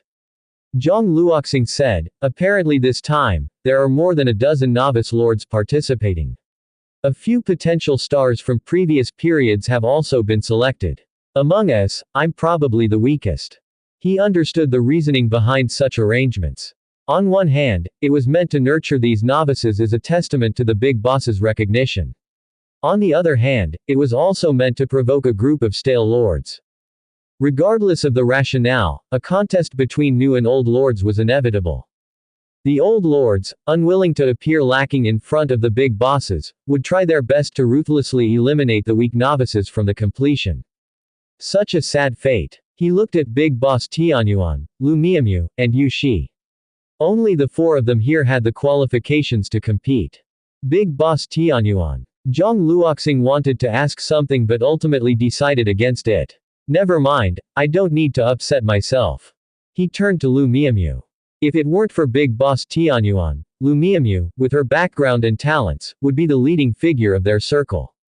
Usually, she would be on par with Lord Wangba and Lord Shen Lei, each with their supporting factions. Yet here, even though he, Zhang Luoxing, was a rookie, he had organized the entire gathering. Big Boss Lu, what's your take? Well, what else can you do? Just fight casually, Lu Miamu said nonchalantly. Unlike Zhang Luoxing who felt stressed, Lu Miamu seemed relaxed. It wasn't that she was much stronger, she was maybe twice as strong as Zhang Luoxing or Yu Shi. Her laid-back attitude was the real deal.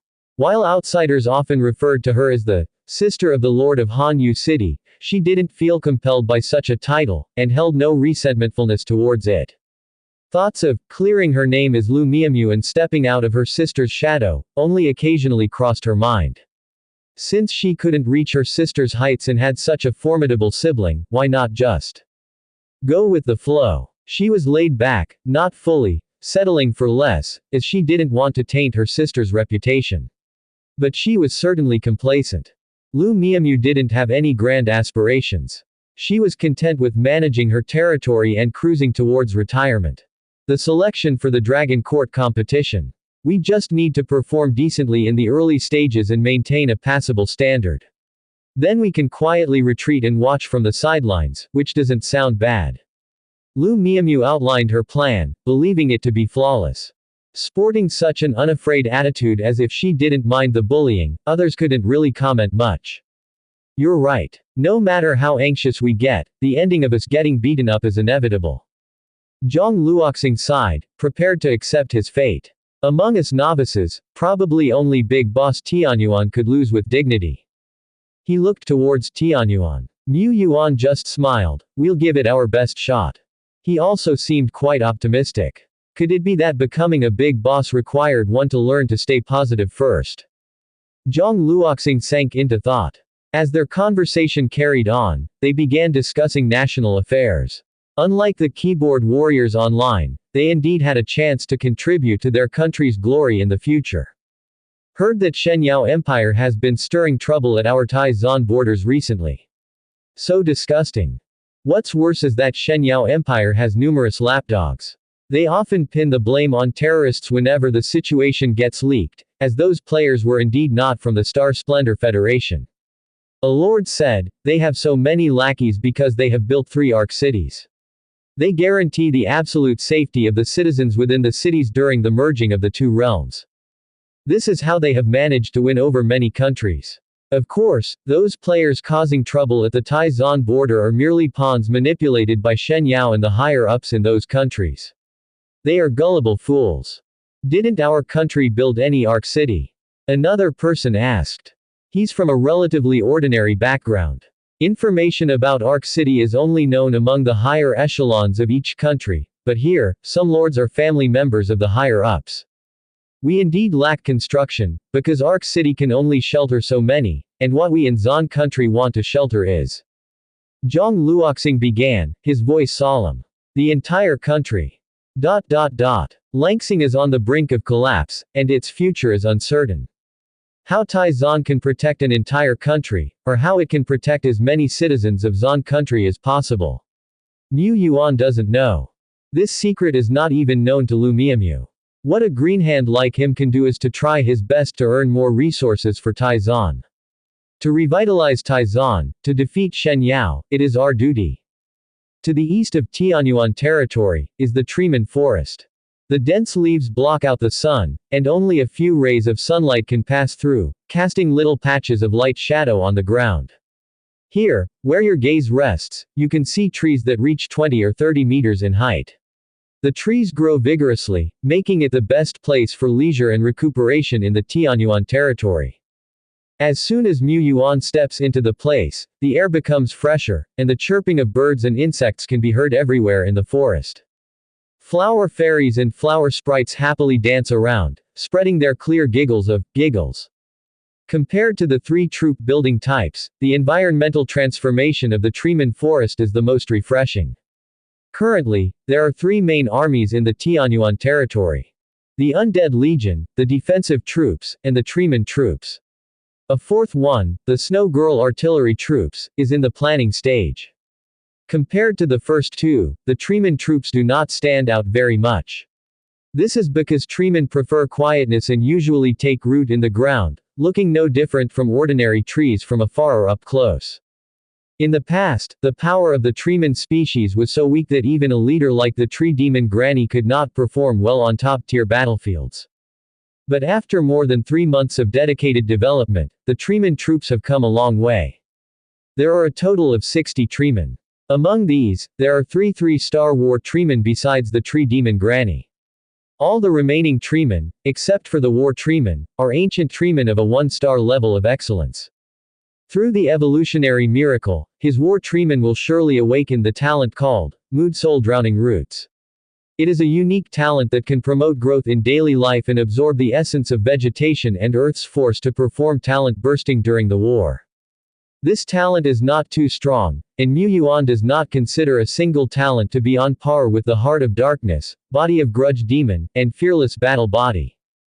But, an ancient Treeman of 1-star excellence can definitely awaken the advanced skill, Growth of 10,000 Woodses. When several dozen ancient Treeman use this skill, even if it is not a Venue skill, it can form a gigantic forest of wood far exceeding that of a single Venue, comparable to a large-scale magic. In such an environment, the power that the war Treeman can bring about by using the talent bursting method would be tremendously horrifying. Mu Yuan even had no idea what its limit might be. This is the overwhelming strength of a full-fledged troop system. Also, it is a feature of the Treeman. They move inconveniently, but they can use the Venue and firmly occupy the advantages of the Venue. In terms of combination and coordination, the Treeman troops even far surpass the neighboring Undead Legion. With the advantage of troop building, all of the Treeman troops have stepped into the professional level. The 3 war Treeman have even stepped into the elite level, and the tree demon Granny. Her level hasn't increased much and her panel is luxurious. Apart from the initial skills, and the skills awakened and mastered during evolution, she has also learned some basic but practical skills through self-exploration and reading learning materials. Whipping, leaf blade, sleep powder, parasitic spore, drain, and so on. Especially the last few, when combined with the growth of 10,000 Woodses, they can have amazing effects. Of course, the tree demon Granny is not strong enough yet and needs a little help. Mu Yuan stood more than 100 meters away, pointing from afar. The glow of the miracle fell. Buzzing. The earth began to tremble. The whole forest seemed to come alive with this single tremble.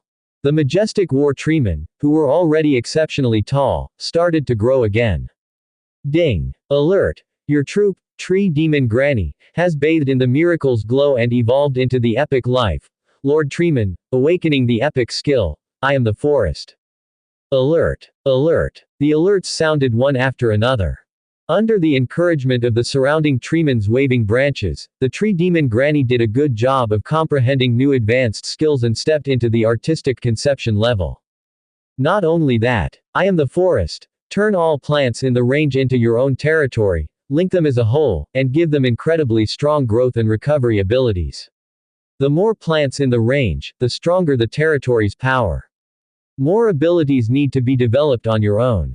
Also, I am the forest, and the forest is me. Since treeman can move, the forest can as well.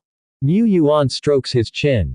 What kind of power would erupt when I am the forest, and growth of 10,000 woodses are combined? He looked forward to it.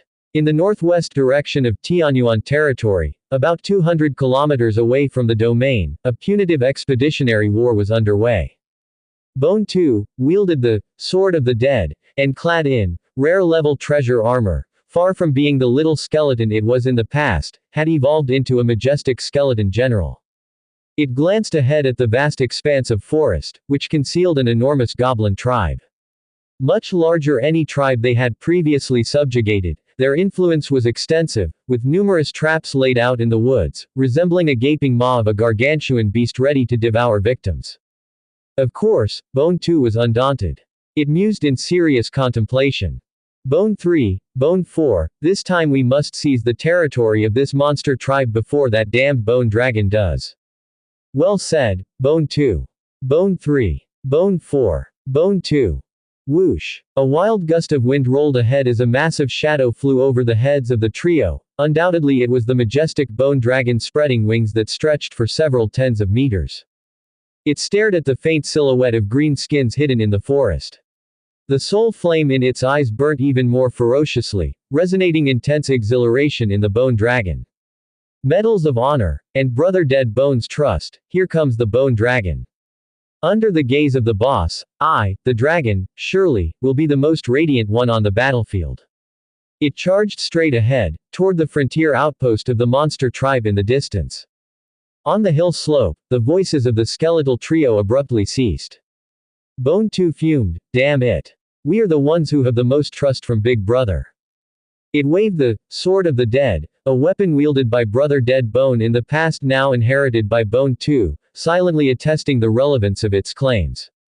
But that damned bone dragon. Even though you guys share the same bloodline as our boss, don't forget that I, Sario, am the only one certified as Boss Dead Bone's mount. Only I, Dragon, have power to steadfastly follow in the footsteps of our boss, beside boss on the battlefield.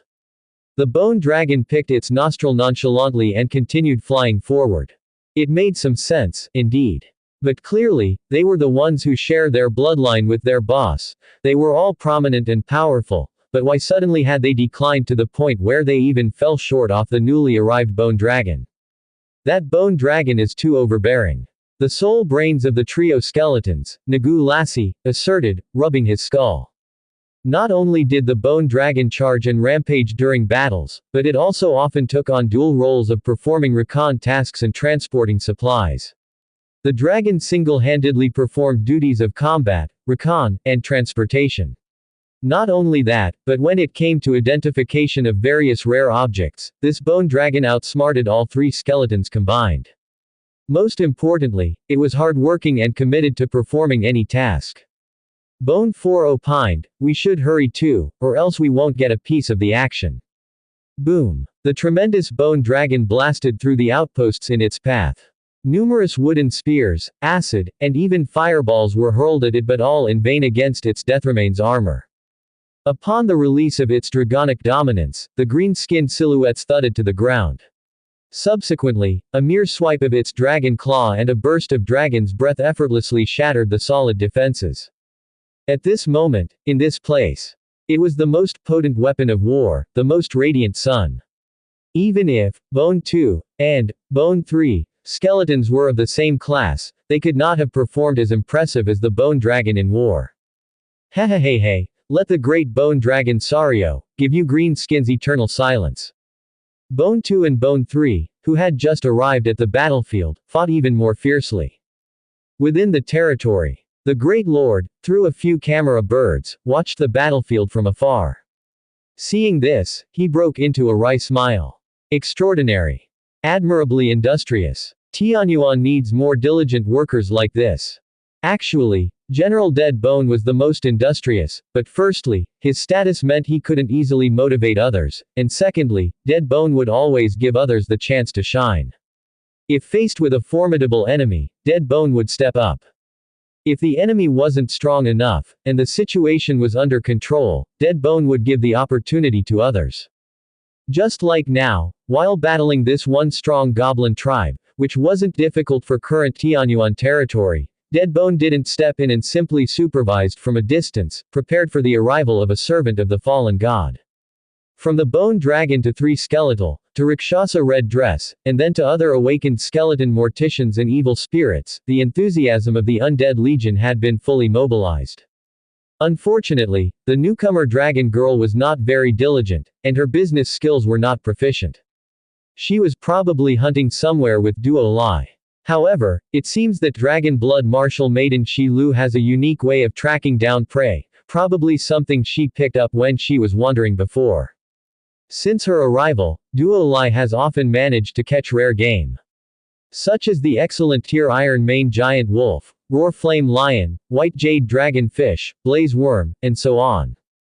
Duo Lai was over the moon. And the food in his city lord's mansion had seen a significant upgrade. Unfortunately, Shi Lu's killing Blaze Wyrm, which was of an excellent 1-star tier, didn't trigger the Dragon Roar talent.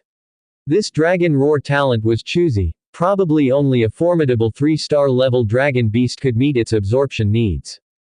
However, such dragon beasts were extremely rare. And unless Duo Lai and Shi Lu met a dragon beast that hasn't developed yet, they definitely wouldn't be able to beat it. Mu Yuan did not want to bump into such a tricky foe in the surrounding area of his territory. If such a large enemy were to invade, if he did not handle it properly, the entire territory would suffer a tremendous loss. The mountain giant, more than 200 kilometers away, had already given him a headache. Fortunately, the mountain giant is in a deep sleep and is quite mellow. Shi Lu often brings back rare game, and so, her contributions to the territory are not insignificant. But it wasn't just about improving the meals. High-quality ingredients often carry special effects, which could marginally increase physical strength, spiritual power or affinity to fire, etc. And the improvement of combat power has always been a process of accumulation. Except for evolutions and breakthroughs into higher levels, no one can dramatically increase their strength at once. Furthermore, rare materials can often be collected from high-quality prey. The materials would then be forged by Master Li into treasure armor or precious weapons, accompanying them on their journey. Buzz. The light of evolution fell, sprinkling on the undead legion, the remaining 2 to 3 dozen skeleton generals and evil spirits, evolving them one by one. Thus, the undead mainstay legion, which has now expanded to a scale of 200 men, all reached excellence level. Despite the fact that the majority among these high-order soldiers have not yet broken into the elite level, they still represent a terrifying force. Having the embryonic form of an army soul means that an increase in number also signifies an absolute increase in the power limit. Not only that, under the advice of the Great Lord Shepherd and the command of General Dead Bone, the Undead Legion had also gradually developed more suitable combined killer moves for the current stage. Mu Yuan was eager to see what gap remained between his own Undead Legion and the fully developed complete troop legion under other powerful lords. There are over 7,000 units left for evolution points of the Undead system. Before the army drill selection, I can still evolve an Undead Epic and a Human Epic. As for the remaining quota, in the Undead system, the quota ultimately fell on Bone Dragon Sario. Mu Yuan was leaning towards evolving the Bone Dragon. After all, at the same level and grade, Bone Dragon's combat power and functionality were far superior to those of Bone 2, Bone 3 and the skeletons. Of course, leaning is just leaning. The Bone Dragon has infinite potential, but Bone 2, Bone 3, and Bone 4 have been the most senior staff, and have always been diligent. Mu Yuan had yet to decide who the quota belonged to until the Bone Dragon kicked off a mad rush. It charged at the front lines, wherever there were tasks, it could be spotted, often capturing bases single-handedly, greatly reducing the time and process required for extermination and conquest. It was only logical that it received such a precious epic evolution quota.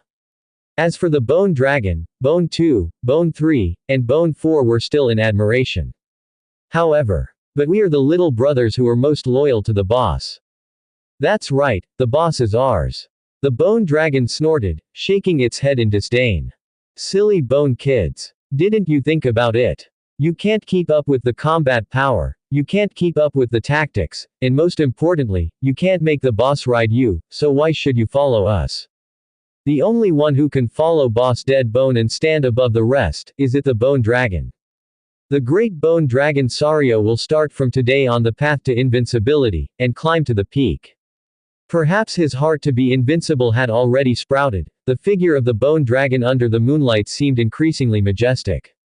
Behind it seemed to be thousands of white bones, laying out a road for its journey. And he was the great Bone Dragon standing at the peak of the white bones. Suddenly, the Bone Dragon started trotting towards a not-so-distant place, its massive head bowed down, almost touching the ground. Greeting to the great and lofty Lord, your arrival makes the sky wider and the earth vaster. Your glory makes the moon in the sky look dim. The Bone Dragon rambled on with his praise. Bone 2, Bone 3, and Bone 4 were utterly stunned, their eye sockets flickering with the soul flame of contemplation. The corner of the Lord Shepherd's mouth twitched slightly. This trend was not good. Was he this kind of vulgar lord? He was just a lord who hoped that all employees would spontaneously work a lot. Your performance I have observed closely. Today I'm going to give you the miracle of evolution. In the days to come, do not let down the power and mission with which you're entrusted. Yes. Great and lofty Lord. Mu Yuan let the Bone Dragon fly to the central area of the skeleton cemetery. After confirming that its state had been adjusted, he reached out and pointed a finger. The familiar evolutionary light fell. The familiar epic phenomenon erupted. The domain interferer also started to buzz operationally as usual. Everything was very casual. A great lord gaining an epic would often celebrate with grand banquets. If a veteran lord was lucky enough to recruit an epic, he might be too excited to sleep for 3 days and nights.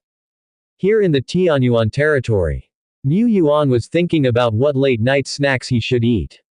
There were still some leftovers of the white jade dragon fish that Duo Lai and Shi Lu had hunted before. Perhaps he should have the kitchen prepare some sashimi later. While he was lost in thought, the 8th epic life of the Tianyuan territory, Sario, completed its evolution. The vision of epicness gradually faded away. When the evolutionary radiance also dissipated, a dragon, much larger than before, appeared before everyone. Its entire body was almost black, the edges tinged with a bit of ice blue. Its wings were somewhat similar to those of the Bone Dragon, but much thicker. Its eyes were filled with an ethereal blue flame, as was its belly. However, this flame was not scorching hot at all. Instead, it emitted a bone-chilling coldness, causing the entire heaven and earth to become frosty, showing signs of hoarfrost. Ding. Prompt. Your troop, Sario, bathed in the evolutionary radiance and has evolved into an epic 1-star life, Frost Giant Dragon, awakening the epic talent, Dragon Soul, simultaneously.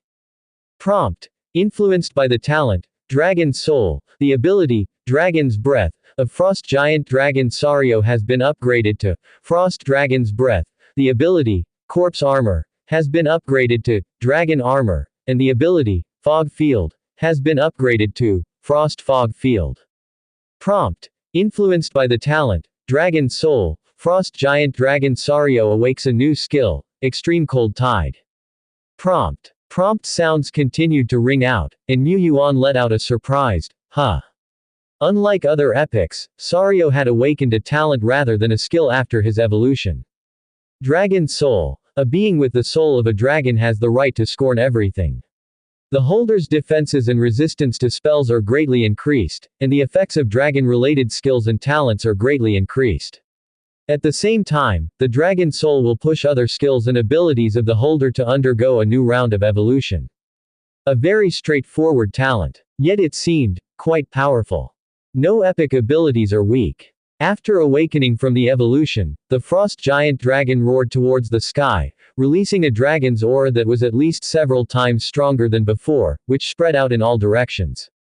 The dragon's aura seemed to transform into substantial force, causing a storm from the underworld and stirring up ripples that shook the surrounding heaven and earth. It seemed as if it had brought the entire world into the underworld. Roar. Is this the power of a true dragon? Bone Dragon I mean, I am the dragon, I am invincible, he. Taking his place beneath heaven, he, Sario, would soon tower over everything else. Of course. Forever, he would be the #1 little brother of Boss Dead Bone. And forever the most loyal, little dragon, to the Great Lord.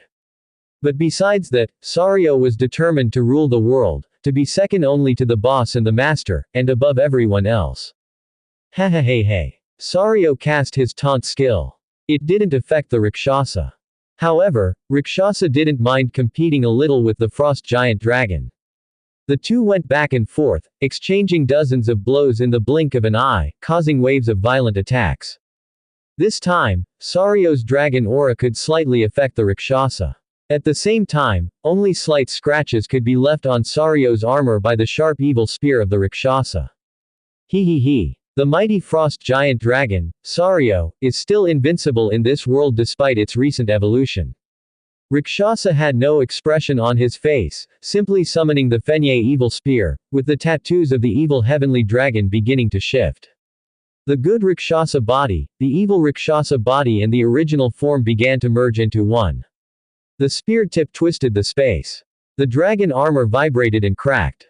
In the heart of the dragon, a sense of mortal danger skyrocketed. This move from Rakshasa was also not quite polished and it was difficult to hold back. But he was not worried. If any accidents did occur, Boss Dead Bone could always resurrect it. Steady. The savage power made his hands tremble, it was inevitable for it to fall. Sario's eyes widened, and the bones of his whole body cracked, stirring up the extreme cold tide that froze the world. He raised his head, opened his mouth, and roared. Boss, save me. A giant ice pillar rose in the skeleton cemetery, and the terrifying spear light interweaved with black and white, under the influence of an unknown force, changed direction and soared into the sky, piercing the clouds. All the spectators gasped in admiration. Martial Maiden Shilu's attention, however, was not on how powerful Sario and Rakshasa were. She was just staring at the giant dragon's silhouette.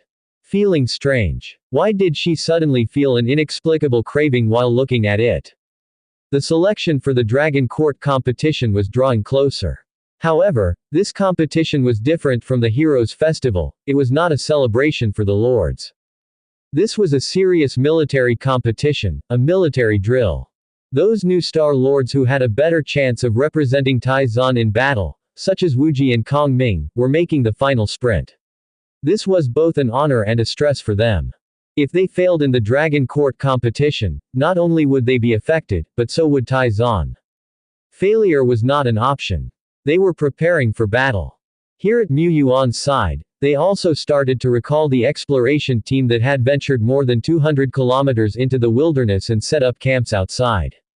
He had to ensure that on the day of the military drill, all his elite warriors would be within the territory. Only then could the Lord bring his troops into the simulated battlefield one by one, in the form of consciousness.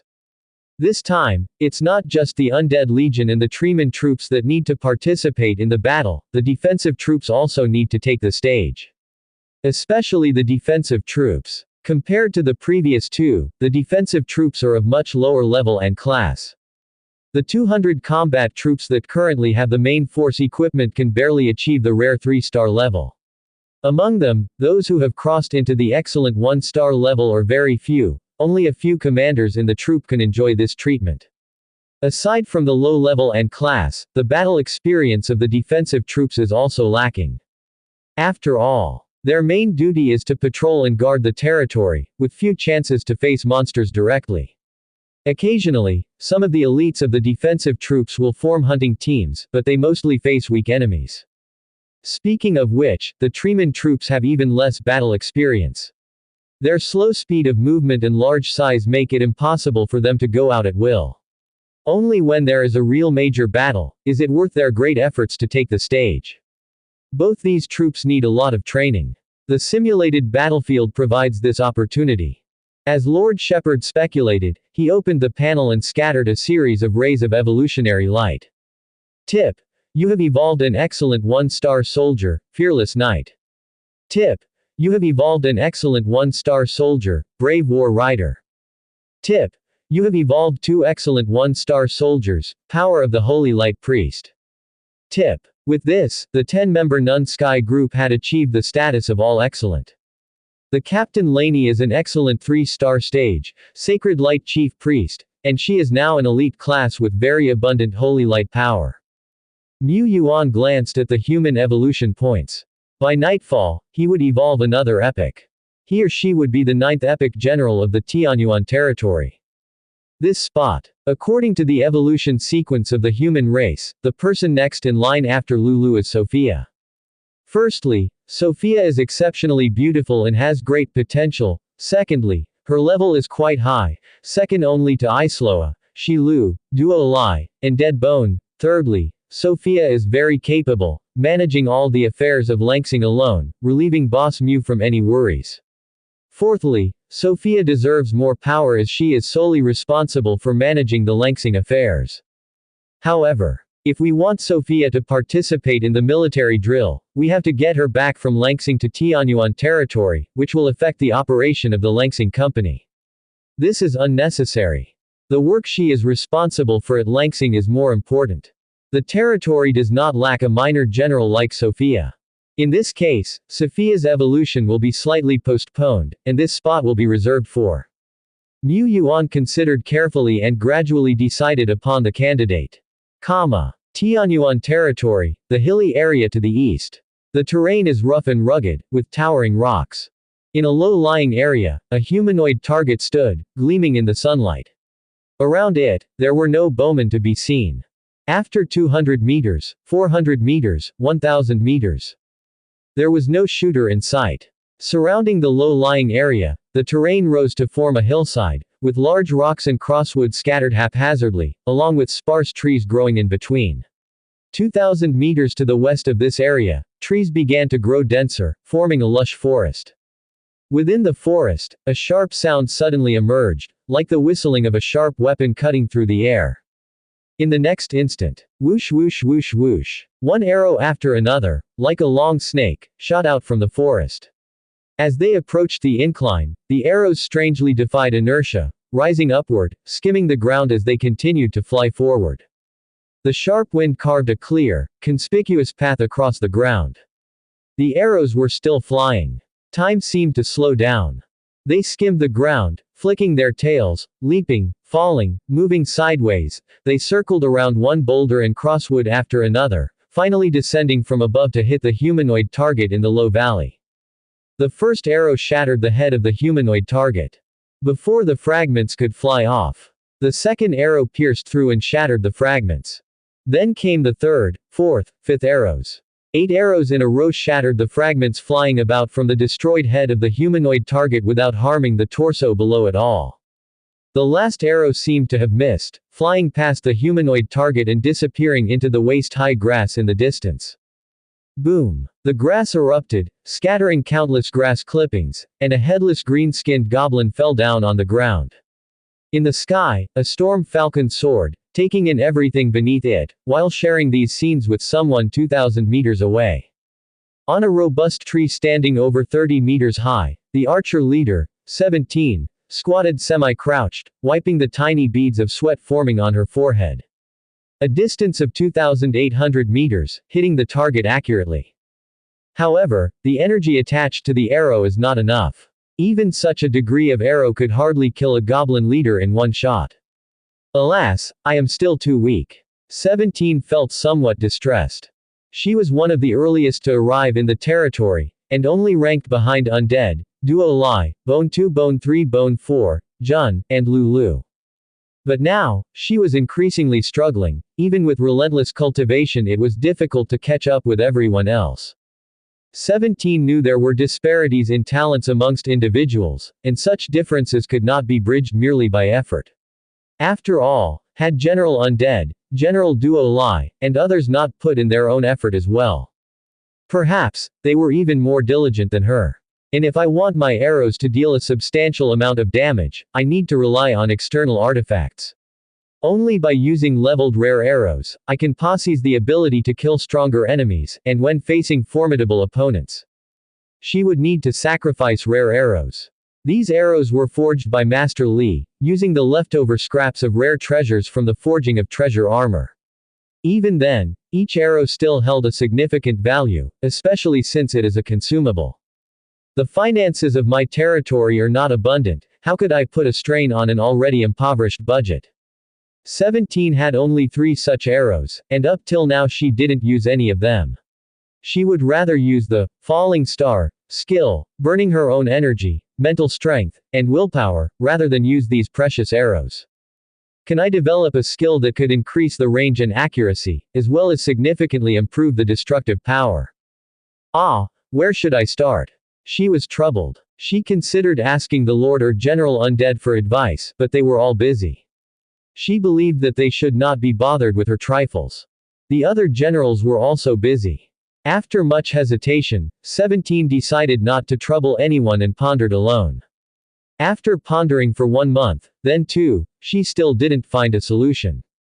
The Lord. She shivered suddenly, realizing that the Lord was standing under a tree not far from her. When did the Lord arrive?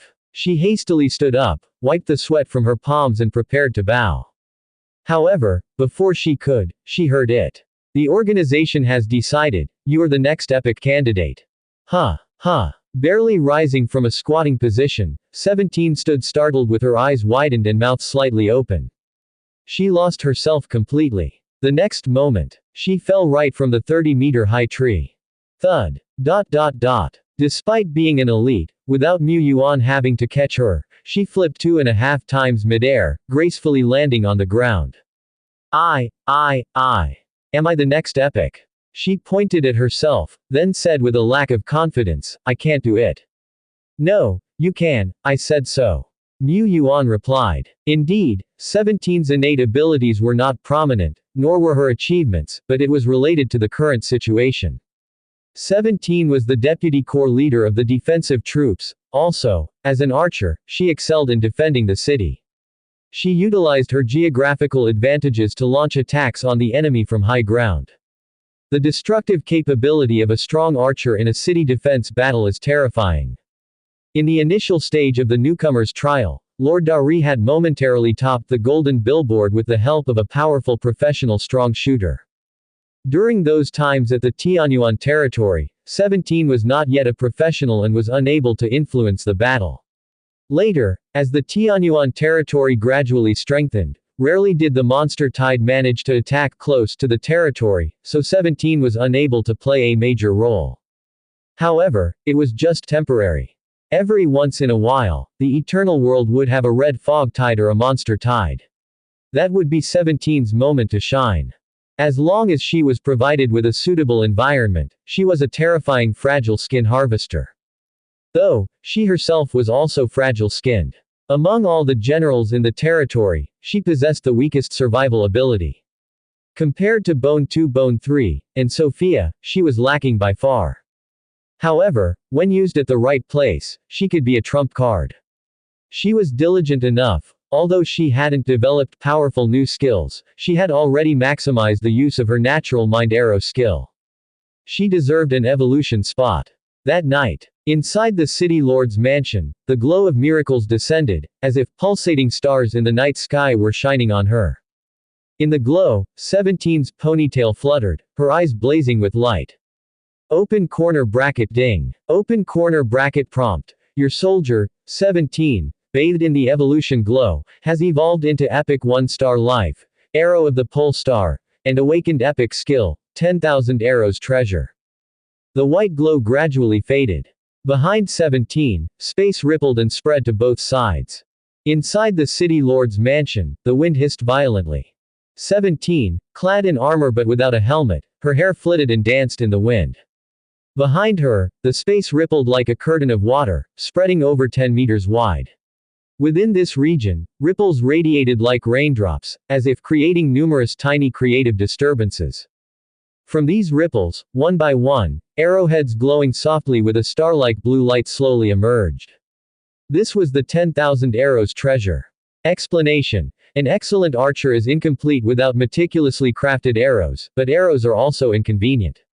Historically, the first arrow of the polar star created the unique ability of 10,000 arrows treasure, refining arrows best suited for oneself by channeling and utilizing starlight. The ability owner can continuously input their own energy to shape and enhance arrows. At the same time, external, arrow, type objects can be integrated into the 10,000 arrows treasure to strengthen or duplicate them using the consumed energy. The 10,000 arrows treasure can accommodate up to 10,000 arrows. Wasn't she just deliberating over her arrows' insufficient damage? Now, with the 10,000 arrows treasure, she no longer has such worries. All she needs to do is continuously refine and enhance her arrows by inputting energy during her leisure time. This was a perfect epic ability suited for her. And quite economical too. Of course, like the Wraith's Sacred Mountain of Dead Bone, this epic skill also required its careful maintenance and continual management to truly fill the treasure space of the 10,000 arrows treasure. Even now, with just the most rudimentary starlight arrows, 17's combat power had significantly increased. This isn't even accounting for the increase in her strength, mental power, and psychic power during this evolution. Although I am still far from being strong enough, I must live up to the name of being epic. So thought 17. 2 days later. God, are you ready? I'm all cleaned up, ready to get beat. We'll see in the secret realm. Mu Yuan turned off the communication device to Zhang Luoxing and Lu Miamu, checked his troops once more, then geared up to head off to the land of challenge, the secret realm. Humming. After passing through the space curtain, a prompt appeared. Open corner bracket, please select the entrance point. Red Tower, Orange Tower. Red. Mu Yuan stepped into the place he'd first logged in. Not far away, the towering red tower stood majestically. Gazing past the tower, an equally grand orange tower could be seen in the distance. Unlike its initial blurry view, he could now see the orange tower much more clearly. He could go straight deep into it until he reached the orange tower area. However, the gathering place was in the red region. When he arrived, many lords were already there, all looking at him. It's Tianyuan. Big Boss Tianyuan. The Divine Yuan has arrived. Lord Wangba looked at him, eyes burning with intent to fight. Lord Shen Lei also stared straight at him. Shuang Tian, the rising star, tilted his chin at him with a provocative look on his face. Only Lord Dari clenched his fist, having a hard time finding the resolve to challenge him. After all, it was Tianyuan. A name with a reputation as mighty as a towering tree. Even though there hasn't been a real full-on face-off among top-notch lords yet, the majority of the lords were still sure that Tianyuan was the strongest of them. After all, Tianyuan demonstrated a ruling-level influence at the festival grounds. Even though power was not the determining factor there, one could still glimpse his potential. However, today is not like the festival grounds, the main character is no longer Tianyuan. Yes, I really want to see the power of Tianyuan, but unfortunately, the simulation training is not open to the public. That's understandable, after all, they need to prevent information leaks. Oh, the main character of today is here. The Lord Wuji, dressed in a white robe, looking like an unsheathed razor-sharp sword. There were also heavyweights like the Lord of Kongming City, Shen Mao, Ba Long, and others, who arrived one after another. Zhang Luoxing, Wangba, and others were all under tremendous pressure. Tianyuan was indeed a big name, but the records of these heavyweights were more awe-inspiring. Zhang Luoxing whispered, Ba Long once helped the pioneer group and breached a monster tribe city. In that battle, his hero, Qian Dragon Descendant, shattered the city gate with one blow, showing unparalleled strength. And that, Lord of Yushan, he's not very famous, but it seems like he recruited a terrifying hero later on. Now, it is said that the Lord of Yushan has been able to venture into the second and third levels of the Orange Tower, undoubtedly a formidable enemy. Saying this, he slapped his own forehead. But it doesn't have much to do with me, I'm only here to make up the numbers. Like Mu Yuan, there were dozens of beginner lords present. For the ones with a longer service history, there were more than 20 lords on the field. These were all the lords participating in the military maneuvers and fulfilling the quota for selection. Soon, an old official arrived and opened a gate to space. Follow me, I'll lead you all to the simulation site. The simulation site was a special space temporarily created by one of the top lords of Taizan for transit purposes. Several bigwigs were already seated here.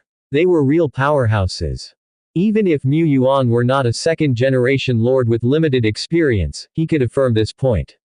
Because there were many familiar faces that often appeared in the news on the Taizan Forum. President of Beiyun State Association, Wu Qingyan. Vice Chairman of Chaoyang Association, Huang Longjun. Deputy Chairman of Taizan Astronomical Association, Weixingzi.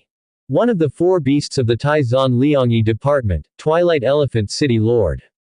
Taizan Pioneer Group, Exploration Generals, Lord of Hanyu City.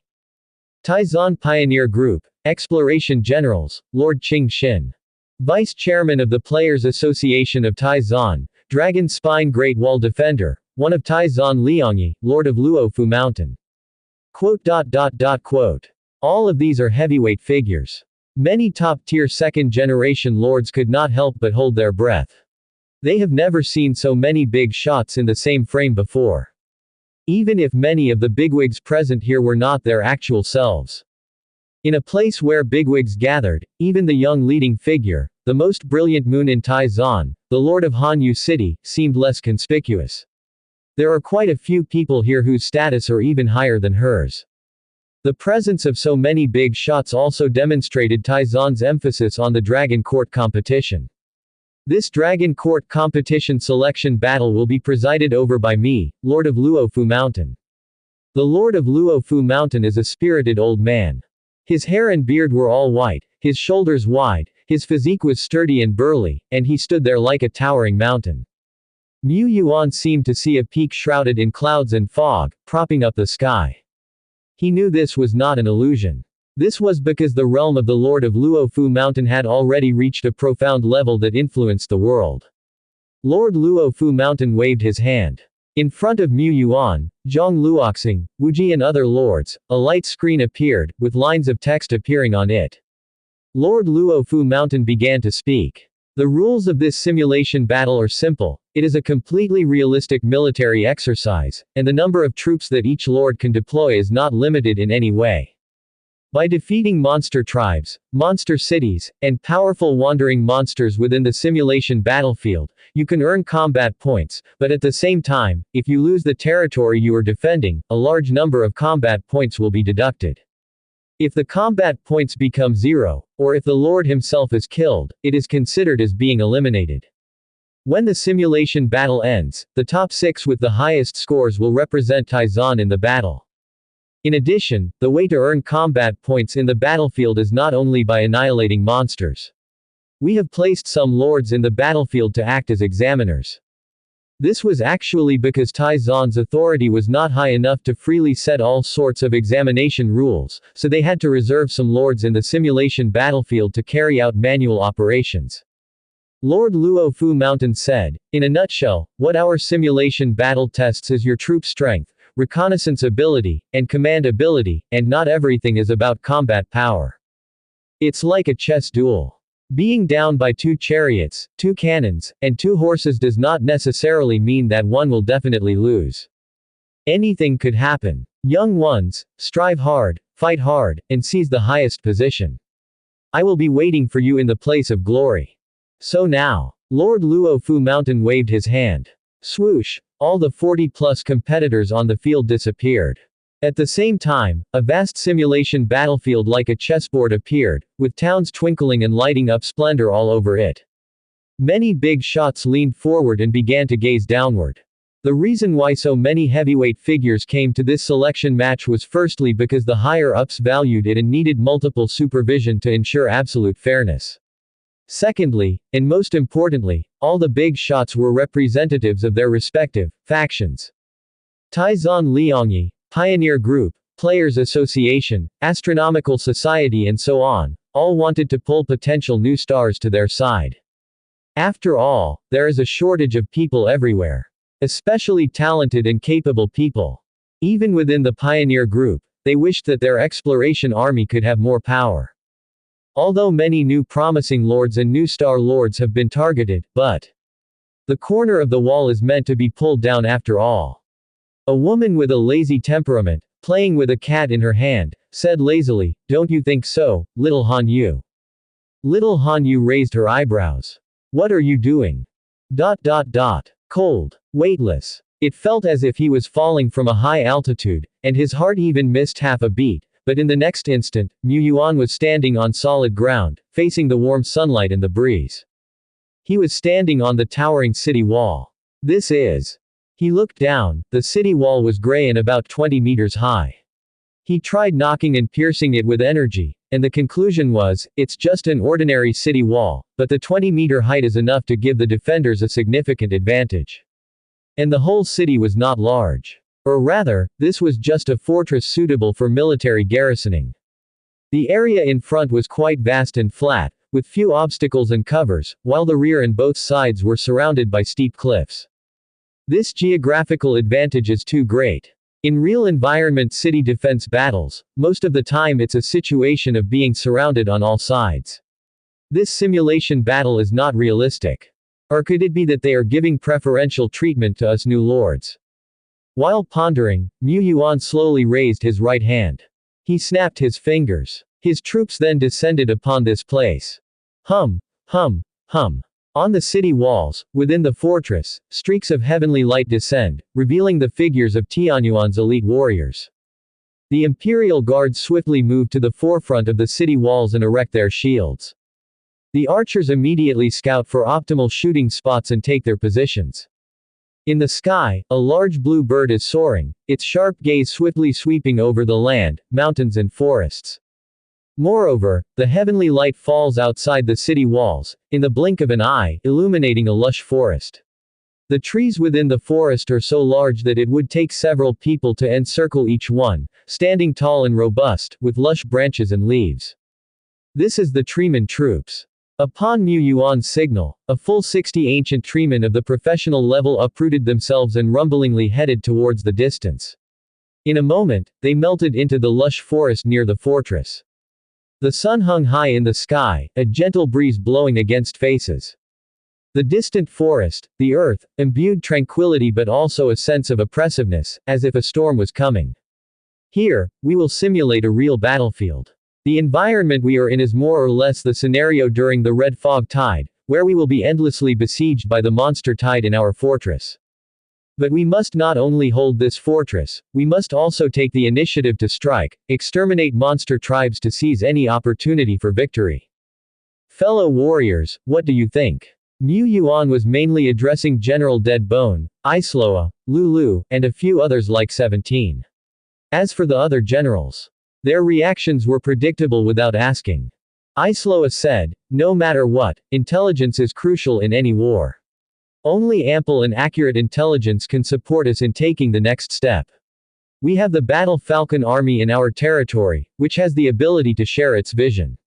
They can go deep into enemy lines alone and it does not matter if they sacrifice themselves, as long as they can transmit the image back before they die. Even if only one image can be transmitted back, it is a win for us. This is the advantage of vision sharing. Jun. Ka. The ones being sacrificed were its beloved brethren. Oh, this is just a simulation battle, so sacrifice is okay. For the glory of Tianyuan, we Falcons are prepared to perish. But having intelligence support alone is not enough. Intelligence is fundamental, but combat power is the essence. Mu Yuan was well aware that even with his own strength, considered superior to other newcomers, he was not outstanding in this simulated battlefield. On top of that, compared to new stars like Wuji, Kong Ming, and Yushin, he was at a major disadvantage. This disadvantage was not only reflected in top-tier combat power and army strength, but also in ordinary troops. This simulated battle was not the same as the challenge of the Red Tower, where there were no limits. As a lord, whether you wanted to invest 100, 1,000, or 10,000 troops, you could. As long as you could afford it. For the veteran lords, who had military buildings and breakthrough dojos in their territories, they could easily accumulate thousands of professional warriors over several years. General Deadbone pondered for a while, then said, perhaps, we need to take some risks. We need to divide our forces and act first, making full use of the mobility of our top forces. Lulu, 17. My goodness, did General Deadbone just use the word, risk? Is that reasonable? The thought process of General Deadbone was simple. If this was reality, he certainly wouldn't take a risk, but since this was a simulation, it was worth using unorthodox tactics. Moreover, only by eliminating as many combat points as possible in the early stages and accumulating advantages, can we stand out in the competition for positions. Otherwise, if the number of combat points was not sufficient and we were wavering on the passing line, wouldn't that be unstable? On the contrary, taking risks was a form of stability. Mu Yuan nodded in agreement. His thoughts were similar to those of General Dead Bone. As for the cost of taking risks, they could afford them. The worst outcome would be elimination, and if that happened, it would only be because they were not as skilled as others. But before that, we need to observe the difficulty of defending the city to determine the number of troops to leave for defense. After all, prompt loss of the fortress will result in a deduction of 10,000 combat points. As time goes by, the number of points deducted will gradually decrease.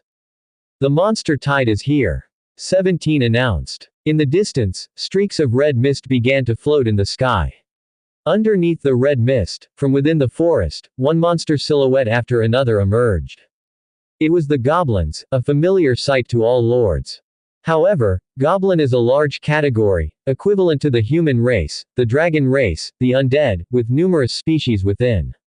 The goblins that emerged this time, besides the big goblin, the goblin spearman, the goblin wolf rider, the goblin warrior, and other regular individuals, there were also some rare ones. Burning goblin, thunder goblin, red hat goblin. Among them, the red hat goblin is a rare 2-star monster. They have a small and hunched figure like little goblins but move at an incredibly fast speed, making them a type of assassin-like monster. Ordinary archers can't even catch a glimpse of these green figures with a hint of red, let alone shoot at them. Even if they could keep up and accurately target them, they're still.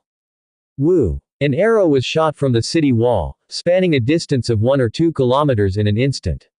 The arrowhead, flickering with specks of starry blue, rapidly enlarged within the eye of a red hat goblin. Its pupils contracted slightly as the arrow, swift as a shooting star, seemed to gradually slow down. It caught a clear trajectory, raising the 2 dark red curved blades in its hand. Unless unexpected, it could easily deflect the incoming arrow, displaying the combat style of the red hat goblins.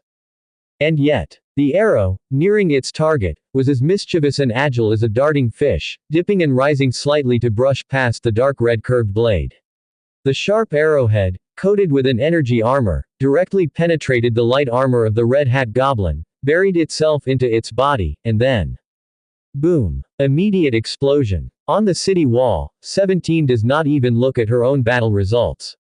She only bends her bow, fits the arrow, and shoots. She has to live up to her own epic level and lord's training. Triple shot. 9 consecutive shots. The arrows are like flowers scattered by heavenly maidens, and like automatic tracking missiles. Under her deadly arrow pursuit, both professional and elite level foes are killed with 1 hit.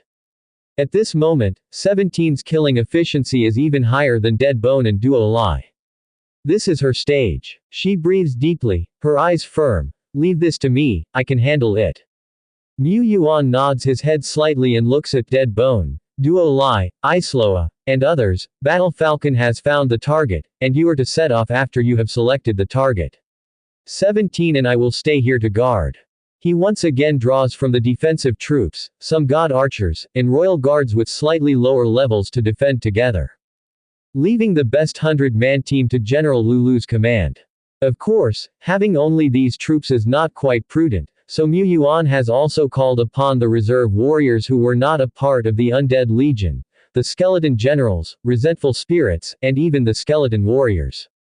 With such a force at hand, even if the wave of siege were to multiply, they would be able to resist it relying on the city wall. Besides, isn't there him, the Great Lord? He is the last insurance.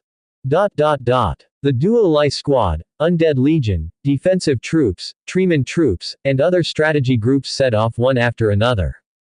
Chasing the targets found by the Battle Falcon. Almost the same time, at the edge of the battlefield, up at a fortress. Lord Wangba, in blood-stained armor, the blood of monsters.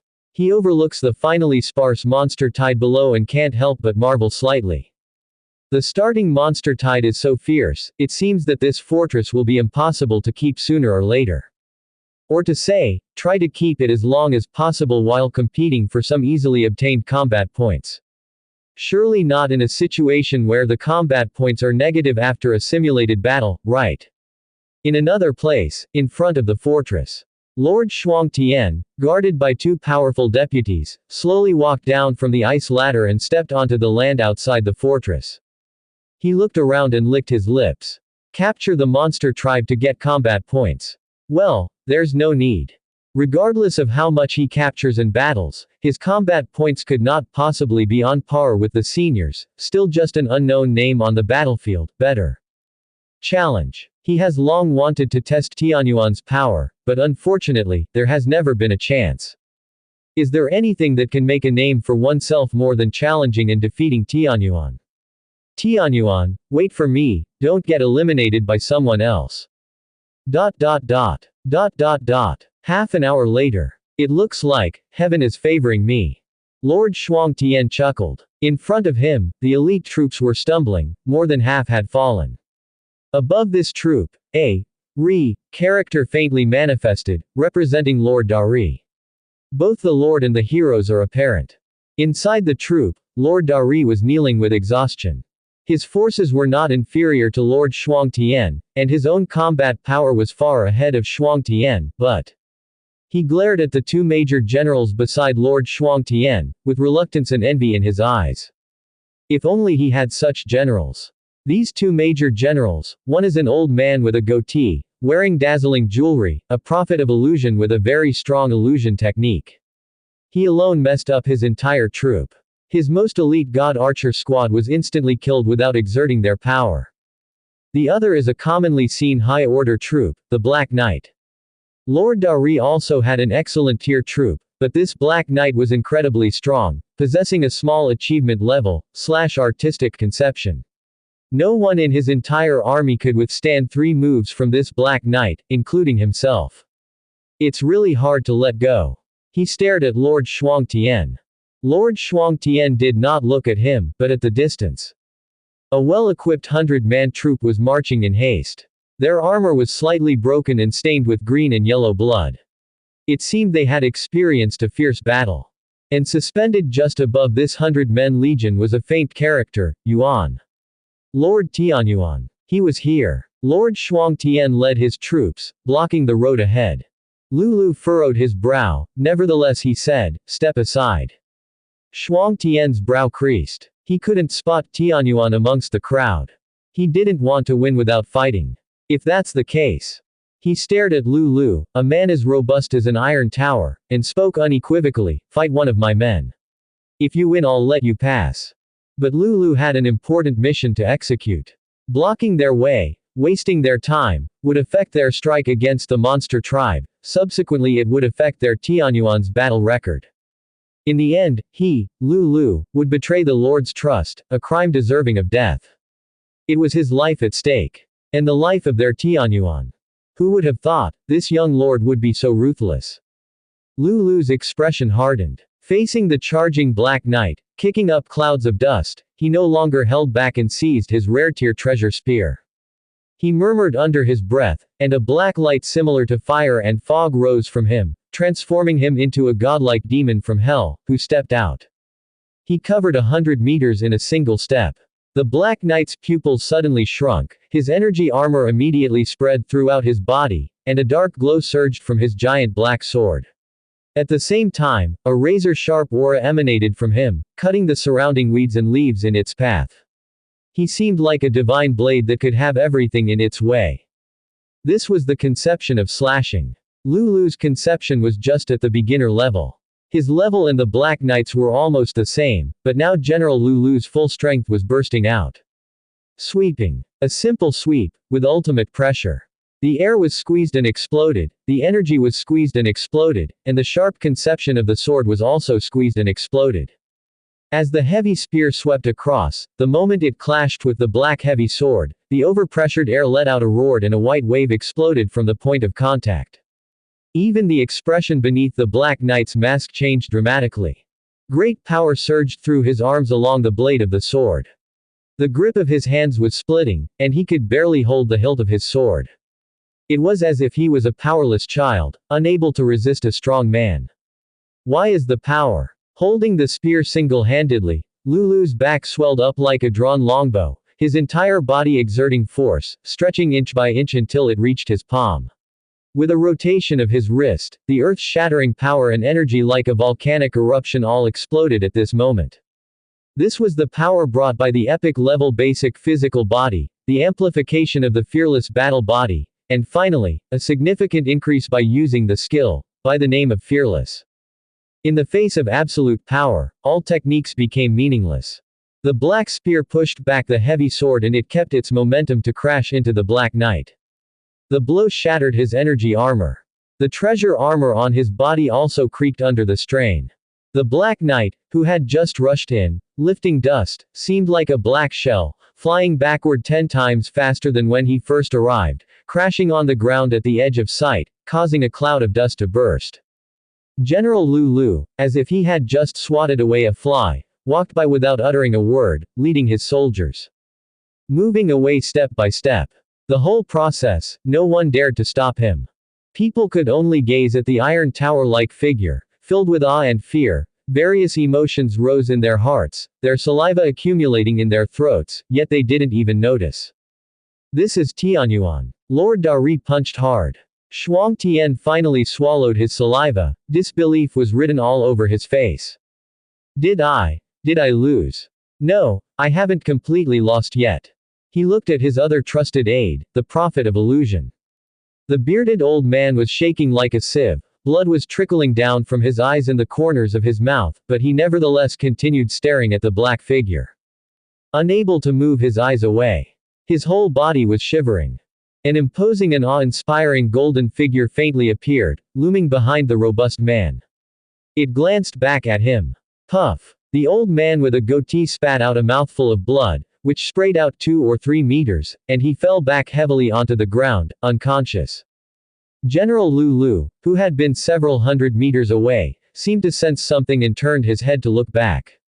Maybe it was just a delusion. It seemed as if he were bitten by some mosquito.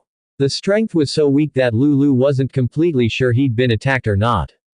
It wasn't because the prophet of illusion was too weak. It was because Lulu had already ignited the light of will. The willpower of those who possess the light of will is as firm as a towering mountain. Any illusion being cast upon them would feel like a gentle breeze and have no effect on them. However, if that was all there was to it, Lulu could have ignored the illusion, but the fearless giant mountain god ranking being stimulated by the power of consciousness made him take a second look at someone. This resulted in the illusion backlash. Lulu didn't think too much about this. He was focused on how to carry out his mission and how to improve efficiency. That was the priority. Lulu glanced at the storm falcon that was accompanying his troops, determined his direction, and swiftly rushed forward. A moment later. Boom. The large monster tribe was in a state of chaos, and the sounds of shouting and killing were gradually ceasing. I suppose this is about enough. Lulu thought. Looking around at the royal guard, God Archer, Big Halberdier, and other warriors, General Lulu, who just displayed his invincible power a moment ago, started worrying. After the battle, 2 warriors had been lost, and more than 20 were severely injured. How should he explain this to the Lord? If this were to delay the battle strategy, he couldn't escape the blame. But Lulu also knew that he couldn't blame his subordinates, the enemy was so strong, and he couldn't protect everyone. He couldn't kill all the monsters before his warriors got injured. This was his fault. That was the root of his worries. Notification. You have eradicated a first-level monster tribe and gained 100 combat points. Notification. You have eradicated a first-level monster tribe and gained 125 combat points. Notification. You have eradicated a formidable wandering monster and gained 150 combat points. Single quote. Single quote. By the time Lulu had eradicated a monster tribe, the Dead Bone, Duo Lai, and Frost Giant Dragon Sario squads had already taken the lead. The Undead Legion led by Dead Bone, of course, doesn't need mentioning. They swiftly swept through and eradicated a monster tribe with an overpowering momentum. This kind of first-level monster tribe isn't weak. They're much stronger than the Snake Man tribe in the past, roughly equivalent to the Spider Woman tribe. Of course, the lords in the battlefield are all not bad, they all have the ability to expel such tribes. However, in the process of eradicating monster tribes, the lords need to be aware of the consumption of their own troops. It's hard to expel without incurring damage. The defensive troops led by Lu Lu began to sustain injuries. Contrarily, the Duo Lai and Shi Lu team, as well as the Sario, Rakshasa and Hong Yi team were incredibly efficient and relaxed in their expelling efforts. The former team, Duo Lai, is known as the Princess of Battlefield Destruction. An ultra-powerful fireball as bright as the blazing sun could demolish half of a monster tribe. Its strength is quite close to large-scale magic. Her teammate, Shi Lu, is good at close combat and can protect Duo Lai, allowing her time to accumulate her techniques. The two work together perfectly. Similarly, the other team, Sario, being a frost giant dragon, finds it very easy to attack cities and territories. A wave of Long Wei and a sweep of Dragon Breath could annihilate a large number of enemies. Rakshasa specializes in point-to-point combat, accurately and powerfully killing the strong ones in the tribe, quickly beheading them. Hong Yi, who is following them, is responsible for covering the traces of Sario. Otherwise, a frost giant dragon flying freely is too conspicuous and could easily attract others to surround and kill them. On the other hand, Lu Lu is not weak, but he is not as strong in city warfare compared to Duo Lai and the frost giant dragon, and his teammates are a bit weaker too. Mu Yuan thought for a moment and assigned Isloa to reinforce Lu Lu. The Treeman troops were still on the march. Mu Yuan's task for them is to expel the more difficult enemies. 2.5 hours later. There were shouts and roars outside the fortress that shook heaven and earth, but the great Lord Shepherd was oblivious to the situation outside the window, focusing on looking at the battle falcon's vision and constantly repositioning his forces. 49 battle falcons have been killed, some by monsters, some by passing lords. But it doesn't matter. He has a plentiful stock of battle falcons here, more than 300 of them, which wouldn't be exhausted in a short time. Thanks to the valiant sacrifices of the battle falcons, he has already discovered many targets to expel. Mu Yuan drew a simple map and made detailed markings on it, but some of the markings were crossed out with a red X after he made them. Yet another monster tribe has been expelled. As expected, I need to race against time. And the combat points gained from eradicating a first-level monster tribe are too few. Most of the time is wasted on the road. Perhaps, I need to change my strategy and directly expel higher-level targets. However, threats are not only from monsters, they often come from competing lords. As his troops and small squads from Tianyuan territory penetrate deeper into the battlefield, the chances of encountering other lords' expeditionary teams are also increasing. And once encountered, many lords won't mind taking the opportunity to eliminate a competitor. Somewhere on the battlefield, Lord Wuji was walking in the sky with a sword. Wherever he passed, the wind naturally parted ways, forming a visible road. Seen from afar, it looked like a huge white sword, and he was walking on it. Along his journey, Lord Wuji vanquished many monsters, soldiers, and heroes. He suddenly came to a stop, his gaze sharp as a sword's edge piercing through layers of space, clearly seeing the two small black dots still at the end of the horizon. One has long horns growing from his head and wings on his back. Another's blue hair wafted in the wind as they walked. He was about to unsheath his sword when he suddenly stopped halfway. It seems to be a hero from the Tianyuan family. He put the partially drawn sword back into its sheath, stepped into the void, and disappeared in an instant. From the sidelines, a powerful spectator chuckled. It seems Tianyuan has narrowly avoided a disaster. They're lucky. This isn't just luck, connections are also a reflection of power, another high-ranking individual commented. But, it seems Tianyuan's luck is rather poor. Not long after Lord Wuji left, two of Tianyuan's heroes encountered another top contender. A hero from the family of Lord of Balong. Qian dragon descendant, Hogar.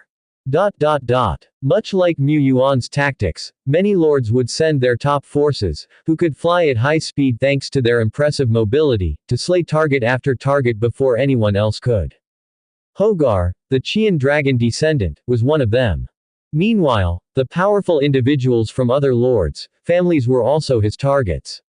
If he could eliminate the prime warriors from each family one by one, his own lord would naturally rise to the top. He spotted his next target, his gaze falling on Shi Lu. Are you also a dragon descendant? He murmured to himself. But regardless of whether they were dragon descendants or not, he saw them all as one thing: prey. He's coming. Shi Lu's dragon scales trembled slightly. The keenness of the dragon allowed her to sense the fatal threat that this powerful figure in front of her posed. The Qian dragon descendant dove down from the sky, fist smashing down. It was as if a grand sun, emitting endless light and heat, was unveiled within his punch. Shi Lu didn't dare to be careless for a moment. In her dragon mode, she fully unleashed her power, forming a huge phantom of a dragon claw. Bang! Fierce flames erupted in the sky, setting off a sea of fire. Shi Lu was thrown backward. The Qian dragon descendant also flew back several steps. He was somewhat surprised. The power isn't bad, and your bloodline doesn't seem to be weak.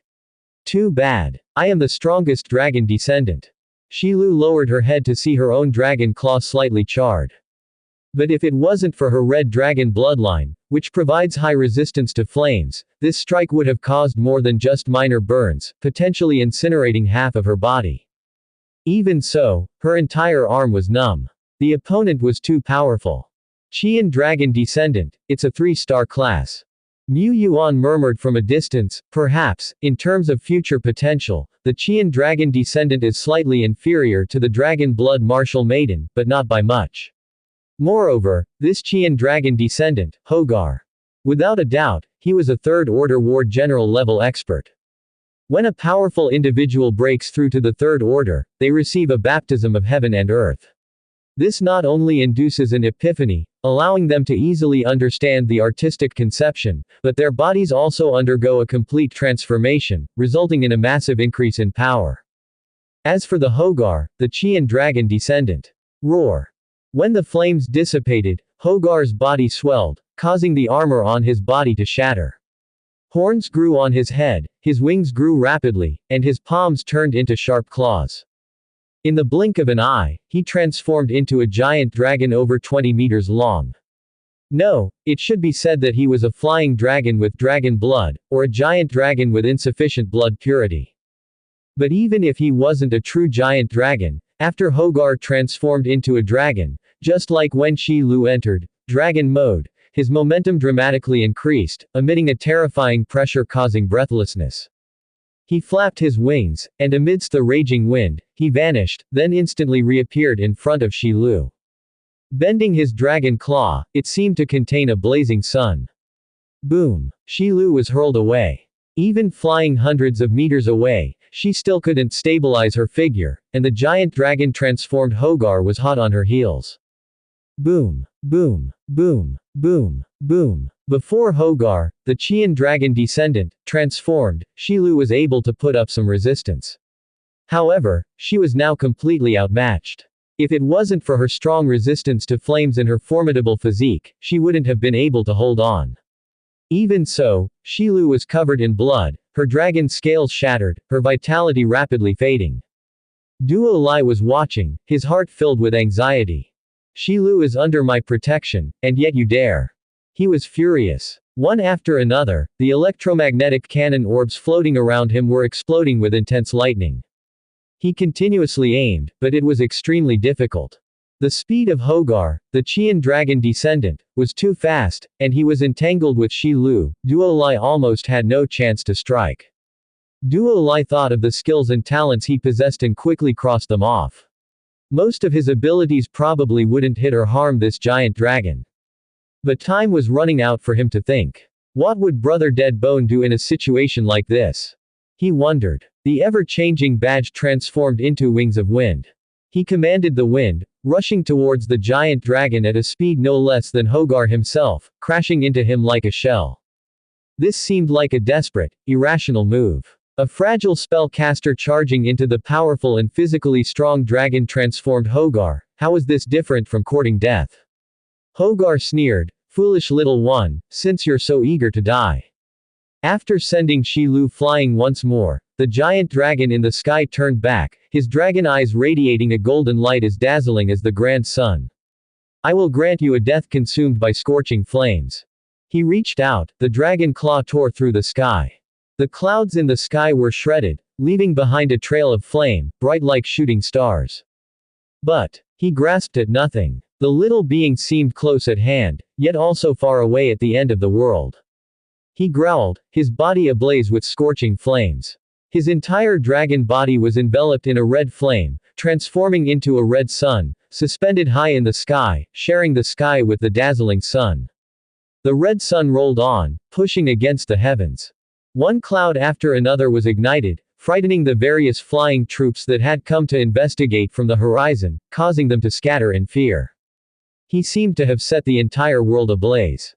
But he could not ignite the tiny being close at hand. She seemed ephemeral, elusive, existing yet not existing in the world. Hogar was unable to understand, constantly unleashing his power, painting the sky red. Duo Lai's face was also red, his mind tense, his eyes reflecting the shadow of the red sun, and only it could behold, white and black intermingling. Domain. The red sun could not set the world aflame. But it controlled the world. Within the domain, it was its world. The vast difference in levels was clear. However, Duo Lai's control of his domain wasn't as good as that of Dead Bone and Isloa. Even with his tension pushing his domain to the limit, it could only distort and confuse space.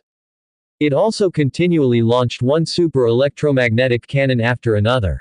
However, when the electromagnetic cannon entered the red sun, most of it was incinerated, with the remaining power barely able to pierce Hogar's dragon skin. It really is difficult to handle. While it had engaged and wrestled with the Qian dragon descendant, Shi Lu had already taken the opportunity to retreat, hanging in the air with a worried expression. But don't worry, I am after all General Duo Lai. As a predecessor, how could it let the younger generation worry? It, Duo Lai, can also perform miracles. Its mouth slowly widened, like the opening of a zipper, continuously widening. The wind ceased. The fire stopped flickering. The energy cloud spreading around was frozen in midair. The red sun also froze. Hogar, enshrouded in red flames, widened his eyes, his golden dragon pupils nearly bursting, bleeding and shedding bloody tears. His dragon muscle also vibrated, making cracking noises. Around him was an endless burning mist, large patches of red fire dispersed. This was not flame, but a nearly tangible artistic conception pushed to its limit. The expert-level red sun ambience. He didn't understand what was happening, only that, a sense of imminent death had engulfed his heart.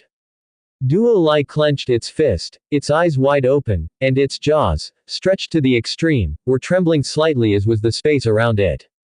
I am General Duo Lai. Spatial Devourer. It suddenly bit down with its mouth. Crack. The crisp sound echoed far and wide.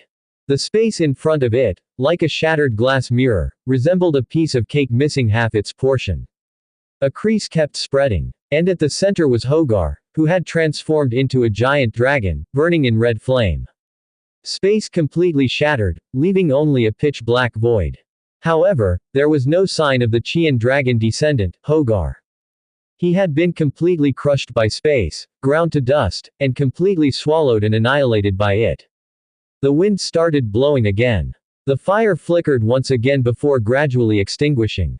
Duo Lai looked at the gradually healing space rift, and Shi Lu, who stared at it with her mouth slightly open, an expression of shock on her face. It puffed out its chest proudly. I am a predecessor after all, of course, I am very reliable. Shi Lu, who had flown over, scanned its body. After confirming that no limbs were missing, she breathed a sigh of relief. Predecessor Duo Lai is really reliable.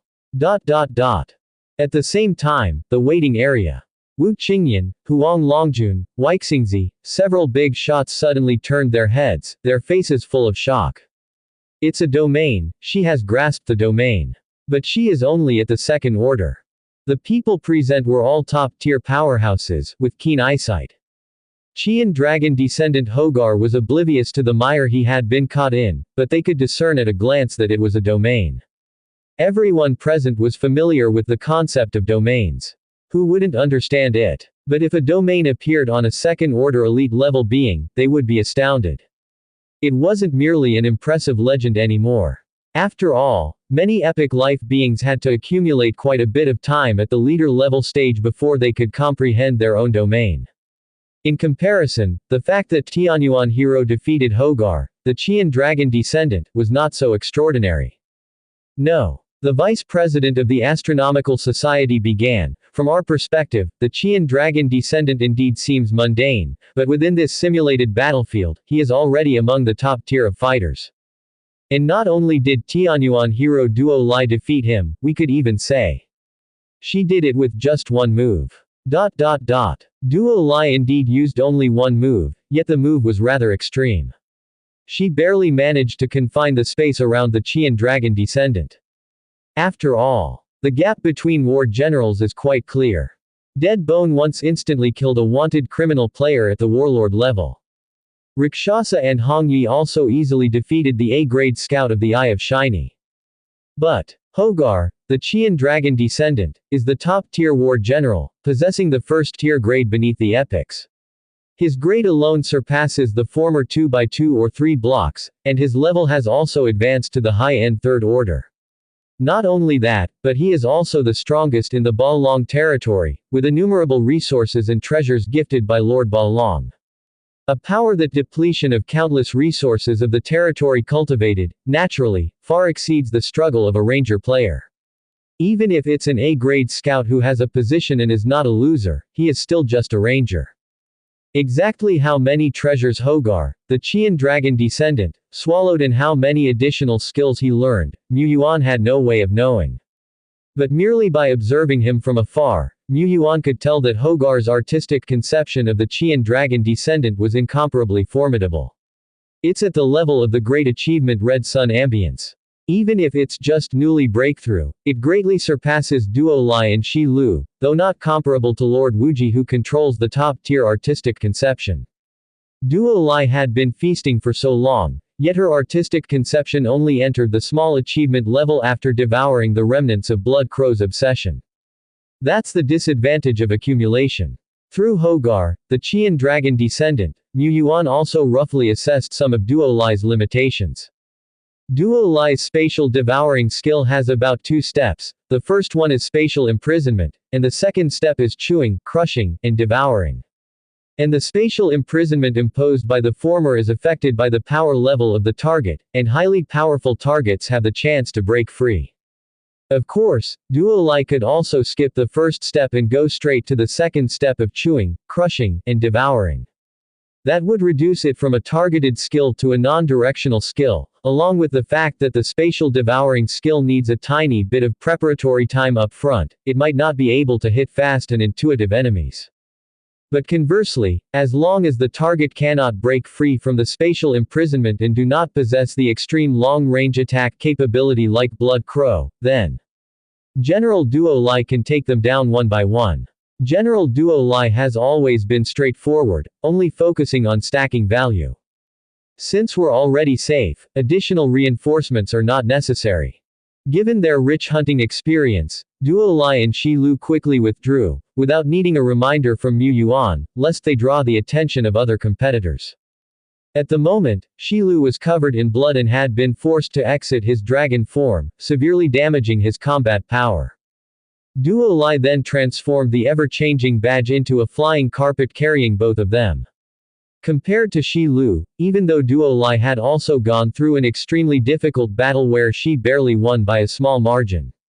She wasn't injured and had only consumed about 1/3 of her energy. Given Duo Lai's recovery rate, such consumption could be restored in no time. Shi Lu, on the other hand, was unable to regenerate quickly. Mu Yuan took a look at their surroundings, pondered for a moment, and instructed Duo Lai to fly to where Lulu was. There, Shi Lu could receive holy light healing from the Nun Sky group. After Duo Lai and Shi Lu's figures disappeared, under the azure sky where the remaining flames were gradually dissipating, several airborne troops slowly emerged. Royal Griffins, God Monsters, Silver Pegasus, Obsidian Golems, Dragon Hawks, and so on. Each of them was at least of the rare 3-star stage and elite level. They were scouts from various forces and eyes of various lords. Many of these scouting elites even possessed incredibly rare scouting divine skills like field of vision sharing. After all, they had powerful territories standing behind them. With the abilities of Shen Mao, Bao Long, and other geniuses of the same period, they could easily get treasures that ordinary players yearned for, and cultivate a few elite scouts with long-distance communication capabilities. It wasn't too difficult. Some of these flying units also possessed certain intelligence and were equipped with precious rare grade ornaments. They communicated with their lords through the rare ornaments, relaying information on the situation at all times. Qian dragon descendant Hogar was killed. Was it the work of Lord Wuji? The blue-haired girl, whose troops does she belong to? Pass my military order. When encountering the blue-haired girl, you can directly abandon the mission and prioritize survival. Similar instructions were previously targeted at just a few powerhouses like Wuji and Qian Dragon Descendant. These powerhouses all have one thing in common: their own combat power was at the top of the food chain in the simulated battlefield, and they also had superb mobility. These 2 points, the blue-haired girl possessed them in full. Wuji and Hogar before were running around hunting. Mu Yuan was thinking whether he should let Duo Lai join the ranks of the hunters. Given Duo Lai's ability, she was quite fast in hunting. But on second thought, perhaps not. There are no combat points for hunting. For an elite like the Qian Dragon Descendant, if they aren't too overconfident, if they just focus on escaping, Duo Lai may not be able to crush them. Moreover, compared to its hunting ability through spatial devour, Duo Lai's greatest strength is its transformation into the human form of the Destruction Princess. General Duo Lai was already on the move. Perhaps it is because they became famous after a single battle. After recovery, the Duo Lai squad embarked on the journey again. They were no longer targeted by any strong individuals. Instead, some local military officers or scouts, upon encountering Duo Lai, scattered and retreated like mice seeing a cat. Isn't Benduo really cute? This just proves that you, Sister Duo Lai, have unmatched martial prowess. Shi Lu said, with her dragon pupils suddenly standing up. Someone's coming, and this time it's a strong one. She had a wealth of hunting experience and could often smell the scent of prey or hunters from a distance. And the scent she sniffed this time made her feel like the prey, just like when she faced the Qian Dragon Descendant Hogar. The newcomer was a handsome man with a pair of wings on his back, looking like an angel, except that his wings were black. A powerful individual from the Black Feather series. His gaze swept over the two of them, finally stopping on Duo Lai. Without a word, he turned and flew in another direction, disappearing at the horizon in the blink of an eye. Duo Lai. What about the energy it just accumulated? It looked at Shi Lu, questioning with its eyes. Shi Lu, uncertain, said, possibly, he was deterred by your reputation, Sister Duo Lai. Duo Lai pondered. Duo Lai suddenly realized. You're absolutely right, just like Benduo. The watching Mr. Mu was confused. However, it wouldn't be entirely wrong to say that he was deterred by Duo Lai's reputation. Such top hunters are constantly weakening the strength of various lords, but they also have to consider their targets. If the target is much weaker than oneself, it can be easily eliminated, and hunters will naturally take action. But if the prey is very powerful and has the ability to wound oneself, hunters would need to weigh their options. Hogar, the Qian Dragon Descendant, was previously caught off guard by the intelligence and ultimately became prey. Undisturbed, Duo Lai, with Shi Lu, broke through one monster tribe after another, greatly increasing their efficiency. Other lords too, crazily rolled up their sleeves, attacking one high-level target after another. Somewhere in a large-sized monster tribe raided, 3, the shouting and killing echoed through the sky. This tribe was built in a lush forest, and it was a tribe mainly composed of cat demons. There were clawed cat demons, shadow cat demons, cat demon fighters, cat demon commanders, and cat demon kings, among others. The ranks ranged from ordinary to excellent, and the levels ranged from the profession level to the warlord level. That's the difficulty of a 3-level target. But only by attacking and overcoming such challenging targets can we have a chance at winning the qualifying spots. That's right. The top class strength of the lords like Wuji, Yushin, and the likes are as strong as the monsters. If we don't make an early effort, we won't stand a chance. Not only Wuji and Yushin, who would have thought that the blue-haired female hero from the Tianyuan family is also strong like a monster. It's too scary. At the festival grounds, the blue-haired girl looked so harmless. It's practically a monster in human skin. Perhaps because the Tianyuan family was fortunate to recruit this girl who is as strong as a monster, he was able to exert a dominant influence within the festival grounds. However, having only top-tier power is not enough to control the battlefield. As long as we are careful not to be decapitated, relying on a large number of troops to topple one high-level target after another, harvesting combat points, we might have a chance of victory. As for Tianyuan, he has too obvious a weakness, he has no chance of winning a spot. Or rather, Tianyuan's strength is too strong, so that even a novice lord like him has the strength to stir up trouble in this high-end battlefield. Indeed, it's no wonder he is Tianyuan, his future is limitless. In a few years, we can also say that we've stood on the same stage as him. In the Third Order tribe, the battle cries were deafening, and occasionally cat demons or soldiers fell, their blood staining the ground red. They were like two waves of different colors, interacting with each other, wrestling, clashing. But the soldiers and armies from human forces were not a monolith, but two clearly divided parties. Faint letters appeared over both armies. Melt, and armor. Representing two different lords. They commanded their most elite armies, even mobilizing over 1,000 formal troops, intending to capture this tribe. The combat points gained from conquering a third-order target far exceeded those of first and second orders. One could be full with just one. Cooperation, for lords whose strength is not outstanding, is indeed a wise choice, and indeed, there is a glimmer of hope they can grasp. The president of the Baiyun State Association, Wu Qingyan, nodded approvingly. They need to select the strongest 6 people to represent Taizan, but the strongest is not only the strongest in numerical terms. Whoever stands out in this simulation war is the strongest. War only looks at results. So do trials. The Lord's command ability and judgment are also a manifestation of combat power. Likewise, the ability to find other lords and cooperate is also an aspect of power. However, President Wu Qingyan continued, no matter how exquisite the tactics, without enough power, they're just castles in the air. Quickly restrain its movements. Like you need to tell us that. But we have to be able to do it. It's too fast. In the area where the fighting was the fiercest, sword lights tens of meters long crashed down, flames and thunderbolts interwoven, causing the ground to burst and large trees to fall, but they never caught up with the fleeting reddish-brown figure. Cat Demon King. In the Cat Demon tribe, several rare 3-star Cat Demon commanders, who had just stepped into the warlord level, were extremely fierce. Once they rushed into the formation, they could easily tear apart the warriors and cause a bloody storm. Only the generals under the 2 lords could stop them. Both of the lords had third-order warlord-level generals who were stronger than the Cat Demon commanders. Initially, they held the advantage, but with the appearance of the reddish-brown Cat Demon King, everything changed. Whoosh! As if a reddish-brown hurricane had passed by, the armor of the Black Knight, a high-ranking general, was torn open, with messy flesh and blood inside, and blood gushed out. Their generals were at a complete disadvantage against the Cat Demon King. If their generals were killed, the rest of their generals would have no way to stop the Cat Demon King, and by then, their army would collapse completely, let alone annihilate this large tribe.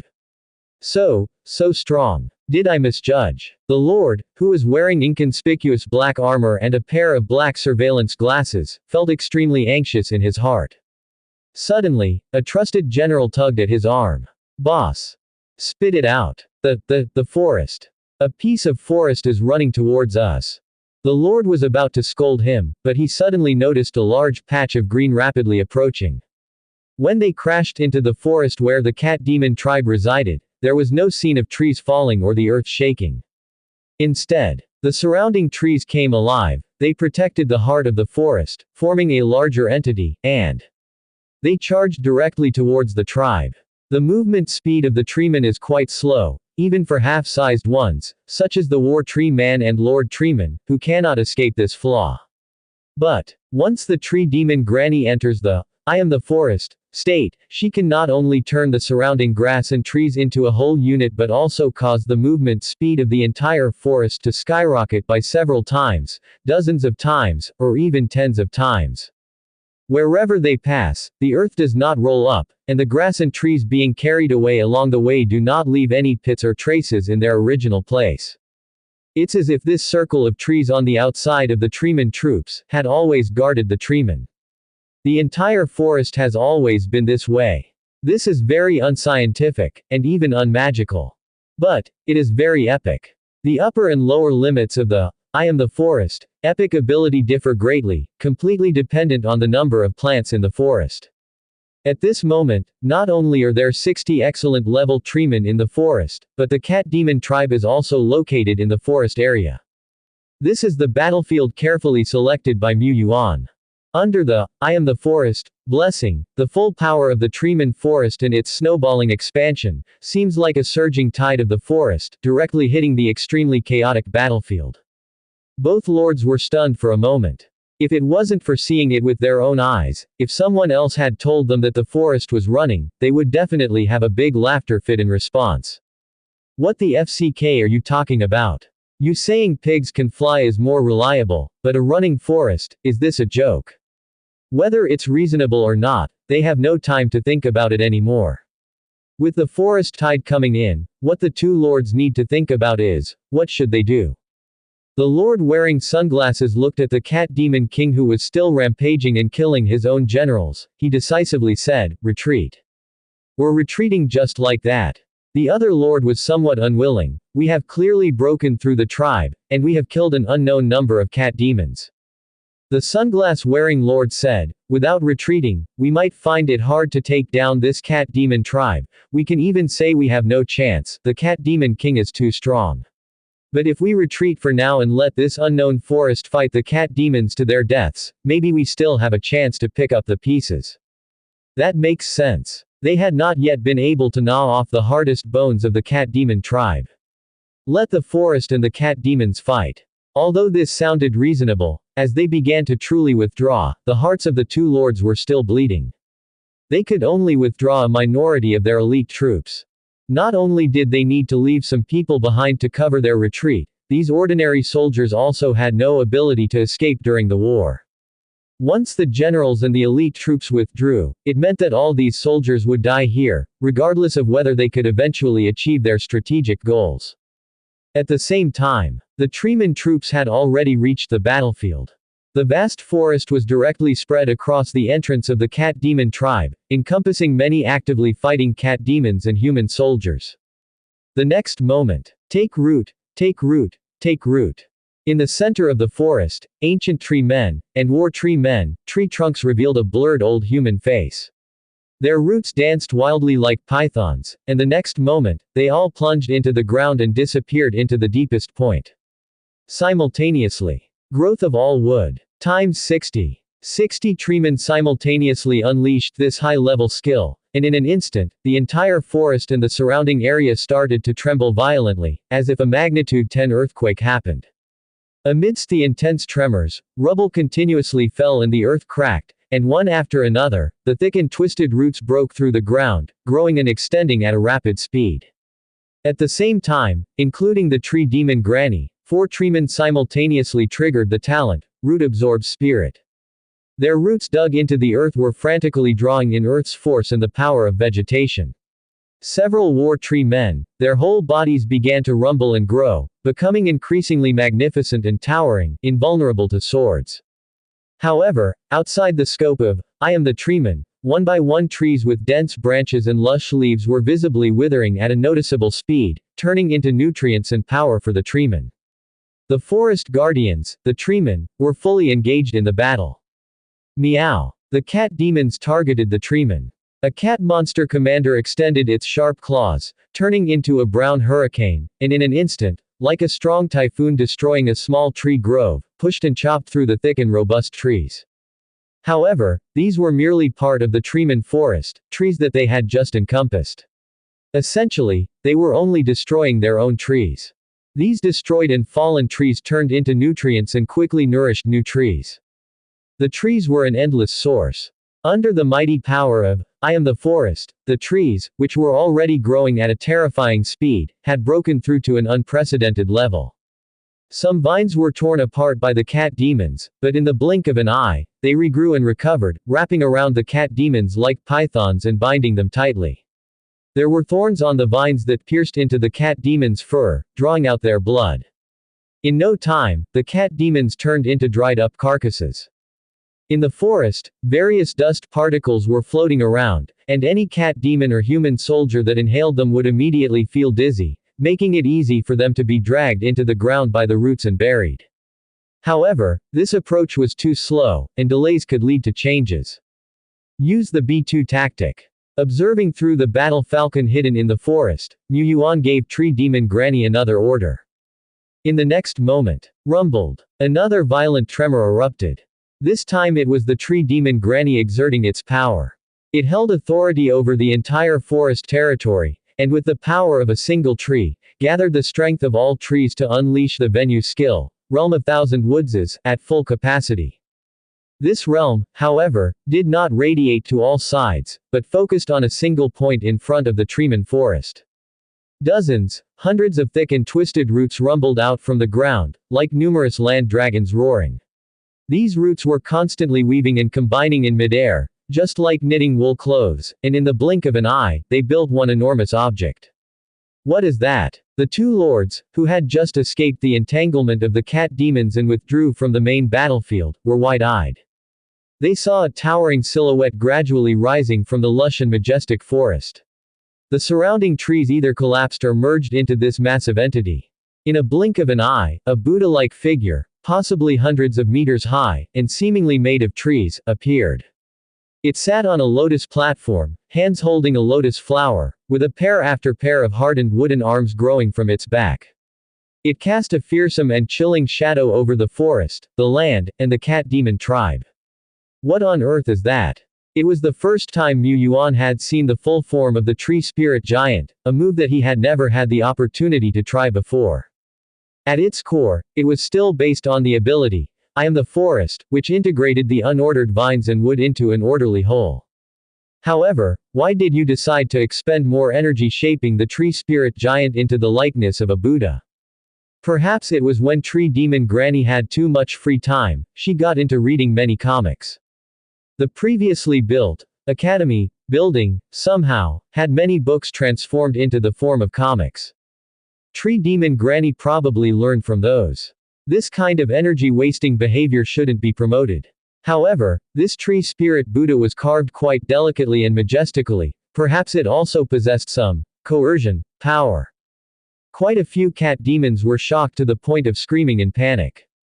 But under the command of the Cat Demon King, they quickly overcame their fear and one by one pounced forward, with their claws tearing or teeth biting. The Cat Demon King even transformed into a brown-red tornado and plummeted down. It tore at, and shattered the body of Tree Spirit Buddha, piece by piece.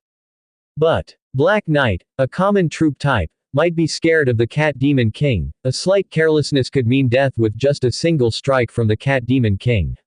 However, the massiveness of the Tree Spirit Buddha was here. Even if the Cat Demon King tore it open and made a large gap, it was still not a significant damage comparing to its entire body.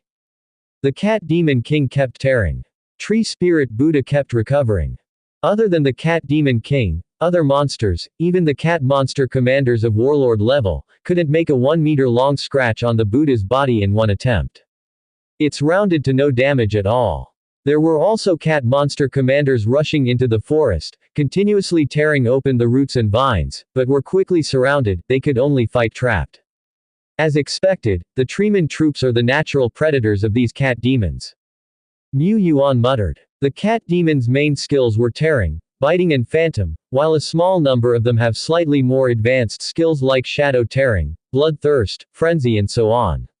Their characteristics were, their attack range wasn't large. On the other hand, Treeman and Tree Realm were massive and had fast recovery. And their surrounding area was also a forest region. Advantages in both combat methods and environment. This was the fundamental reason why Mu Yuan directed the Treeman troops straight to this target. He chose this battlefield. Suppose if this tribe was attacked by the Duo Lai squad, the process might be hard. When Duo Lai's super large fireball technique was cast, it would also be hard to kill the high-level cat demons inside. Compared to that, these extremely fast cat demons, with powerful single-target damage, posed a significant threat to Duo Lai. General Duo Lai might get injured if being slightly careless. Suppose if it was attacked by the Frost Giant Dragon squad, it would be even worse. The dense woods would obstruct the dragon breath, making it ineffective. But the treemen that prey on cat demons would also be preyed by content with fire capability and the ability to fly, Qian Dragon Descendant. In a one-on-one fight, Tree Demon Granny would certainly lose against Qian Dragon Descendant. Even if she brought the entire treeman troops, it would still be hard. Rapid flight could evade tree vines, holding the initiative of the battle, turning into red sun, and could destroy large patches of trees. The scope of its destructive power was much more ferocious than the Cat Demon King. In cases where the level difference isn't that significant, environment, combat methods, and numbers could greatly affect the outcome of the battle.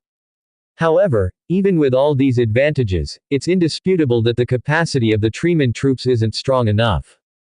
In the blink of an eye, the Buddha had already raged for a few minutes. The Buddha had crushed countless cat demons, and even some treemen were injured. Blood continued to flow on the ground, which was absorbed by the root-absorbed spirit ability and turned into nutrients to continually compensate for Buddha's consumption. Gradually, the brown Buddha turned blood red, reflecting an even more terrifying light under the sun. The Treeman forest used war to sustain the war, its endurance was unparalleled. However, even if Tree Spirit Buddha broke the entire monster tribe into pieces, it's hard to kill the most potent few cat demons, especially the Cat Demon King. Countless blood-colored roots were chasing that red-brown figure. Above, the giant hand of the Buddha was magnifying inch by inch. Ding! Notice, your troop type, Tree Demon Granny, has a sudden realization amidst the intense life or death battle. It has comprehended the forest domain and simultaneously improved its artistic conception. In the dense forest, some sort of changes, seemingly invisible, took place. This change hid among the woods and wasn't noticeable. Yet, it caused the body of the Cat Demon King to tremble abruptly. The Cat Demon King that had been constantly dodging and shifting seemed to have made a mistake for the first time at this moment, and got tangled up by vines rapidly. The next moment, tear. The Cat Demon King tore open the vines as easily as tearing a cloth, but the giant hand fell like the creepy sky was collapsing, engulfing downwards. The pair of eyes of the Cat Demon King straightened, its hair stood up straight. Boom! The bloody giant hand fell down, the whole palm cracked with an impact sound, and it was firmly imprinted on the ground, leaving a huge palm print. Inside, the roots were wriggling and making rumbling noises. After another 10 or so seconds. Ding! Notice! You have killed the Cat Demon King and 10 major cat monster commanders, you can destroy the totem pillar of this tribe now. So, the bloody Buddha once again grew a hand from its back, heading towards the only totem pillar standing in the distant desolate wasteland, and plummeted downwards. Notice, you have successfully attacked a level 3 monster tribe and earned combat points. The great battle gradually ceased. The wind brushed the leaves. The leaves fell into the Lord who was in a daze. The Lord who was originally preparing to pick up the pieces didn't dare to approach at all now, fearing that he would also be smashed hard by that bloody Buddha and instantly die. But whose subordinate is this? The forest was no longer dense. They were watching. They could faintly see a blurred Yuan. Notification. You have exterminated a second-tier monster tribe, gaining 500 combat points. Notification. You have exterminated a level 3 monster tribe, gaining 3000 combat points. Notification. Notification sounds periodically rang in his ears. Outside the city wall, the wave of monsters assaulting the fortress grew fiercer by the day. However, the periphery where he was located was relatively peaceful. At the center of the simulated battlefield, deafening roars were incessant, with flames illuminating the sky and thunder pillars piercing the heavens. If the battle between Duo Lai and the Qian dragon descendant a few hours ago was quite eye-catching, now, similarly intense energy reactions were constantly erupting all over the battlefield. Either it was powerhouses clashing, or armies against armies, or lords leading their troops to exterminate high-level targets. The performance of the Treeman troops is indeed good, but they're just okay in this battlefield. The good news is that this battle not only reaped a lot of combat points, but the Treemen have also made significant progress. Tree Demon Granny broke through on the spot and realized her domain. This is related to its high understanding and rich accumulation, but what's probably more important is it has already become an epic life. Epic life has extremely high potential ability, and under equal understanding, the progress speed of an epic life is definitely much faster than that of a rare soldier. This is the difference in life level. Among the Treemen, there are two outstanding 3-star war tree men who have touched the threshold of the artistic conception. But the Treemen troops also suffered considerable losses. After all, they have not yet formed a military spirit to share damage. Even in the territory of I Am the Forest, several Treemen were found by the cat monster commander who broke in and died on the spot. At first glance, the number of Treemen lost by the Treemen troops is not much. But the consumption is huge. During the battle, with the abilities of I Am the Forest, growth of 10,000 woodses, mood soul drowning roots, and so on, the energy of the Treemen seems to be inexhaustible. Once the fighting is over, the aftermath comes. One after another, the trees turned yellow, the leaves fell off, and the branches also became withered and unfit. Of course, these changes mostly occurred on the periphery of I Am the Forest, on the sturdy trees that were carried along. Tree Demon Granny used this ability to shift some of the after effects. As the guardian of the forest, the Treeman, sometimes it makes sense for other trees to help a bit, right? Tree Demon Granny, who is familiar with Enlightenment books such as Steadiness, Tactics, Will of Tianyuan, etc., thinks this is quite reasonable. After the battle, it used the surrounding residual trees to probe to the side, but the two lords had long disappeared. Tree Demon Granny felt a bit regretful. It hasn't tried what it tastes like to suck soldiers dry yet. With the countless roots, it squirmed forward. As it moved, the elongated objects hanging on the branches also swayed with it. These were one by one cat demons, tied up tightly by vines, with a grayish-green complexion. As Tree Demon Granny moved to the center of the tribe, the vines hanging on its branches, like shrouds, also unraveled one by one. Cat demons who fell to the ground like dry corpses then slowly got up unhurriedly. Behind them, a thin, long green vine was inserted, which seemed like puppet corpses being controlled by silk threads. Under the control of Tree Demon Granny, these cat demons who are like walking corpses groomed the chaotic land, turning out one after another silver storage boxes from the ruins of some buildings. These are supplies that can ensure the endurance of various armies and powerhouses. They are hidden in different monster tribes. Occasionally, the Punishment Army could find clues to other target points or special combat points from the monster tribes. This simulated reality, but it was much simpler. In a certain area on the edge of the simulated battlefield, a thick white fog floated over the vast lake. This white fog obscured the sight and confused the space. Ordinary people who came here could only go around in a circle and return without success. Only the powerhouses with tokens could really penetrate into the dense fog area and reach the small island in the middle of the lake. Here, the trees were scarce, with only a wide white dueling platform standing at the center of the island. On the left side of the platform stood what seemed to be an old man. He wore a broad straw hat and set up a fishing rod not far away. The fishing line dangled into the lake. Inside the fish bucket next to him, it was empty. On the right side was a luxurious team. There were flying dragons with wings more than 10 meters long soaring in the sky. On the ground, stripped obsidian gargoyles were closing their wings, feigning sleep, looking like stone sculptures. In the center of the obsidian gargoyles stood 3 black knights, either wearing excellence-level treasure armor or holding excellence-level treasure swords.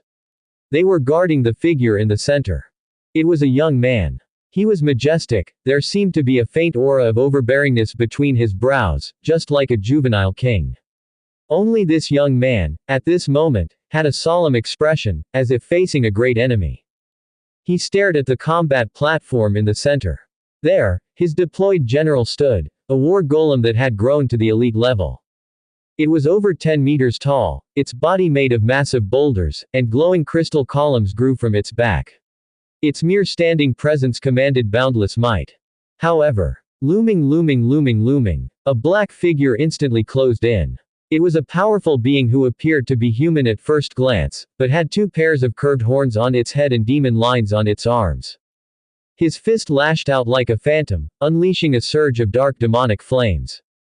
In just a blink of an eye, the war golem, known for having the strongest defense among all types of soldiers, started to crack, and finally shattered explosively. Don't be discouraged, young man, it is still too early for you to face such a challenge. Train for another 2 or 3 years and you might be able to withstand 3 full minutes under my demonic flame Wang Qi. Back off, kid. I want to continue fishing.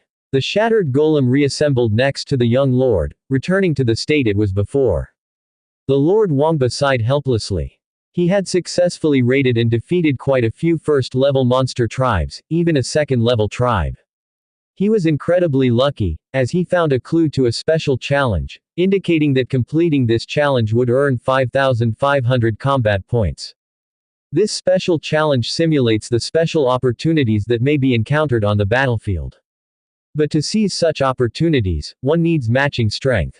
A challenge task worth 5,500 combat points is indeed beyond my capability. I was too conceited. He sent the Black Knight for the challenge, but it was defeated within seconds. Even sending his strongest war golem, could only withstand it for less than 20 seconds. Even though both sides are balanced and equal in level, his division leaders were still like children in front of such a formidable enemy, completely incapable of fighting back. This was the real top-notch powerhouse. Letting newcomers like them enter the battlefield was truly torturing. He wondered how the others were doing now. Were they still struggling or have their fortresses been conquered, leading to their elimination? How about Tianyuan? The biggest motivation that kept him grinding was Tianyuan. He yearned to catch up with and then surpass this strong opponent.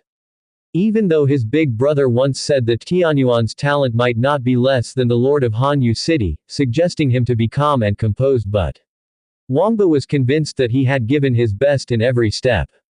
Under the immense pressure from Tianyuan, his progress had been so fast that he even surprised himself. His veteran soldiers were extraordinarily powerful.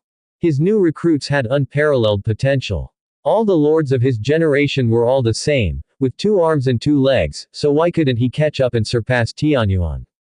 If I could surpass Tianyuan in this selection battle, my brother would definitely be so surprised that his jaw would drop. Even father would indeed be surprised and acknowledge his son's excellence. With these thoughts, the melancholy of Lord Wangba vanished. No longer depressed about being brutally killed by the challenge objective. He was not really in this race after all. All he needed to do was to keep an eye on the real goal, the Lord of Tianyuan. Unlike the reinvigorated Lord Wangba, the old man acting as the NPC was rather helpless. He sincerely hoped that someone would clear this checkpoint he had set up soon. Once that happened, he would have completed his task. Then he could peacefully fish. If he hadn't been waiting for challengers, would he be empty-handed now? Oh, another one is coming. A bulky man with a green face and fangs, bare-chested, walked out of the dense fog and stepped onto the island. No one in the field recognized this green-faced man. After all, Rakshasa was not like Duo Lai.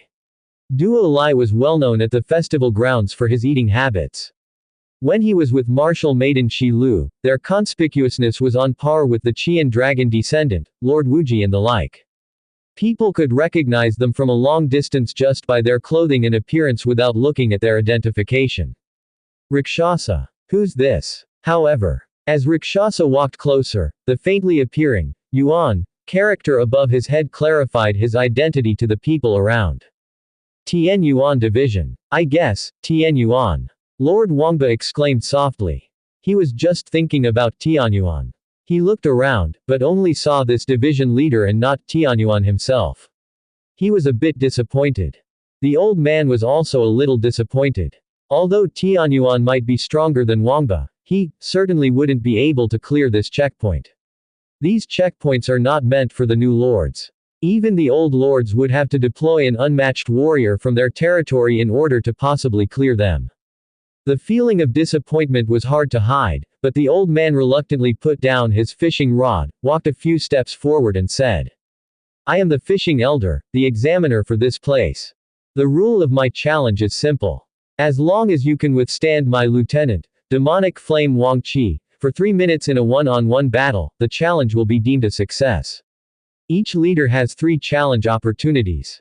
During the challenge, the demonic flame Wang Qi will be balanced to the same level as you challengers under the power of the rules. However, even between those at the same level, there can still be a vast difference." The old man looked at Rakshasa and also at Tianyuan standing behind Rakshasa. His words were meant for Tianyuan. He said, "My demonic flame Wang Qi is top of the 4-order leader level, and is a leader among the leaders, listed on the Dragon Gate list. He is of excellent 3-star stage and of heroic status. As he integrates the high-level demon's blood, he masters the devil flame. He has perfected his devil flame fist, ignited the light of will, and achieved physical limit breakthrough, already." As he spilled the beans, it was hoping that the newbie could hold on a bit longer. It was also hoping that they would not be too discouraged after a horrible defeat. These examiners can't go easy, and yet they worry about the mental health of these youngsters. It's hard for them too. Meanwhile, within the spectator area, a representative of an association stroked his chin. "Old Diao may run into trouble today." Another person said, "Yeah, the blue-haired girl in Tianyuan's hand is tough. After the green-faced man fails, he will surely send her to the challenge. In my opinion, it won't be difficult for her to withstand for 3 minutes, she even might." The old man fishing had no idea that an old friend who recognized him was preparing to watch him have some fun. He just let demonic flame Wang Qi do his thing. Of course, he quietly warned him, "Hold back a little in the beginning, don't kill their generals all at once, that would be too demoralizing." Demonic flame Wang Qi gives a thumbs up to indicate understanding. The blue-faced, tusky Rakshasa marches up the battle platform with large steps. In an instant, a light curtain rises, enveloping the entire platform in it. At the same time, both the blue-faced man and the black-armored demon emblazoned warrior have their rank symbols materializing on them. Mid-stage of 2nd order 5 inches. Large perfection of level 9 of 4th order. To be actually at the mid-stage of 2nd order, this rank. Lord Wangba is slightly astonished. The only person whose land rank surpasses him was the hero he recruited from the festival grounds. That hero is the strongest combat power in his territory. However, with a slight simulation, Lord Wangba could tell that his own hero would not last 3 minutes here. It would be a miracle if he could last 1 minute. Moreover, after he leaves, the fortress completely relies on that hero and several generals to defend it. If he were to pull away high-end combat power, the fortress wouldn't be able to hold. In the field, after the information was displayed, the rank number above demonic flame Wang Qi's head quickly dropped, all the way down to mid-stage of 2nd order 5. Even so, his momentum remained ferocious, spreading a chill-inducing aura. Ding! The countdown reaches 0. Rakshasa manifests the Fenye Evil Spear. The demonic flame Wang Qi in the treasure armor also exploded instantly. His fist came out, the demonic flame surging like a massive demon mountain was being blasted out. His fist light collided with the spear light, causing a surge of violent energy, masking both of their figures within it. Demonic flame Wang Qi felt the force impact from the collision and was slightly startled. Something seemed wrong. No, it was very wrong. His fist was trembling. This power. He quickly disregarded the warning of his own lord, not daring to hold back any longer. He went all out, throwing one punch after another, his fist light stirring up a storm of fire. But, his strength on par with mine, how is this possible? Despite having balanced, both sides had the same rank. But he, demonic flame Wang Qi, was a 4th order peak strengman. He has fused high-level demon's blood and countless treasures, and has also been baptized in some fortuitous locations. His physical body had already reached the limit-breaking level, fulfilling one of the 3 major requirements for breaking through the legend. Even if he was demoted now, his physical strength should at least be several times that of an equivalent 3-star troops with excellence. Furthermore, his artistic conception has reached the great perfection realm, so he could exert 250% of his full body strength. Despite this, his power was only on par with the blue-faced man before him. At most, he had a slight advantage, but this slight advantage was negligible. How could this man be so fierce? What did he eat to grow so big? Or perhaps, does he possess some sort of high-level skill that greatly enhances his strength? Such thoughts flashed through demonic flame Wang Qi's mind, and his punches became even stronger. Only such a strong individual, who could resist his ferocious attack, would make the fight interesting. Bime bime bime bime. The light of demonic flame Wang Qi's fists became faster and more ferocious. Both of them had similar strength, but his mindset of demonic flame not only had explosive power, his combat experience and techniques were also not something that the young man could compare with. Black flames burned, surging forward like fearsome waves. Under the full stimulation of the perfect realm artistic conception, the sky seemed to darken, storm clouds appeared low, as if they were masses of black demonic flames that were fiercely burning. Heaven and earth. All directions. Everything was demonic flames. There were real demonic flames, and there were also artistic conception flames. The latter was not real, but it was not entirely false either. The flames of artistic conception could sometimes injure the spirit and the soul. The old man fishing was already serious. Is Tian Yuan's ace general this powerful? Hiss. So that means. At this moment, the blue-faced brute, whose class was hard to determine, was like a small boat wavering in the fist sea of demonic flame, as if he could capsize at any moment. But, he had already endured dozens to hundreds of moves. The spear and the fist are constantly confronting each other. Even though the blue-faced bruiser was at a disadvantage, the old man fishing could judge based on his eyesight and experience. He has an opportunity to pass this challenge. Thinking of this, he was thrilled. His mission was about to be completed. But, seeing his own demonic flame Wang Qi getting more and more excited, and even about to perform beyond his abilities, the old man fishing's heart almost jumped out. You, play it cool. Take it easy. Although he thought this, and his heart was still cheering for the blue-faced brute on the other side, the old man fishing didn't open his mouth, he didn't interfere with his own general. He still had some professional integrity after all. As an examiner, fairness was the first priority. Moreover, there were still invigilators watching from outside. The artistic conception flame seemed to be breaking the boundaries of the battle platform, rushing towards them. Lord Wangba swallowed, he could no longer see the figure of the blue-faced brute.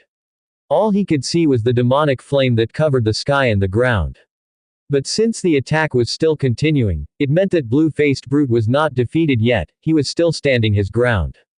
Facing such a terrifying sea of demonic flame that could overturn anyone in an instant, he could stand for so long. Is this the ace general that Tian Yuan has cultivated? This kind of strength, this kind of power. I'm really not as good.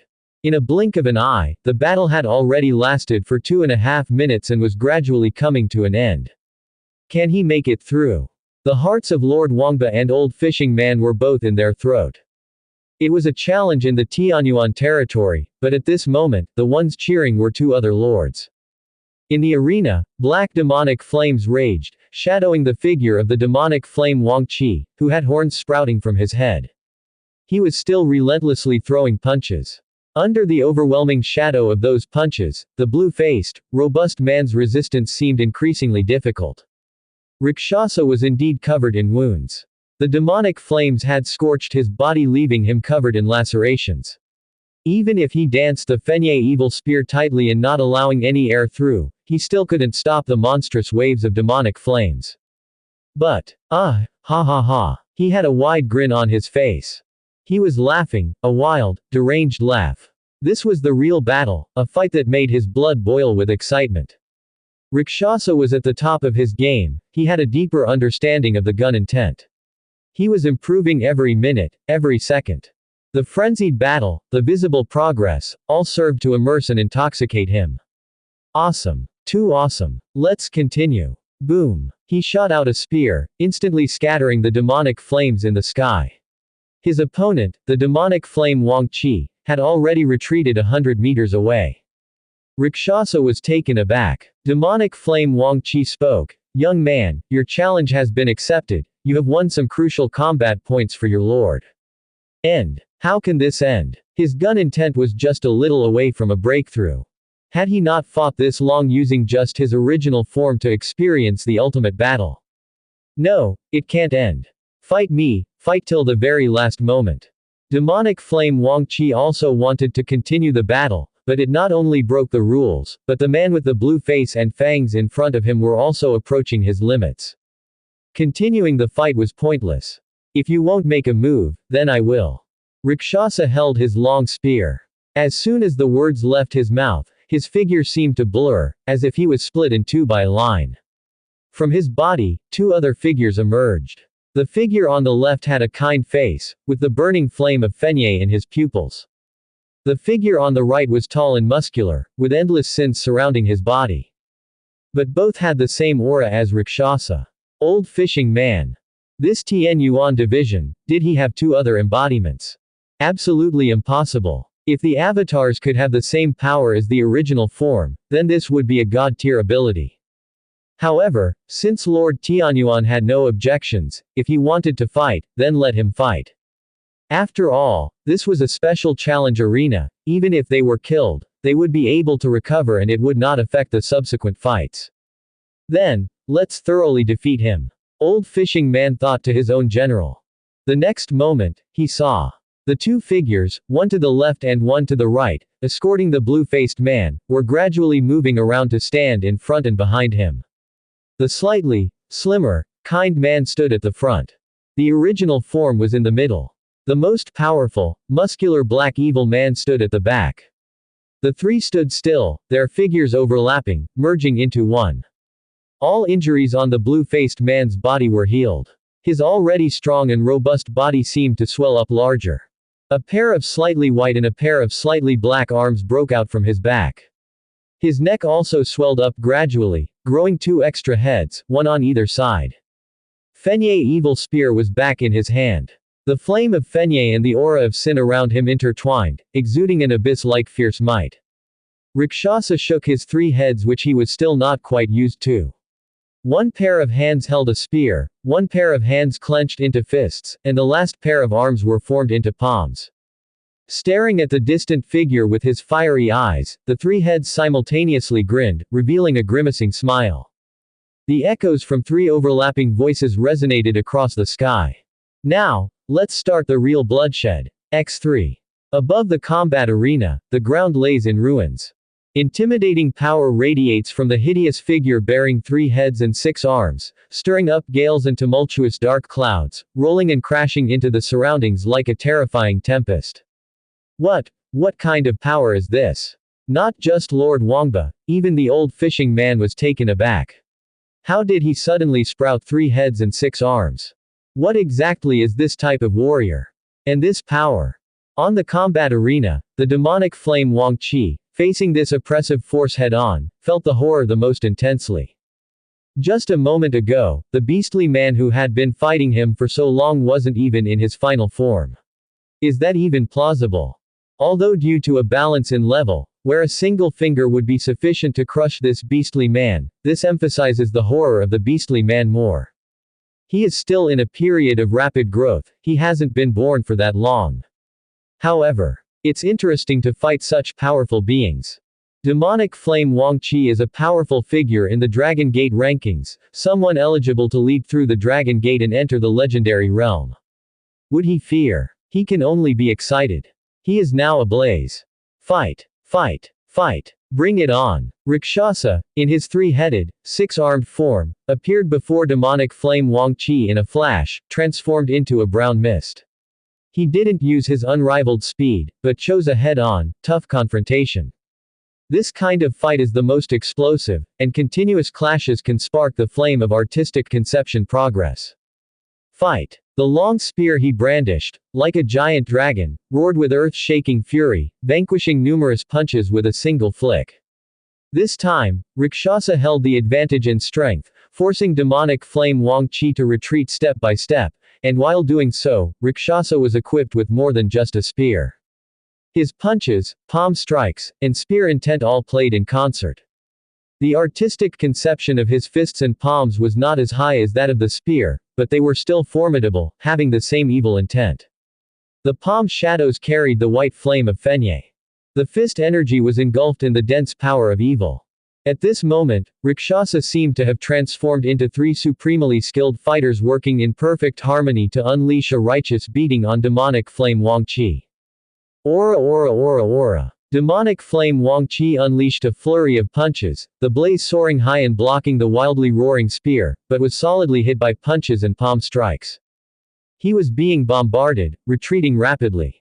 His excellence-class treasure armor could not withstand the power of evil and flame of Fenye seeping from Rakshasa's fists and palms. The situation at this moment was just like before. Only the roles of offense and defense were completely reversed.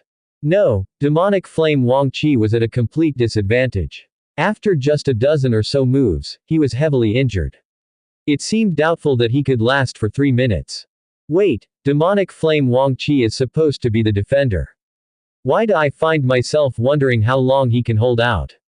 Lord Wangba was stunned. He stared blankly at the three-headed six-armed figure, overpowering and pummeling demonic flame Wang Qi. This Tian Yuan division, what kind of monster is he? Boom. Demonic flame Wang Qi was sent flying, crashing heavily into the peripheral light barrier and then rebounding. But Rakshasa did not pursue further. His whole body was shrouded in immense artistic conception power. He appeared like a purifier of sin, a judge who eradicates evil, using his own evil to rid the world of all other evils. It seemed like his path became clear, his spear intent advanced to a new stage. His soul was roaring, his will was burning. He pointed his spear and said, "You are a worthy opponent. As a mark of respect, I, Rakshasa, will end this fight with my true power." Wait a minute, wait a minute, wait a minute. What does he mean by true power? Raising his fists, like a swimming dragon rising into the sky. Joining his palms, like an ancient monk standing proudly. When he adopted this position, the muscular figure with 3 heads and 6 arms began to glow with brown runes, as though countless profound inscriptions were coming alive and moving. The next moment, the dragon-shaped runes came to life, with the dragon eyes adding finishing touches. It roared and flew out, like a flying dragon soaring in the sky.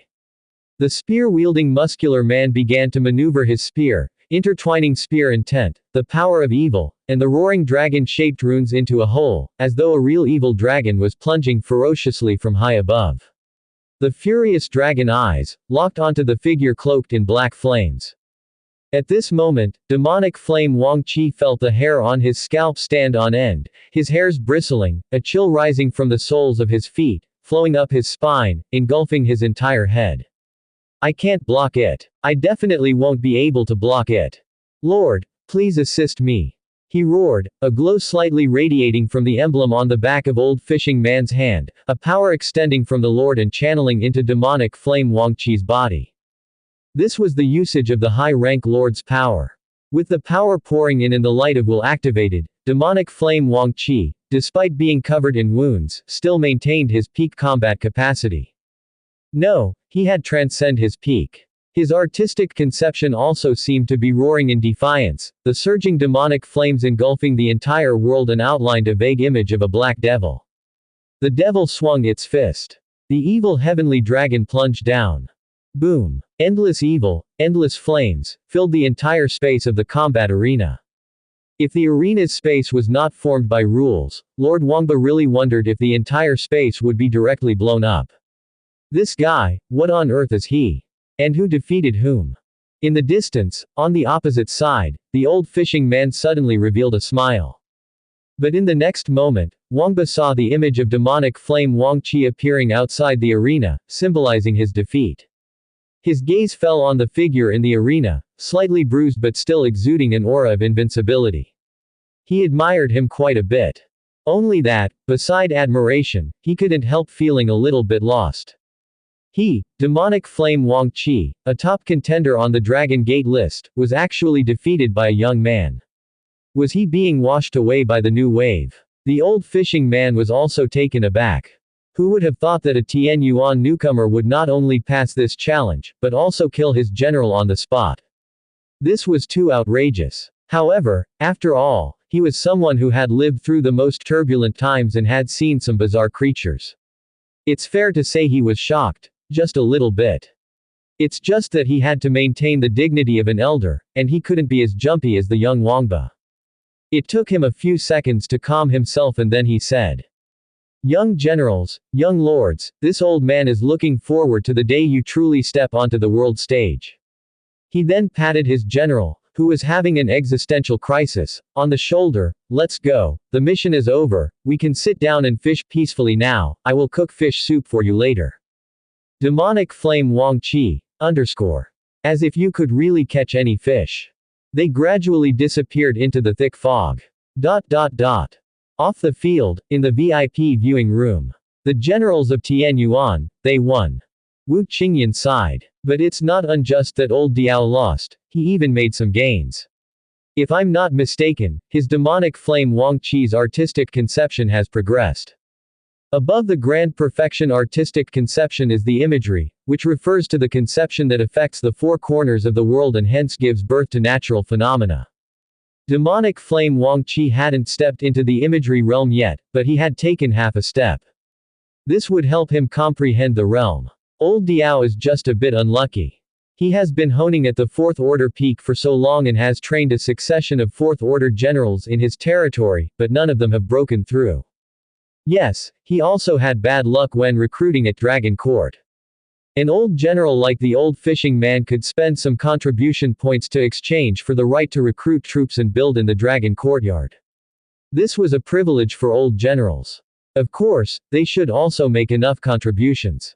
Old Diao, however, had recruited more than 20 troops in the Dragon Courtyard, but did not manage to recruit a single epic level 1. Even the 3-star excellence he recruited was rather average, without any individuals possessing shining skills inherited from previous lives. Speaking of which, the 6-armed general of Tianyuan and the blue-haired maid from Tianyuan are both super strong, and the other generals seem to be quite formidable. The big bosses didn't really pay much attention to Tianyuan. After all, this battle was mainly to select Taizan's representative, and Tianyuan was certainly not one of them. But gradually, they found something amiss. When they focused on the promising new lord they favored, they often caught glimpses of the figures of Tianyuan's generals. They appeared quite frequently. A big boss calculated a bit, it seems. Tianyuan really has a chance to compete for the top 6. He has sent out quite a lot of teams and seems to have grabbed quite a few combat points. Lords like Wuji and Yushin are stronger, but they only divided their forces into 3 or 4 routes. Did they not want to divide them more? No, they didn't have enough capable generals to take on the task and command the armies. But the generals of Tianyuan were all promising. He really has a chance to qualify. A certain big boss glanced at Han Yu. When she recommended Tianyuan, was it not just to give the newcomers a chance to hone their skills? After all, Han Yu seemed to have expected this. Her recommendation of Tianyuan seemed logical and reasonable. Han Yu rested her hands on the table, her hand covering her mouth to try to look as calm as possible.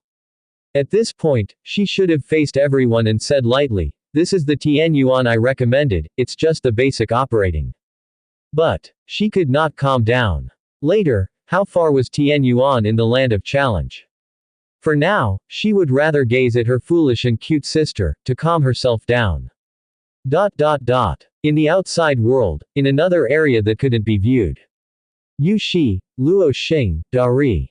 One after another, the figures of the new lords appeared. With the progress of the simulation battle, the siege wave was getting more intense, and many new lords couldn't hold on, and their fortress was broken and destroyed. Some lords died in the battle, and some escaped with their elites. At this stage, the combat points deducted for the fortress being breached were not many, and as long as their combat points were positive, they could still struggle for a while. Those with a lofty spirit would not give up easily. Time passed slowly, and more new lords were eliminated from the standby area. In a certain place, Lord Wangba looked at the handful of generals remaining by his side along with 20 elites. He took a deep breath. We've finally come to this. He surveyed the bleak landscape and the dark sky. He could have taken his elites and hidden in some remote area, waiting for a chance to strike, and might even have found and annihilated one or two escaped targets. But he was Lord Wangba, the man chasing after Tian Yuan's shadow. He would never choose this meager way to prolong his life. He had to fight, to battle, until the very last moment. He looked into the distance at the roaming boss, drew his sword and pointed it out. Gentlemen, are you willing to follow me, and fight until the last drop of blood? Fight. 23 figures rushed towards the massive creature in the distance, never looking back. Elsewhere. Newcomers should have the spirit of newcomers, but they are too weak, far too weak. An old lord was leading his army, aiming his military might directly at Lu Miamu. She was surrounded by the Huan Chao spring spirits, they kept falling and hardly had any resistance. She had resigned herself to fate. There was no chance of confronting the old lord head-on from the beginning. At this point, it was about time to step off the battlefield to rest. Well, she was so tired after fighting for so long. Is this the extent of the ability of the sister of the Lord of Hanyu City? It's so disappointing. The Lord of Hanyu City, who is hailed as a young generation leader, can't just be all talk, can he? Lu Miamu suddenly clenched her palms. Her eyes became as cold as an icy lake, reflecting the figure of the old lord in the distance. Suddenly, she radiated an aura of power, her hair strands lifted, and an invisible force connected Princess Fei Shi and the remaining generals and elites. There was a huge momentum gathering, the heaven and earth water elemental particles also surged and converged. Whoosh! Enormous waves manifested out of thin air, transforming into roaring water dragons, which hurtled towards the elite troops of the old lord in the distance. The roaring wave of the water dragons swallowed one silhouette after another. After a while, splatter splatter splatter, Lu Miamu, who stood at the center of the wave, along with the other heroes and soldiers, shattered into pieces, transformed into water flow and dissipated. Leaving in the distance, the dumbfounded old lord, looking at his heavily damaged troops, wanting to cry but having no tears. Why did I provoke her? I'm really stupid, really. In the waiting area, with the appearances of Lu Miamu, Wangba and Shen Lei, among the new lords who hadn't been eliminated, only Tianyuan remained. As time ticked away, there still was no sign of Tianyuan. As expected of God Tianyuan, Zhang Luoxing, who considered himself Tianyuan's #1 fan, couldn't help but sigh. His comment was like flipping a switch, with many lords praising Tianyuan one after another. Indeed, Big Boss Tianyuan is forever godlike. Of all of us, the only one who deserves to lose with dignity is probably Big Boss Tianyuan. Exiting late doesn't necessarily mean anything, Lord Shen Lei said indifferently. As long as you find a remote place to hide, anyone can drag it out. The key is whether you can acquire combat points. At that moment, it has already been 7 or 8 hours since he, Shen Lei, had exited. Even several old lords had been eliminated. Tianyuan, still nowhere to be seen. Could Tianyuan be even stronger than the star performers of the older generation? He looked to lords like Wangba and Shuang Tianyuan Chao as all right, but Lu Miamu was practically a fan of Tianyuan's, hardly resembling a young, aspiring newcomer. Having lost her undying spirit, her future achievements would be limited. Only lords like Wangba and Shuang Tian, who still maintained the undying spirit of advancing bravely, would see eye to eye. He thought. Then he saw Lord Shuang Tian hesitating for a moment before saying, if it were Tianyuan, maybe, just maybe, he really could go toe-to-toe with the old lords. Shuang Tian spoke somewhat dispiritedly. Lord Shen Lei slowly typed a question mark. I thought you were the dark horse, but it turns out, you are not up to much. He looked at Wangba. Wangba was still as proud and unrivaled as ever, with the attitude of, if Tianyuan is the big boss, I am the second boss. Not bad, worthy of being a lord that I acknowledge. Wangba glanced at Shen Lei and said with certainty, is there even a need to ask? The way Tianyuan acts, there's no need for him to hide. If anything, it should be the old lords who would have to take a detour when they see him. Shen Lei. You're not the Lord Wangba that I know. Zhang Luoxing slowly typed out a question mark, his sharp gaze fell on Wangba. Hey, I'm the #1 fan of Tianyuan. While new lords like Wangba were able to rest after their elimination, Great Lord Shepherd was still battling hard. I am really working hard, seriously. The military drill had been going on for more than 36 hours. Even in this special space, equipped with recovery buffs and a variety of supplies, the intensity of the battle was too high. Up to this point, any lord that was still in the game had suffered heavy losses. Even the surviving generals and elite troops were showing signs of exhaustion. At Shepard's side, there were only a few treemen left in his army, and the defensive troops had suffered severe losses. The archers, Imperial Guards, and skeleton generals stationed at the fortress had lost more than half of their numbers. The Battle Falcon army was the hardest hit, almost completely wiped out. Even Jun, who held the position of a general, was caught by a superior enemy during a scouting mission and blown away by a cannon. He was now lying on his back in the nest in Tianyuan territory, questioning the meaning of life. We've fought to this point, and the available monster tribes, wandering bosses, and special challenge points are quite scarce. Is the simulated exercise about to end? Shepard pondered. At this time, he was no longer guarding the fortress, but taking the remnants of the troops led by 17 to reside on the outskirts of the battlefield, contemplating his next move. Fierce and unmatched. Well, he needed to find a target first. Notice, as over 90% of the targets in the battlefield have been cleared, the simulation exercise is now entering its final phase. Notice, during the final phase, the battlefield map will gradually shrink from the periphery, and a monster city will appear in the center of the battlefield. Note, this monster city is guarded by countless tribes and bosses. Note, during this phase, the combat points gained from killing monster tribes and bosses will be increased by an extra 20%. This announcement echoed throughout the battlefield, reaching the ears of the remaining lords. At this time, there were fewer than 20 lords left in the field. Furthermore, damn it, what's wrong with these rounds' rules? It's different from the last round. There's even a second phase. A lord looked at the few remaining soldiers by his side, dumbfounded. Had I known about the second phase, I wouldn't have spent so many soldiers earlier. Big loss. Others, however, seemed exhilarated. Missed opportunities because of being too cautious. No, everything is within my expectations.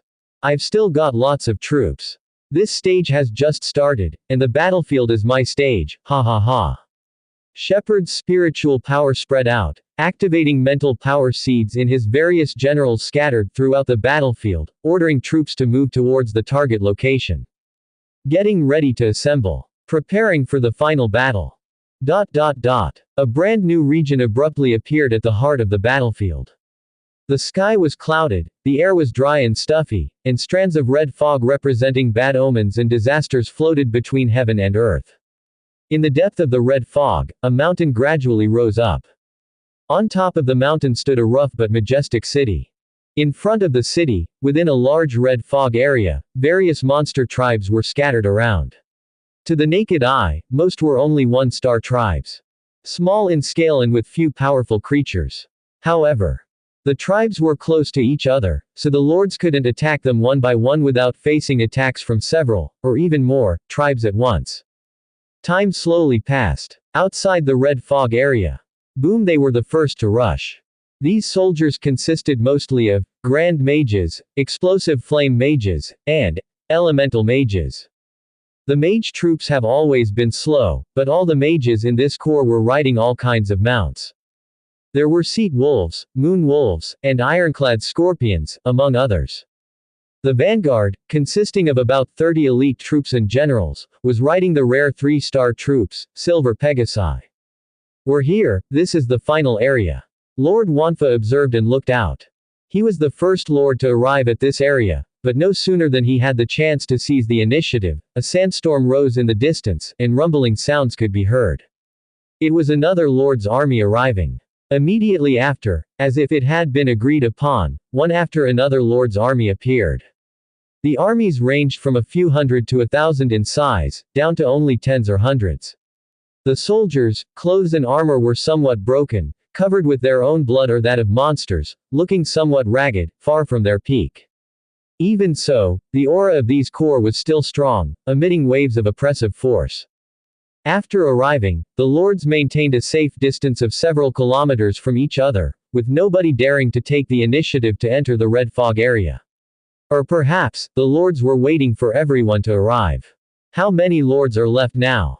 The ones remaining are our final competitors. Boom, boom, boom. The ground started to shake violently. It's Lord Elephant. Someone muttered. This guy was also a strong contender for a slot. A dust storm was rolling in the distance, with huge figures gradually becoming clear amidst the dust. Giant. Skeleton giant. Armed giant. At the front were two outstanding 3-star mountain giants. With each step they took, it was as though they were stepping on the hearts of the lords. The oppressive feeling that these two mountain giants, cultivated to the Third Order warlord level, brought was too strong. Especially in sieges, mountain giants had a huge advantage. One by one, well-known lords began to arrive. Suddenly, an army as quiet as clouds appeared silently. This was Lord Shen Mao's Booted Cat Corps. The entire army was composed of rare 2-star troops, the Booted Cat Swordsmen. They resembled white cats standing upright, dressed in fine mini armors, with swords at their waists. They were diminutive in size, but there were more than 300 of them. They were in neat rows. An invisible force spread out, outlining a giant white cat shadow above the army. Over there, it's the Lord of Balong. Although Balong had suffered the loss of a great general, his army was still powerful. 3 earth rock dragons, 3 Kangfeng winged dragons, and 1 blazing roaring dragon slowly emerged from his army. Especially the latter. This was another excellent 3-star stage, Dragon Series soldier. Lord of Balong, as expected, fully embodies the Dragon Series. Damn, I am so envious. It seems that Tianyuan also has an excellent 3-star stage Dragon Girl. Although she is currently at a low level, she is a Dragon Girl. Once she grows to reach the 4th order peak, it would be incredible. Damn, why don't we have such luck? At this time, a beam of sword light cut across the sky from the edge of the horizon, instantaneously reaching the front of the red fog area. In the vast sword charm, the Lord Wuji, dressed in white, slowly appeared. Behind him, several of his generals were charging in. Rumble. On the other side of the red fog area, a black army rolled forward. The military flag was waving, and the chariots were dashing. This was the large army of Lord Yushan. It is said that Lord Yushan's comprehensive strength exceeds both Wuji and Kong Ming. It's not a rumor. Lord Yushan recruited a powerful group of generals in a big opportunity, and the strongest one among them is Epic. A well-deserved epic existence. He is known as the Lord of Rushan, and when he was recruited by Lord Yushan, he already had a high level. To put it bluntly, the Lord of Rushan is the strongest person in the field, even surpassing Lord Wuji. The lords each show their mystic arts, each looking towards the army of Yushan. In the army, the soldiers varied greatly. There were Tauran warriors, obsidian golems, shadow knights, and so on. However, no matter what kind of soldier, they all paled in comparison to the existence in the center of the army. There, several undead horses were pulling a gigantic chariot. On the chariot, a throne was built of white bones, and a figure as large as a small mountain sat on top of it. He had a face full of rough flesh, with fiendish features and a corpulent body. Behind him seemed to be a mountain of corpses and a sea of blood. No, it's not just a semblance. People saw a mountain faintly appearing above this person. A mountain, built of flesh and blood. This was where the name Rushan came from. 17 lords, these are all the competitors, right? Oh no, it seems there is another army, Tianyuan. Is Tianyuan still alive? The old lord was somewhat surprised. But those who knew that Duo Lai had swallowed the Qian dragon descendant were not too surprised. After all, Tianyuan possessed a very strong hero. Under the protection of this hero, it was not difficult for Tianyuan to endure until now. However, a powerful individual can save his life, but that's far from enough to influence a war. The truly powerful lord has no weak point, like the Lord of Balong who, despite suffering the loss of a great general, still has a blazing roaring dragon, a third-rate general, a fourth-rate general, and a whole invincible army which is not much weaker than the Qian dragon descendant. He is still mighty and a strong contender for the quota. But Tianyuan was the opposite. A top powerhouse couldn't support everything. It's already surprising enough, he has only been in the eternal world for a short time. Yes, to have come this far in just a few months, Tianyuan can indeed be proud. Below the Yuan emblem were ragged and disheveled soldiers, numbering only about 20 or 30. But there were a few lords who had caught a glimpse of the battle of Tianyuan's army before. They had a vague feeling that something was not right. Moreover, where was Tianyuan himself? Stomp, stomp, stomp. The uniform footsteps, shaking the earth, a black army came from a distance, stopping in Tianyuan's position. It's the undead. It seemed to be a skeleton general, or some similar hidden soldier type. Is this Tianyuan's real trump card? No, it seems not yet. We haven't spotted Lord Tianyuan. The dense fog suddenly started drifting, and cold winds were blowing across the earth. The sky dimmed. From within the dense white fog, two large, gloomy blue lights suddenly lit up, and a gigantic figure flew out of the fog. It had black scales and deep blue eyes, towering horns on its head, and its gigantic body seemed to be covered in thick ice, emanating bone-chilling coldness. It had wings tens of meters long, and the roar it made shook the heavens and the earth. It was the embodiment of extreme cold, the executor of death. Just by hovering there, it exuded tremendous pressure, like a king looking down on his subjects, or a god sneering at ants. It was the dominance of a higher life form over a lower one. Is that a frost giant dragon, epic life frost giant dragon? And on the back of this noble, majestic, and great epic life, a person stood with his hands behind his back. It was Lord Tianyuan. He was riding the frost giant dragon. Damn! A frost giant dragon. I can't believe I'm seeing a living frost giant dragon. There are many kinds of epic life, and the frost giant dragon is one of the most well-known amongst them. Its fame even outshines that of the five-color dragon. The dragon-obsessed Lord of Ba Long, who strives to fully embody the dragon series, stared at the frost giant dragon as if he had seen paradise, no, even far beyond that. Strong men should be playing with dragons. The Lord of Ba Long has looked up the guide to epic dragons countless times. Among all the dragons, he didn't like the red dragon or the gold dragon the most, but the frost giant dragon. Simply because the frost giant dragon exudes a powerful and dominant aura. Having seen it with his own eyes today, he reassured himself that this was indeed the type of soldier he had always awaited and wanted the most. Unfortunately, this dragon isn't his. The dragon is being ridden by another lord. Tianyuan. He murmured. Honestly, he was somewhat unwilling to accept that his general, the Qian dragon descendant Hogar, was defeated. He thinks it was Hogar's carelessness, for Hogar ended up getting slain by the seemingly harmless blue-haired girl. He even specifically sought for her, to avenge his general. Unfortunately, Duo Lai flew too fast for him to catch up. But now, gazing at the frost giant dragon crossing over the wilderness, Lord of Ba Long's mentality changed. If this man can command a frost giant dragon, then perhaps it's acceptable for Hogar to have lost. As long as your trump card is a dragon, as long as you are following the path of the dragon, you can earn his, Lord of Ba Long's approval.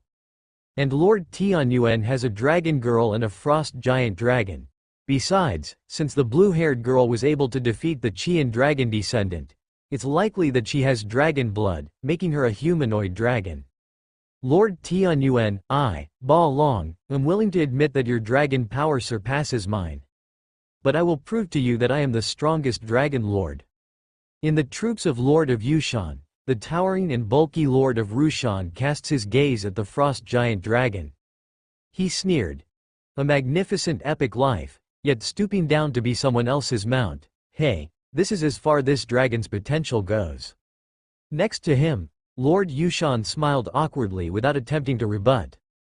He merely stared at Lord Tianyuan, envy burning in his eyes. Even though they have epic soldiers, why is the treatment of the epic life so vastly different? Lord Yushan can only attribute it to the fact that his recruit, Lord of Rushan, has memories from his previous life and was already a high-level cultivator when they met. Forget about it, power is more important. Treatments, mounts, and other irrelevant matters. He thought bitterly, but he, as Lord Yushan, does hold an epic soldier, even though his epic soldier seems to be of a higher status than him, is often stubborn, and he even has to put on a smile when speaking with it. But no matter what, he has won. The taste of sourness in the mouths of other lords was almost overflowing. Very sour indeed. No wonder Tianyuan is so much ahead of his contemporaries. Obviously, he encountered great fortune early on and recruited this frost giant dragon. No, there's even more than that. Some lords thought of the blue-haired girl from Tianyuan's family. She still looks as harmless as ever, but it was this delicate girl who defeated and killed the Qian dragon descendant. To have such a remarkable achievement, she either encountered great fortune, or she is an epic. If it is the former, even though great fortune can significantly increase one's strength, it is a fixed increase, the primary benefit appearing in the early stages. The latter, however, meant that this blue-haired girl of unknown rank, just like the frost giant dragon, has boundless potential. What is the most significant difference between an epic and anything below it? Not the basic physical and mental strength, not the lifespan, not the level-up speed, not entirely the inconceivable epic abilities, but potential. For anything below epic, even the 3-star stage excellence soldiers, it is still tough to step into the legendary realm. It depends on talent, chance, and fate. The uncertainty is enormous. The grandparents of Tai Zan had cultivated dozens of 4th-order peak generals, yet none of them managed to step into the legendary realm. But if it is an epic, as long as you receive systematic cultivation and invest in resources like perfect breakthrough stone, stepping into the legendary realm is almost guaranteed. The only difference lies in whether you break through in 1 year, 2.5 years, or 10 years. In a few years, Tianyuan could have 2 legendaries, far surpassing the rest of his older generations. Damn, so envious. The lords didn't have time to be envious, as the battle was about to begin before the 18 lords and their troops could advance into the Red Fog area. The monster tribes in the distance began to stir. Waves of monsters surged out towards the troops on the edge of the Red Fog area. The battle erupted in an instant. The old lords had no time to scatter their thoughts. No matter how limitless Tianyuan's potential is, now is our stage. Gambling on the dignity of the older generation, they will fight to the end. The 18 troops of the lords were like 18 sharp swords, piercing mercilessly towards the Red Fog area from different directions. Some were sharp. Some were dull. The dull ones were those lords with severely damaged troops. They not only had to ward off the monster waves but also attack the monster tribes, making them seem like small boats swaying in a storm. But they had no way back, the battlefield had shrunk, and they had to fight to the end. The sharp ones were naturally the best amongst these lords, and their troops were more intact. Their real potential is now truly being revealed. #% at end, in my name, let the meteors fall from the sky. A hero completed the lengthy incantation, exhausting the energy stored within each gem on his body, to unleash a strategic skill. Giant meteors then fell from the sky. With just one hit, it wiped out an entire monster tribe and countless monster tides. Holy blessings, burning sky and sea of flames. Beast group pass. One after another, strategic skills capable of reversing small to medium-sized wars were successively used. In an instant, several lord armies broke through the monster tide and dove straight in. There were also lord armies, commanded and shaped by their lords, pushing forward like war chariots. Within the Yushan army, at the request of Lord Yushan, the Lord of Rushan cast a glance at the frost giant dragon and rose from his throne. Behind him, the terrifying Rushan became increasingly clear. The lords displayed their magical powers, and even the weaker forces wanted to fight to the last, bursting with brilliant colors. A wave of energy surged, one after another. Ear-splitting roars, one after another, continuously sounded. Here in the Tianyuan Corps, Isloa was also using a support-type strategic skill. In the name of the stars, bestow upon our army the blessing of the stars. Streams of starlight rained down. The speed and energy of the entire Tianyuan Corps elite and generals surged. The Bone Dragon. The frost giant dragon Sario let out a roar that shook heaven and earth, as if proclaiming the arrival of the invincible dragon. Roar. Having completed its passenger-carrying mission, it became even more excited, roaring as it charged to the front line of the armed forces. The invincible long way spread out. The monsters that surged like waves, one by one, fell to the ground and rolled into a ball. With just a single breath, the frost dragon Sario sent the monsters flying into the sky. In the wave, a handful of stronger monsters resisted the face of the long way and launched surprise attacks on Sario, but they could not break through his armor. Even in the face of raging waves, this dragon is still invincible on the battlefield. Even if there are countless ants, they can't shake the giant dragon. Ha ha ha, frost dragon breath, tide of extreme cold, and other wide-ranging advanced skills Sario used as if they were free. But even the simple dragon claw or tail swipe, given its massive size, possessed a terrifying destructive power. This is what the frost giant dragon is, invincible. At this moment, the frost giant dragon Sario is the brightest star of this battlefield. Even General Duo Lai, who was not skilled in water wave techniques, played a supportive role for him. Rakshasa, Hong Yi, Lulu, 17, and others as generals, the role they played in this large-scale war was far less. Under the cover of the invulnerable power of the giant dragon, they were like small soldiers, very inconspicuous. However, without them specifically slaughtering the advanced monsters and mini-bosses in the monster tide, and the other elites reaping monsters behind them, Sario could not rampage so freely. It was at the front. The Undead Legion was at the back. The Tianyuan side also began to charge forcefully, piercing through one monster tribe after another. Damn it! The armies of the surrounding two lords, who were struggling to break through and had fought for a long while, looked around and found that Tianyuan's advancement speed had already left them far behind. Is this fair? Wasn't it said that individual powerhouses could play a very limited role in large-scale wars? In terms of general theory, that is the case. Even if it was a fourth-order strongman, if they are not heroic and don't master strategic skills, they would also not be able to single-handedly reverse a large-scale war. However, the frost giant dragon is not general. Its scales were like an indestructible towering wall. Even hundreds of arrows, spear throws, and even the strikes of fireballs and thunderbolts could only leave shallow and barely detectable traces on it. This is what the Lord next door found the most outrageous. Even a fourth-order strongman wouldn't dare to face so many descending strikes of fireballs and thunderbolts. Even if they could, it would consume a lot of energy, which would not last long. However, with the enhancement of the epic talent, Soul of the Giant Dragon, Sario's dragon armor was incredibly hard, and it could withstand the majority of attacks without consuming any energy. As long as the monster's attack did not reach the limit, it was always -0 to it, and the mandatory -1 damage did not exist.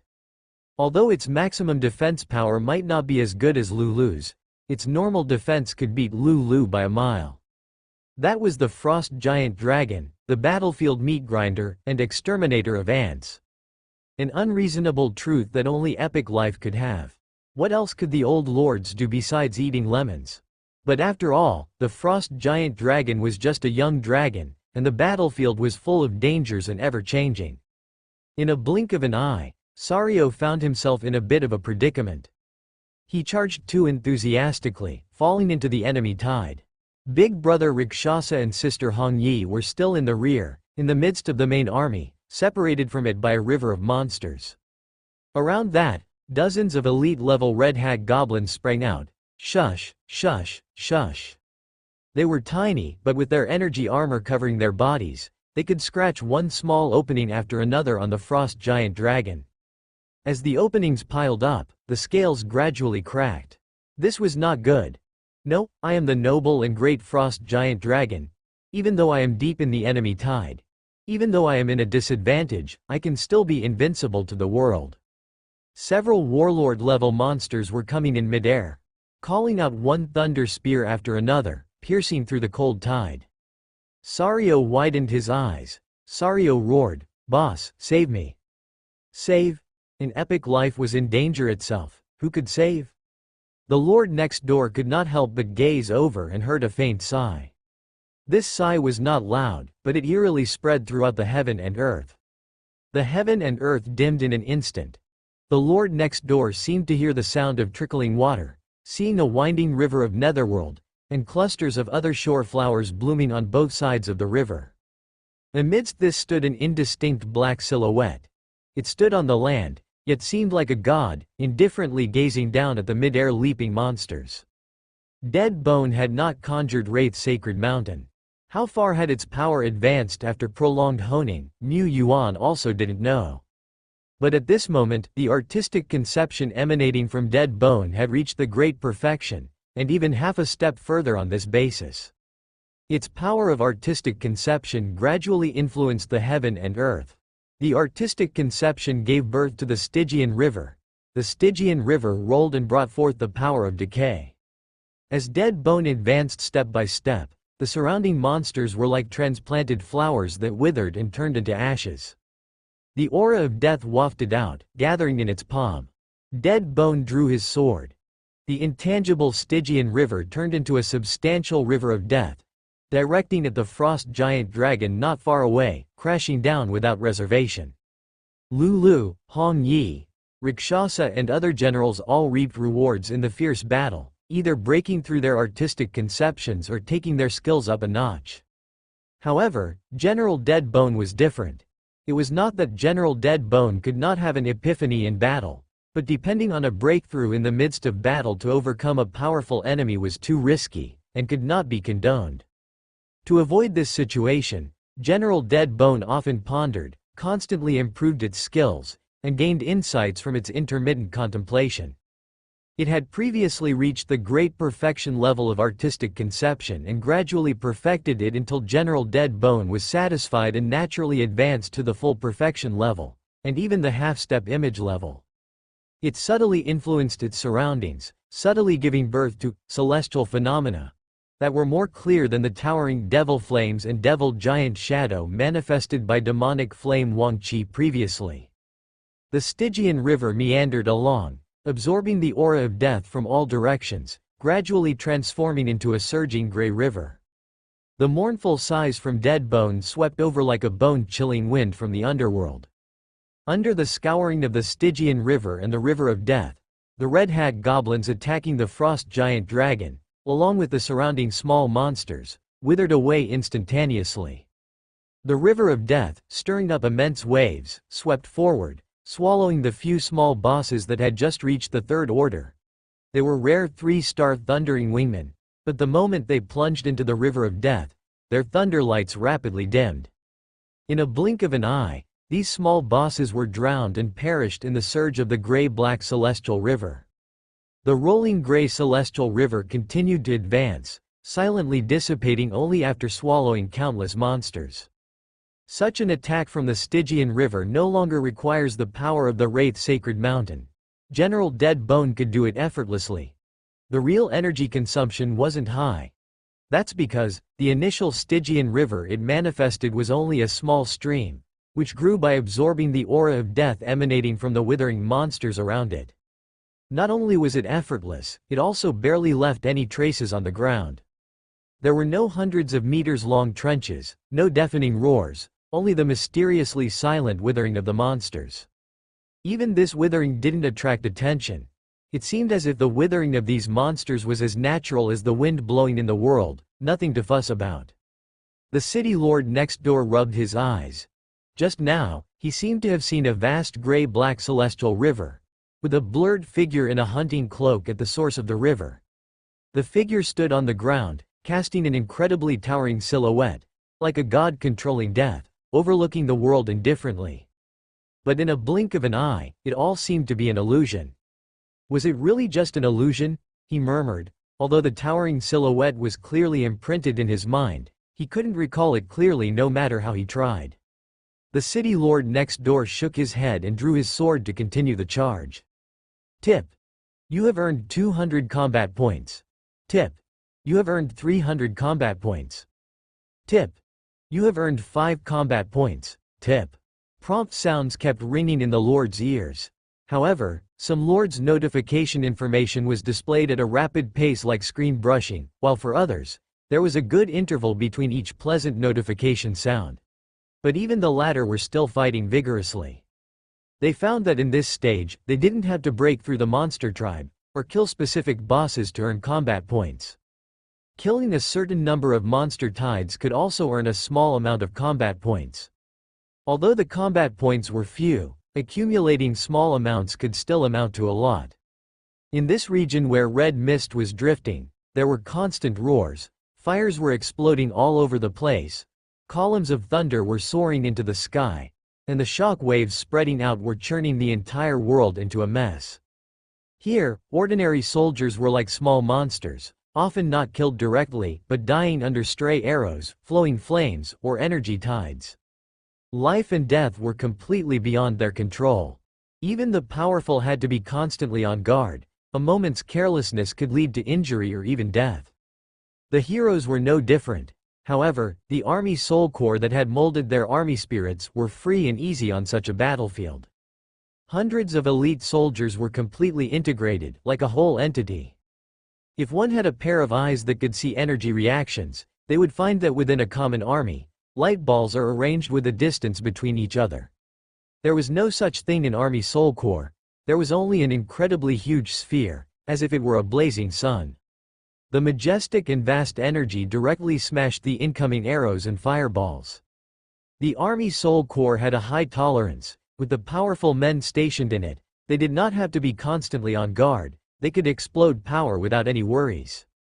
One by one, the Army Soul Core was currently the brightest light on the battlefield.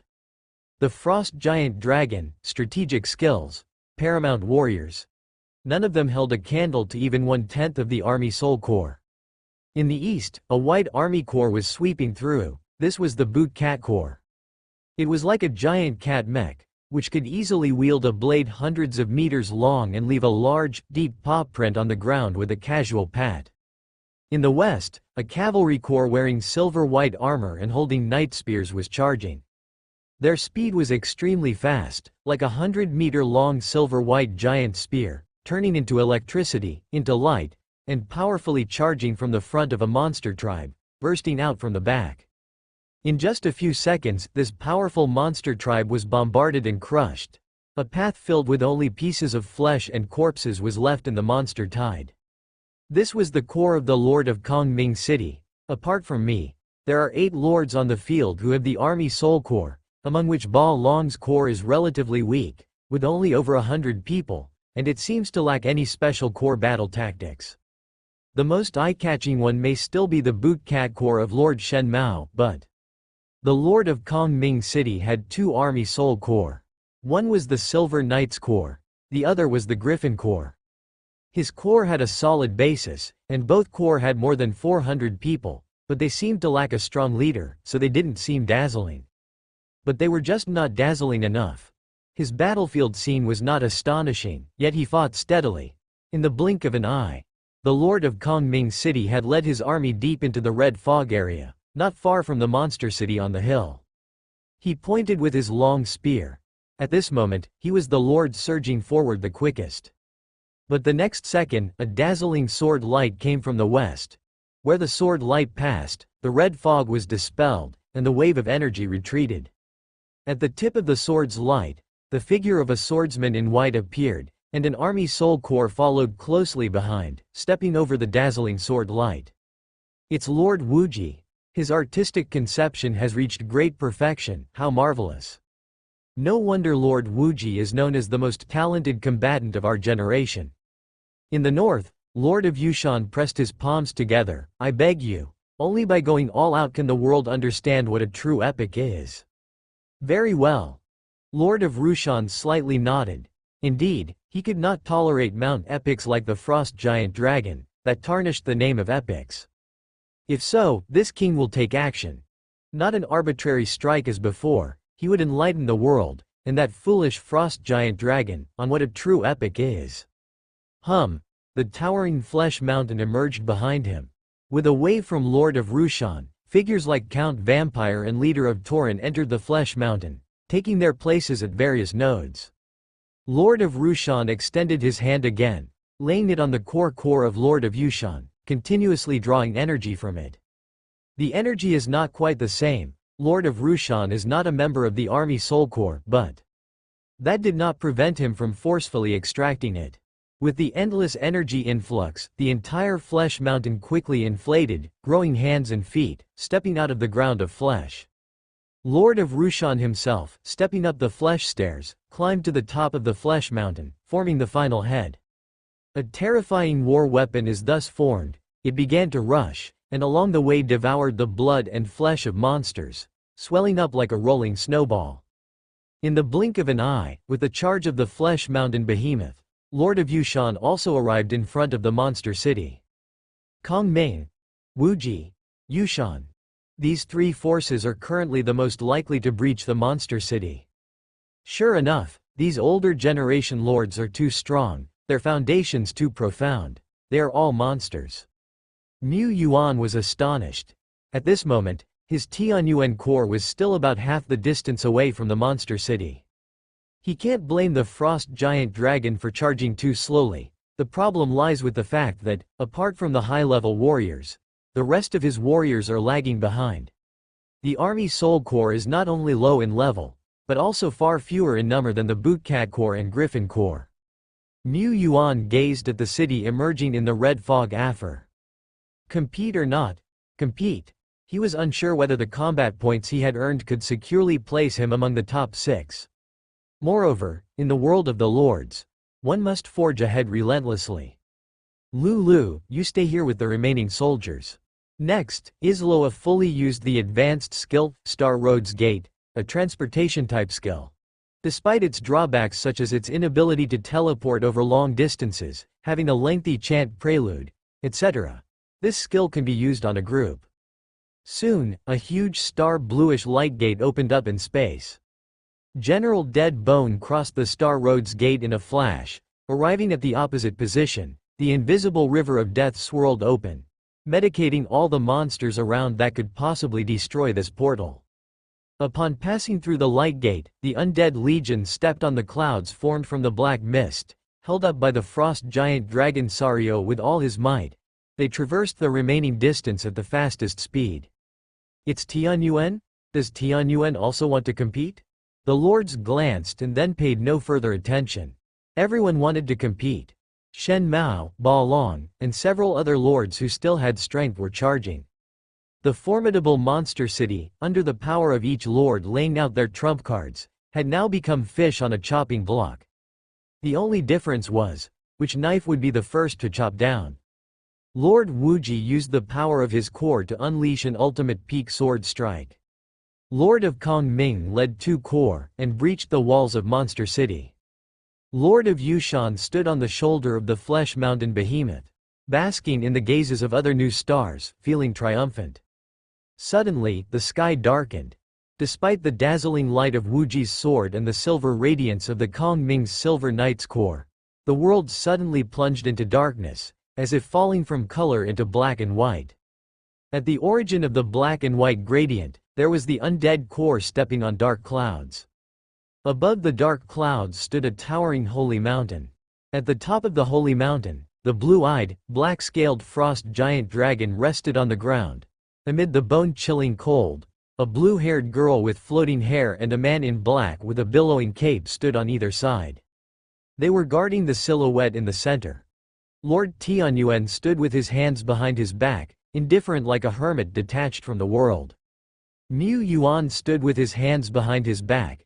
Energy gushed out like a floodgate had been opened. His trembling hands were slightly hidden behind him, and his somewhat pale face, under the contrast of the lingering black mist, was aptly indifferent, like a hermit. Riding on the rising dark clouds, 4 most outstanding figures were mounted on the undead legion, reminiscent of ghostly soldiers and generals. Lord Tianyuan, the frost giant dragon, the blue-haired girl, and General Black Cloak. Amongst them, the noble and unmatched frost giant dragon was aiding the entire undead legion with its dragon power to take flight. This is the moment when Sario realized his dream. Even while bearing the weight of the undead legion, he was invincible in the world. Even if it was him doing the carrying, and Boss Deadbone being invincible, the dream was still the same. General Duo Lai, who appeared in the form of a blue-haired girl, was not one of the undead system. However, General Duo Lai would not be hindered by the racial system. She fell into a half-crouch, absorbing the endless undead energy stored in the dimensional space before entering the land of challenge, referring to when they were still in the real world, and then, expelling it out in a rush. Ah, phew, storing so much undead energy, one might not know if it would cause a bellyache. General Duo Lai pondered with worry. The surging undead energy continuously flowed out of her body, washing away the color from her entire face, turning it slightly pale. But it also blew away her hair towards the sky, and her entire body radiated a terrifying aura. Within the frenzied killing and invincible force, Lord Shepard was a crucial cog. He was now fully integrated into the Dead Bone template, building a bridge with the power that originated from the Dead Bone, using all his strength to charge the legitimate Holy Mountain with a pirated version of the Wraith Sacred Mountain. General Dead Bone had several hidden backup power sources, but none of them, whichever one they might be, could compare to the power supplied from the pirated Wraith Sacred Mountain right now. I, the Lord, am the most potent backup power source. At the same time, the aura of death from all directions also swarmed over. The enormous energy was dozens to hundreds of times that of a normal Dead Bone, and hundreds to thousands of times of that of a regular elite-level soldier. When the energy is so vast that it causes ripples in space. Let alone that the user of this energy was General Dead Bone, who was on the half-step image level of the artistic conception in great perfection. Dead Bone didn't dance solo, he was only acting as the commander of the army, leading all the soldiers of the Undead Legion to strike together and create the River of Underworld Swords. The River of Netherworld darkens the world. The Undead Legion was riding on the Stygian River. Lord Wuji, using his body as a sword, transformed into the utmost sharp end of the light. The two big core and the flesh giant beasts also roared as they charged in. From four directions, four horrifying attacks simultaneously pounded into the city of the monsters. The rough city walls shattered and flew up like scraps of paper. The monster tide surging outwards cracked apart, turning into dust. The monster elites that were roaring in the light gradually turned into ashes. And the monster city lord, who was sitting in the middle of the city and had barely had time to display his style and power, began to twist and crack under the radiating heavenly might from all four directions, shattering into pieces. But nobody paid it any attention. After unleashing his most extreme sword light, Lord Wuji turned his gaze towards the distance.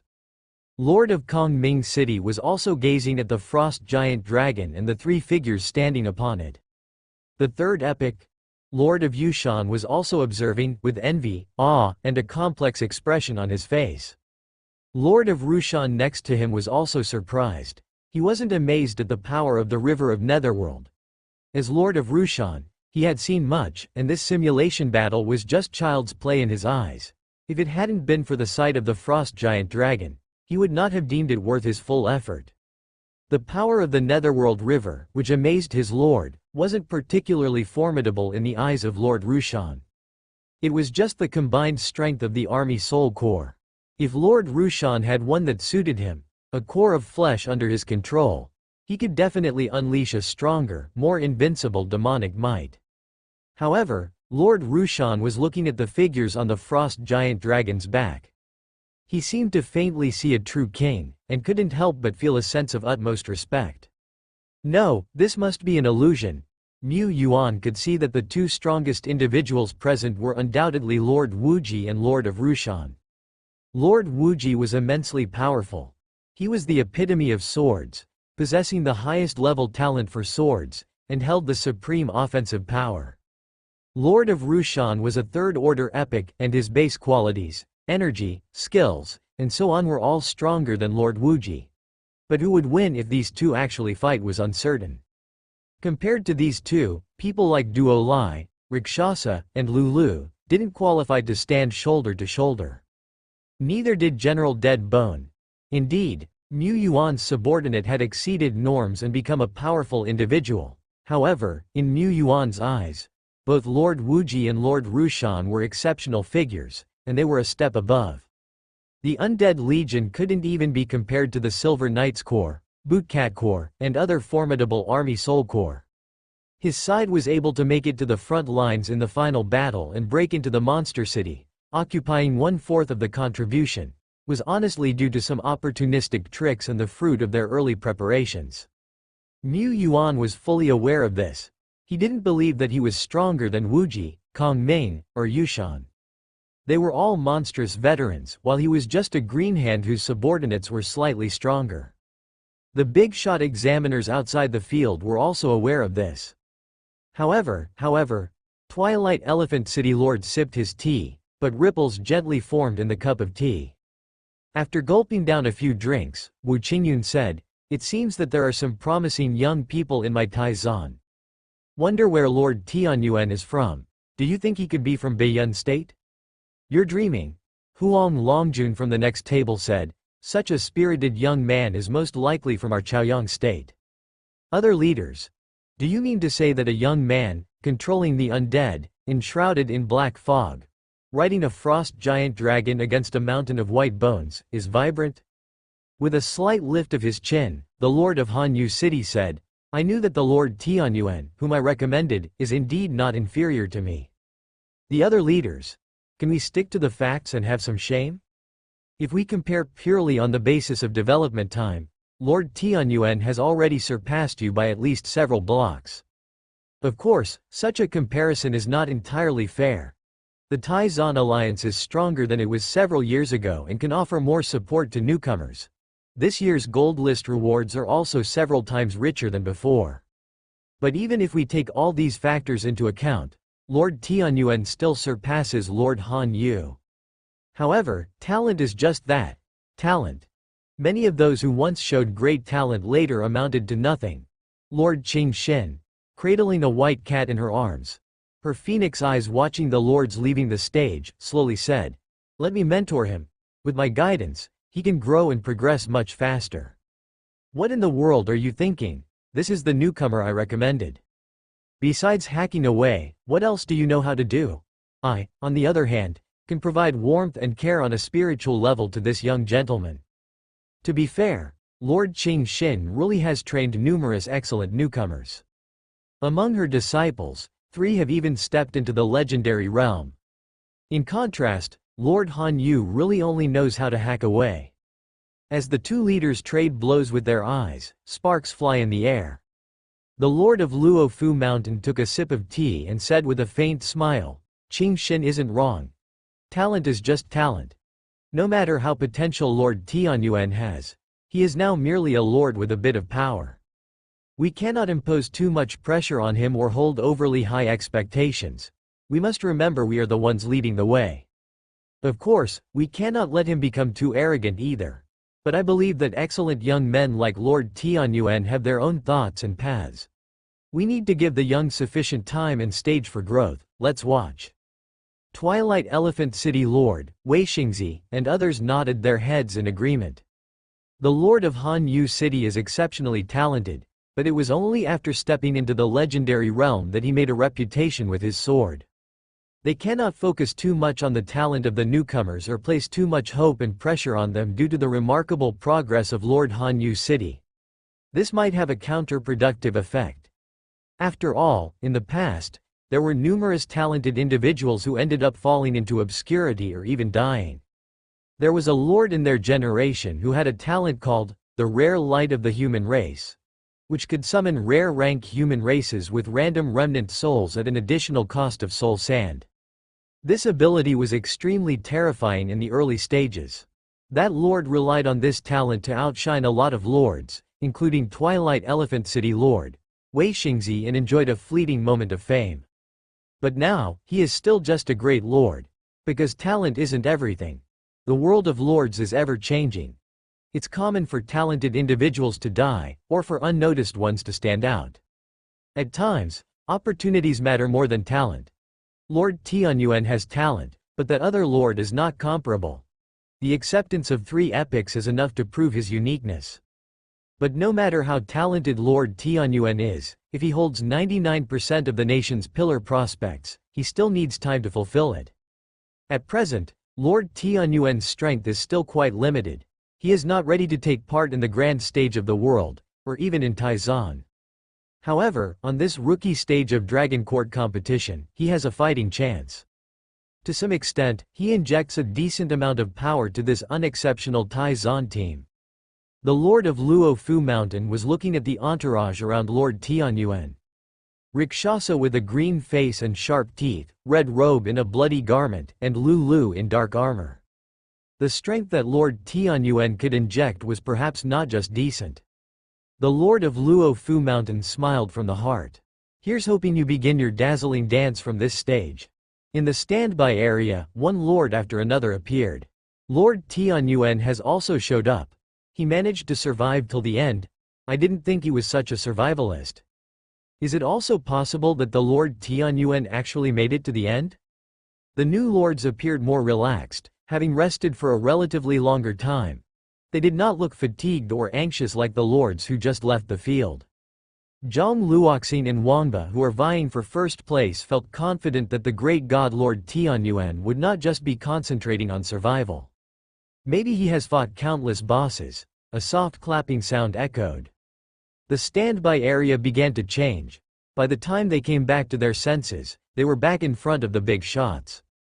Lord of Luo Fu Mountain stroked his beard, laughed and said, "The military drill for this year is officially over.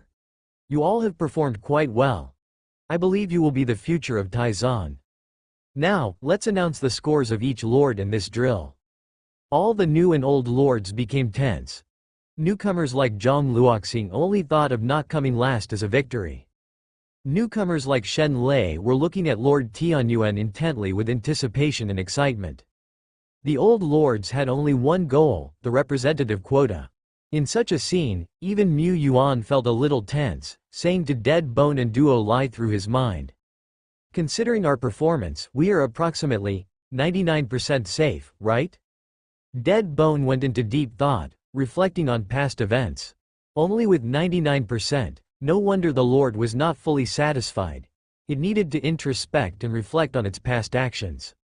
Now, allow me to announce the results of this exercise. With one hand stroking his beard, the Lord of Luo Fu Mountain gathered a ball of light within his other hand, revealing a long scroll from top to bottom. His gaze glanced over it briefly before he began to read aloud. Lord Yu Shi, combat points 50. 50 points, not even enough to win over a first-level monster tribe. But this score could not be considered as poor. After all, the lords would lose a considerable number of combat points if they couldn't hold their places, even if they could hold till the mid-term.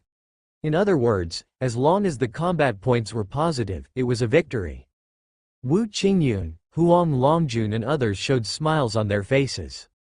At first, they estimated that there would be many new lords with negative scores. Now it seems that this batch of lords is indeed the best in history.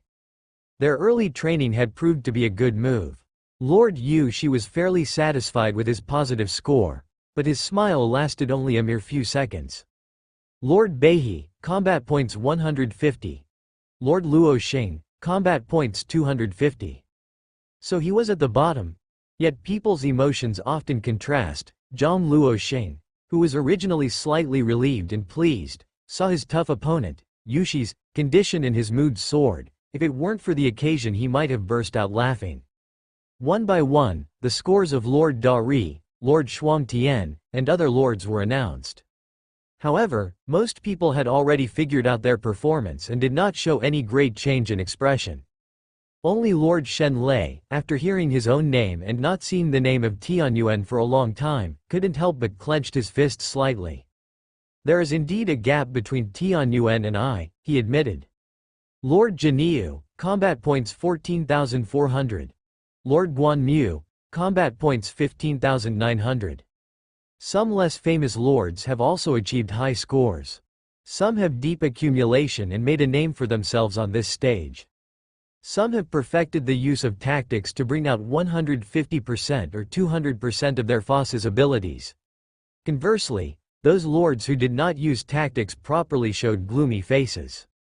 These few people disappointed the examiners. After all, if you make tactical and strategic mistakes in military exercises, you will only lose scores, but if you make tactical or strategic mistakes in reality, you will lose a large number of troops, or even your own life. If they can't reflect on themselves in time and blame their mistakes on luck, their future The Dragon Court competition is not just a simple duel, it requires the lords to use tactics and strategy. Lord Wuji, combat points 33,900. Lord Yushan, combat points 36,600. Lord of Kongming City, combat points 36,800. Lord Tianyuan, the Lord of Luofu Mountain paused. Combat points 36,825.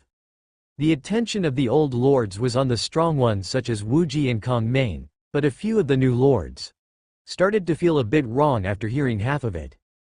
Why isn't there a Tianyuan? One name after another was proclaimed and their faces became more and more shocked, unable to hide it. Until this moment. Tianyuan. Tianyuan, this is not a lord.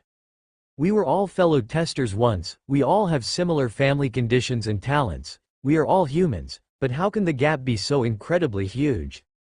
Lord Shen Lei was despondent. He couldn't catch up, no matter how he thought about it, he just couldn't catch up. Lu Mianmu, surprised for a while, soon calmed down. She had always heard her elder sister saying Tianyuan's talents were not inferior to her own, so such performance was reasonable, right?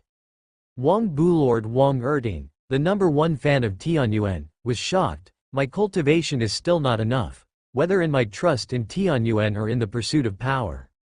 Indeed, he didn't feel that he could catch up with Tianyuan unless Tianyuan fell into a trough one day and stopped progressing, but then that wouldn't be the Tianyuan they knew anymore. But if he can't keep up, should he give up? No, as the Lord Wangba, he would never be satisfied to be an onlooker. He was the man who would step by step onto the path of the Great Lord and even the path of Cain. He might be weak compared to others in his life, but he would never be weaker than he was yesterday.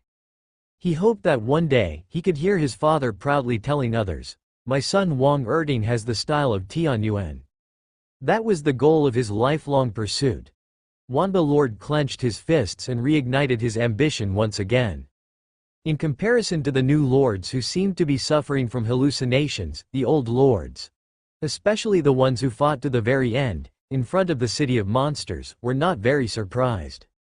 What on earth? It's just that they were somewhat psychologically prepared, thinking Tianyuan's selection was expected. Newbies, you have no idea about the power of Tianyuan. He is a man approved by 3 epic lives. His mystique, coupled with a lethal allure, makes it hard not to want to explore. The Lady Lord with the older sister aura looked at the slightly young-looking Lord Tianyuan, her eyes shining with light like a wolf's. But let's not even talk about female lords, male lords too. If given the chance, definitely want to have a thorough exchange with Tianyuan. Thought Lord of Ba Long. He was the least surprised. It was only logical that the man chasing the dragon mark would receive the highest combat points. Speaking of which, the 3rd epic under Tianyuan's command, the one shrouded in a cloak, whose face we can't see, perhaps, is also a dragon. After all, that Stygian river flows like an abyssal dragon. This speculation makes too much sense. In the end, it was decided that Tianyuan, Kongming, Yushan, Wuji, Shen Mao, and Ba Long would represent Tai Zan to compete against the other great nations. Ba Long's combat points were just on the brink, just 100 or 2 above the other 2 strong contenders. But speaking of it, Lord Tianyuan's combat record surprisingly surpassed Kongming and Yushan by a bit, which caught many people off guard. Tianyuan took a risk in the early stage, spreading his forces, but this just demonstrates his strategic vision. Compared to Yushan, who wasn't able to fully display his strength. But it's not his fault. To freely command an epic at this stage is indeed a bit forced, rather, it's surprising that Tianyuan can freely command epics. Tianyuan, he has the posture of a king. The representative for Tai Zan has been chosen, but while many players know that the selection battle is over, who were the 6 lords who stood out, that remained a secret. The lords participating in the military exercises all signed confidentiality agreements. This was naturally to ensure that information did not leak out. Having an extra piece of information, one more trump card, might reverse the situation at a critical moment. However, famous lords like Shen Mao, Ba Long, and Wuji can't hide their outstanding records. Therefore, Tianyuan is not only a fresh force but also a hidden trump card. The information war has already begun quietly. Taizan forum, chat groups, and other social software, many gossiping players were discussing. In the Baijiang Tenglong group, Liver Emperor, Mr. Tan and the other Greenhand lords were also discussing eagerly. Who do you guys think will represent our Taizan? Lord Wuji, City Lord Kong Ming, and Shen Mao, Ba Long? Isn't that only 4 people? What about the other 2? Perhaps Lord Giant Elephant and Lord Manyu. Their records are also quite prominent. It's said that Lord Giant Elephant has 2 invincible mountain giants. They can punch open walls that are tens of meters high. At Mu_A what do you think? I'll see with my eyes. Mu Yuan was looking at the list of rewards in his hand.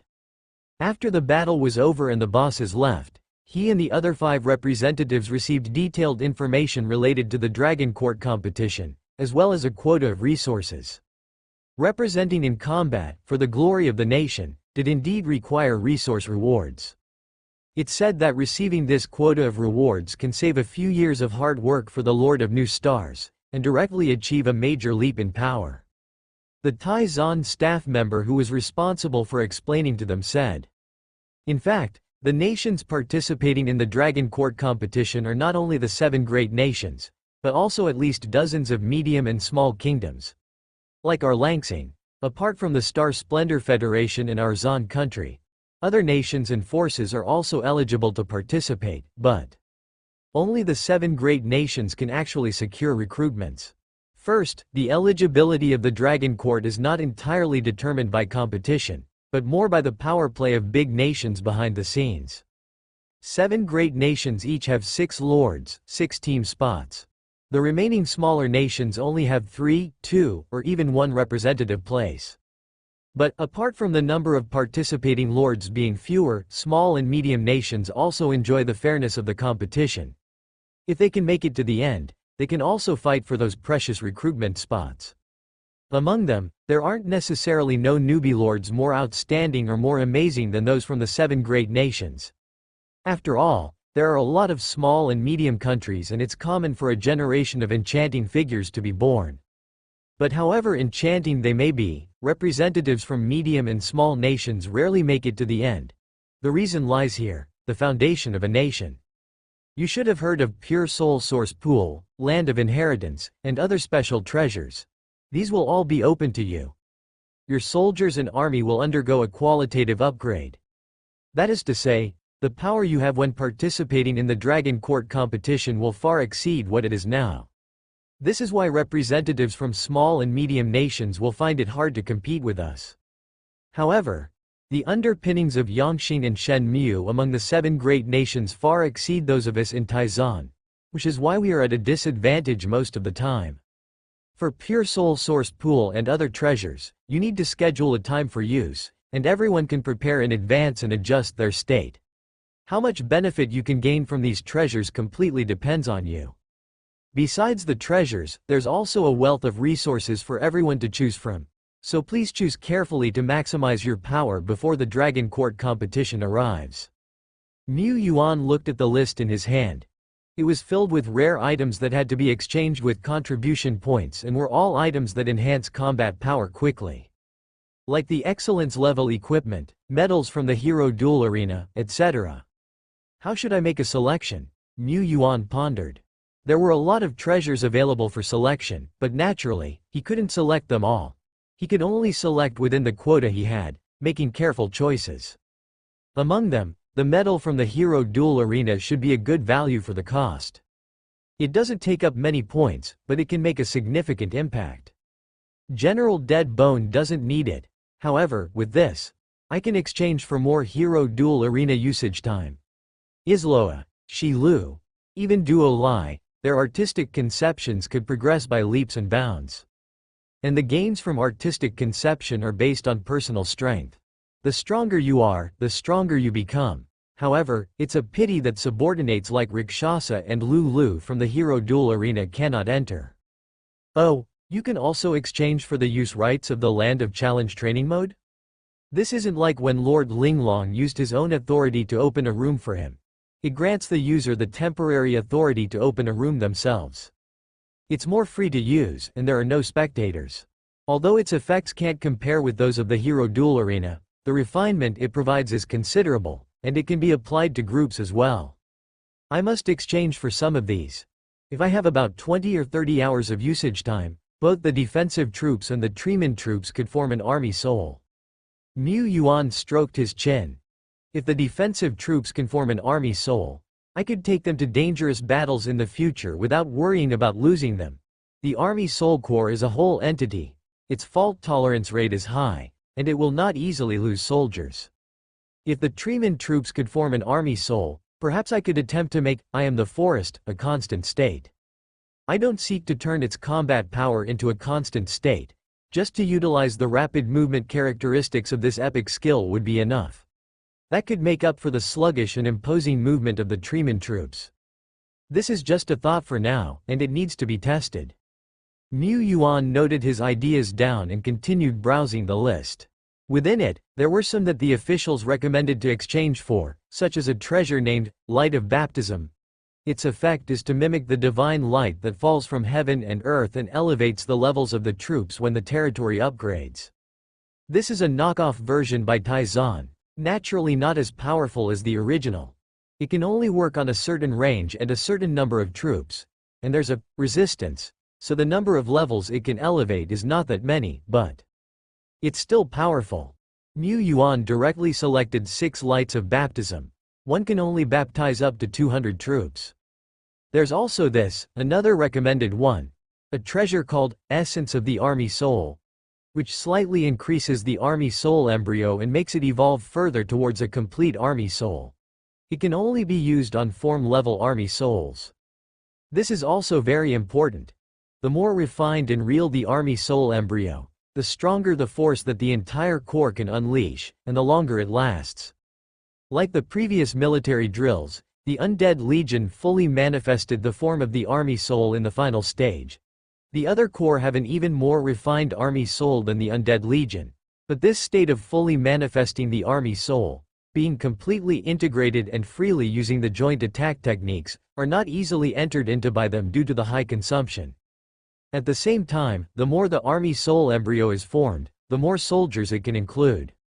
An Army Soul Corps at the complete level can include over 1,000 elites, but the prerequisite is that they must have suitable soldiers.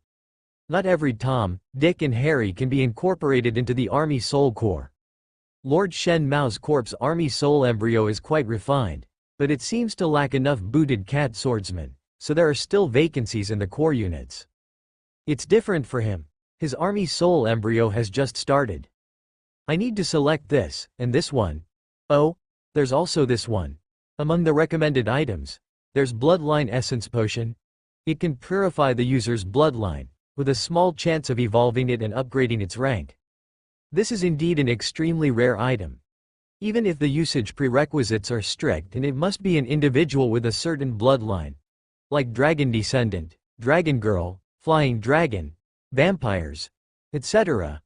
Even if the evolution rate after usage is very small, and the highest effect is not likely to evolve into epic, but it's probably the item that lords like Ba Long God Cat would most want to exchange for. Mu Yuan skipped it and landed his eyes on another item. Skill Steel Sprint, Description. Special Building, inscribed with the basic skill, Sprint. This imprint is left by the legendary powerhouse, Gale Sword Sage Yi Exen. Observing this imprint has a chance of learning this skill. Remark. Troops must possess wisdom to observe the skill Steel. The higher the wisdom of the troops, the greater the chance of acquiring the skill. Even so, only a few among the wise troops can master the skill. For the vast majority of rare-ranked troops who only have one basic skill, learning another skill will greatly enhance their own combat power. But this steel is not a recommended item. It's too difficult to learn. Troops who are just beginning to have wisdom are still barely understanding, like kittens and puppies. They find it hard to understand some complex orders, let alone learning a skill from contemplation. But what if the observers were all troops who had awakened their self-consciousness? The skill, Sprint, is a rare support acceleration skill. Many troops can use it, and it can effectively train the energy flow in the legs. Mu Yuan selected a few times, and finally found that there is still a lot of quota remaining. It's clear how generous the quota given by Tai Zhan is. The remaining quota can almost exchange for 3 excellent grade equipment. Excellent equipment is expensive, but it can also greatly improve the capabilities of the powerhouse. If to select these equipment, Mu Yuan didn't want to choose himself. He called over the lords of the territory to choose together. However, there are only 3 places. I don't need it. Dead Bone was the first to speak. It was not so much a matter of humility as a clear understanding of one's own positioning. If there was an item of equipment or treasure that could effectively enhance its power, Dead Bone would not refuse, as it would aid in enhancing the stability of the territory. But a normal piece of excellent equipment could only enhance its combat power under normal conditions, but it could not enhance its power limit during full force attacks. It wasn't that important then. Duo Lai scratched his head. I don't think I need it either, the ever-changing badge is enough. He stared at the list, somewhat disappointed. There's not much to eat on it, this list doesn't seem very good. Isloa. With her knowledge and breadth of experience, she could instantly see how precious the treasures listed were, with many being treasured items that the Eagle Kingdom could not produce back in the day. She felt the temptation. She needed excellent equipment, but after pondering it, she shook her head. In the past, she desired to catch up and surpass Duo Lai, desiring to enter the battle sequence. But strangely, after stepping into the realm of epic life, her thirst for the battle sequence wasn't as strong. Her focus was on her research in the intermediate mage tower. Well, not to be misunderstood by the Lord. More precisely, she was merely pursuing her personal research in her spare time, aside from her role in 997. That was it. Seeing that the 3 generals of the territory declined, the frost giant dragon Sario, who could only crouch on the periphery due to its massive size, had its eyes brightening with a burning blue flame. Excellent treasure has always been able to be obtained by those who are capable. And it, the great and noble frost giant dragon Sario, was a dragon of capability. It deserves to progress further. It leaned its head forward, opened its mouth slightly, and before it could speak, it caught sight of big brother Rakshasa and sister Hong Yi standing nearby. Sario suddenly remembered a sad fact. It seemed, possibly, probably, that it was just a junior. Dare it speak up? It didn't dare. The frost giant dragon folded its wings and crouched in the outskirts, drawing circles over and over again with its thick and fierce claws. Mu Yuan glanced at it. There were a few generals in the territory who did not need much external support, and the frost giant dragon was one of them. Ultimately, after discussion, the 3 slots for excellent equipment were taken by Hong Yi, Lulu, and 17.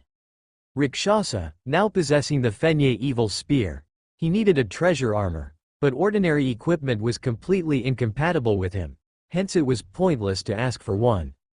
Among the generals, Lulu and 17, both of human origin, probably relied the most on external forces. Especially 17, who, after awakening her epic skill, 10,000 arrows treasure, was in need of a treasure bow to truly bring out this skill. Heavy Mountain Shield. In addition to the increase in power at the excellent level, it also has the ability to freely change in size and adjust in weight. This heavy shield can grow up to 20 times its normal size. Whispering Bow. In addition to the arrows shot by this excellent treasure bow have penetrating power to a high degree and can resist energy armor. The last piece of excellent equipment, rather than being given to Hong Yi, could be said to be a shared equipment for the territory. Named Terror of the Grand Mage, it has the effect of lowering the energy consumption of techniques and stores energy daily and can act as a hidden energy reserve during combat. This excellent accessory was the most valuable in Mu Yuan's opinion. It could be used by anyone. According to the description, the maximum amount of energy it can store is 10 times the energy limit of a beginner in the 3rd order, which was also about 6.5 times that of Isloa. Although it may not be as much as the energy possessed by Duo Lai in his normal state, and is even more insignificant to General Deadbone, if it was given to people like Isloa and Hong Yi, the enhancement would be significant. The first 2 pieces of excellent equipment were personal, while the last one was to be shared by the group. That was the decision. Of course, Lulu and 17, who received the excellent equipment, need to deduct a certain number of territorial contribution points. As more and more elites in the Tianyuan territory awake their self-consciousness, Mu Yuan needed to gradually improve the contribution point system and the currency system. He had this idea a long time ago, but to truly improve it, the workload was enormous. The great Lord Shepherd could only entrust this difficult task to the omnipotent worker, Isloa. This was a testimony to his trust in her. The contribution system has been initially perfected. Military achievements, daily work, special contributions, and other projects are included in this, which are the income items.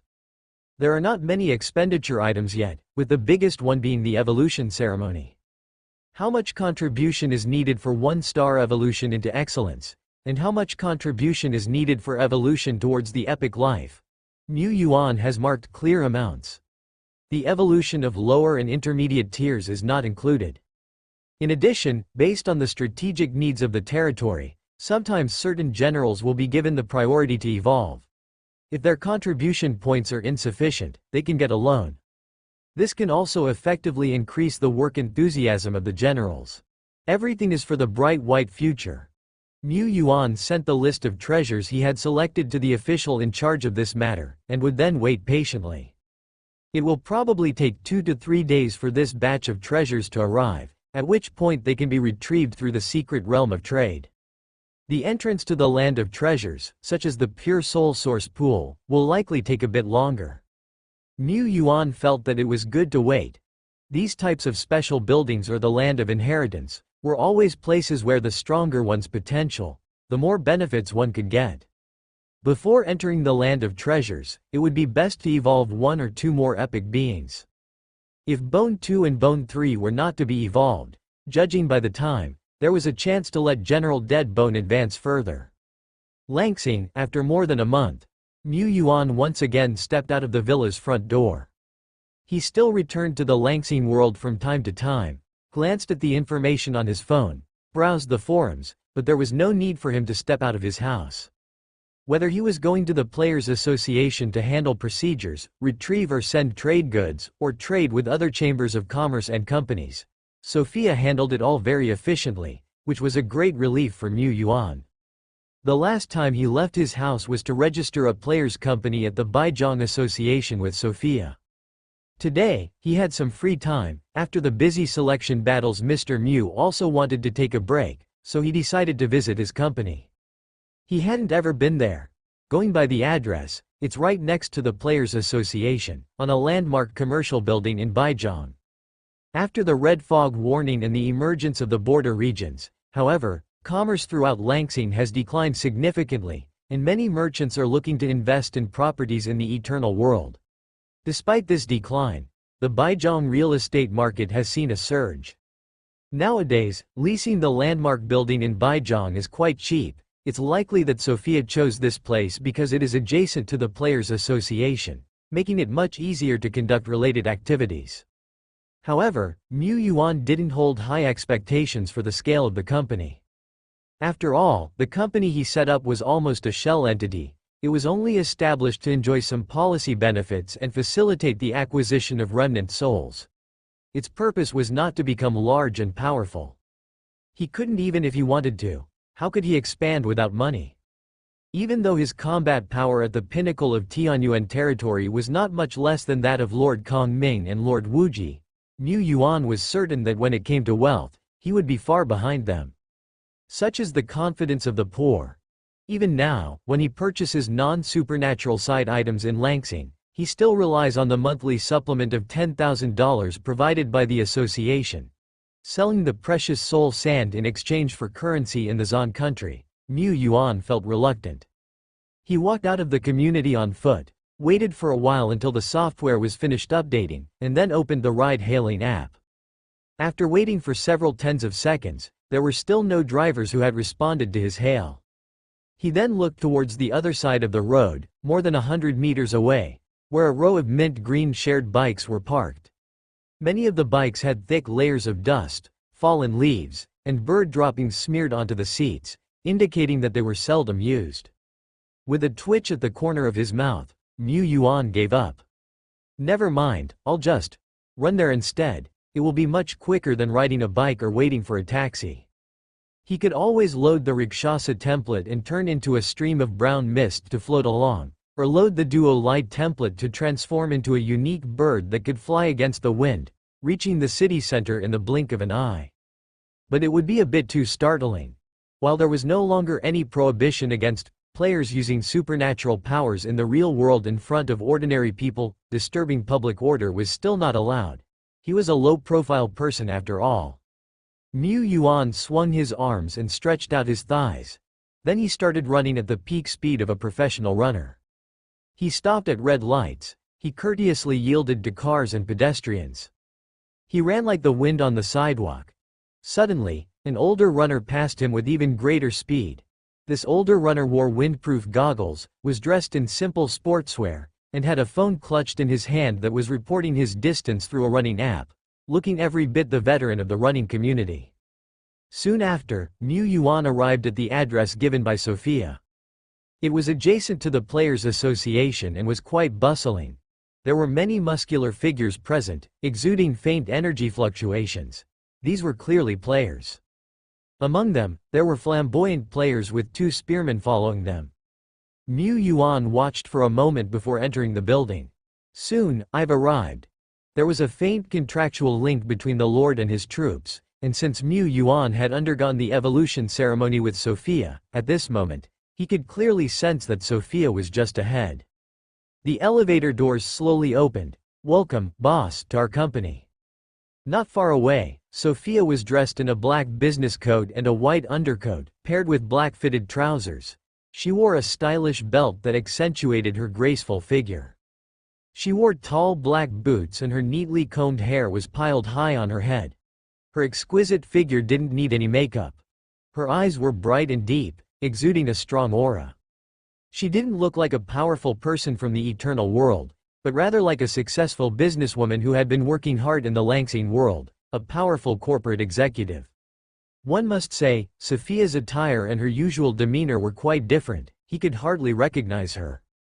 However, what surprised Mu Yuan most was not Sophia's attire, but the crowd of people standing between him and Sophia, shouting in unison. To the left, 10 men dressed in black suits, their hair combed neatly, all wearing black sunglasses.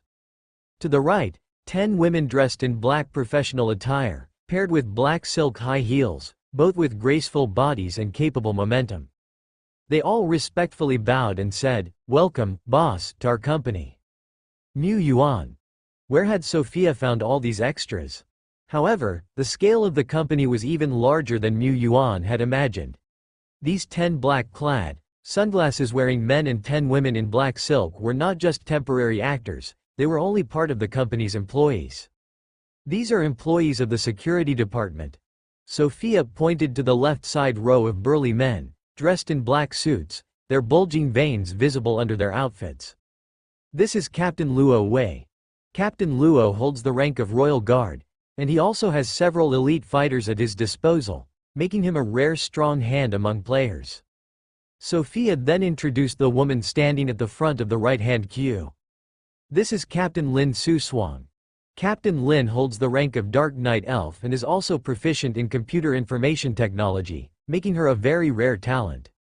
In fact, without Sophia's introduction, Mu Yuan could roughly gauge these people's strengths and even their professional ranks with their faces, muscles, strides, and breath.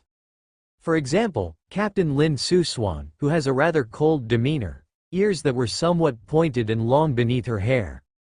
Mu Yuan had seen and even killed many Dark Knight Elves monsters before, so he could basically identify them at a glance. The problem wasn't that, the problem was, where did you find this level of employee? No, how could you afford to hire them? Well, this is our company's big boss. You two have been wanting to see the face of the boss, haven't you? Luo Wei had been speculating about the big boss of the company. He had guessed many possibilities. For example, the company didn't have a real big boss, it was a cover that Mu Fei, Sophia, had made up. Or, that there was a big group standing behind the company. But it turned out the big boss looked younger than imagined. However, when he thought about it, this was not surprising, as the president is also very young. But after witnessing the tip of the iceberg of the power displayed by the young president during the recruitment fair, he didn't dare to underestimate her anymore. There was a player express haughty insubordination and ended up being terrified. President Mu Fei was undoubtedly a tough character. The big boss who could control this tough character must not be a simple man.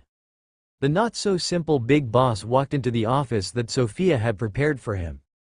The door closed, and the soundproofing was excellent. It was then that Mu Yuan had the chance to ask, "What's going on really?"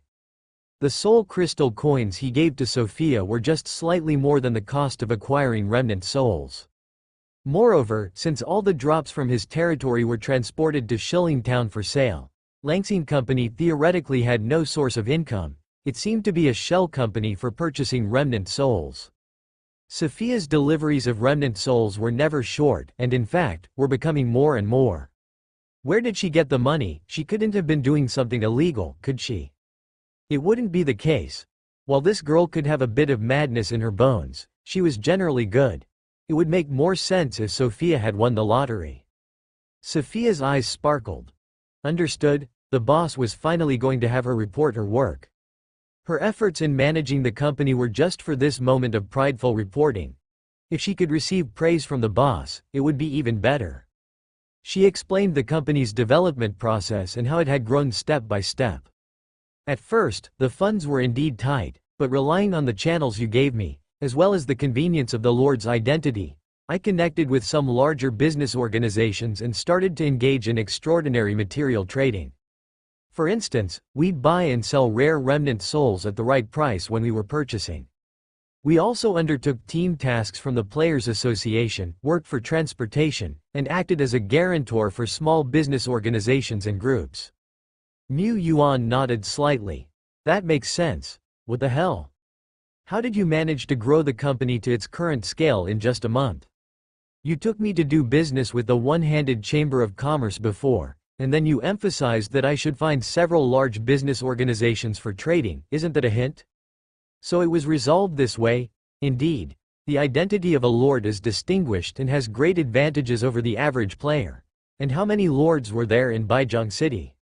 Most of the lords were not purchasing as much as he was from Langsing. As expected, he was still the boss. Of course, it was him. Sophia said, "The company is now running smoothly. The next step is to enter the period of regular income. I can contribute more remnant souls and funding to the territory." Good job, you've done very well. But Mu Yuan was still a bit worried. The company's rapid development might lack a solid foundation. Would Sophia be able to handle it alone? After all, the players she recruited were not her own, and it had been a short time. And, the rapid growth of the company would inevitably infringe on the interests of some players. Would Sophia encounter danger? Real business wars are often simple, direct, and dangerous. Sophia reflected on it. The competitor's boss sneaking into the company late at night to steal information. Being intercepted by hired thugs in the alley. Transportation jobs sometimes being sabotaged by players. And so on. Were these dangerous? Of course not. They were just a bit of excitement and fun added to a calm and ordinary life. She loved this kind of fun.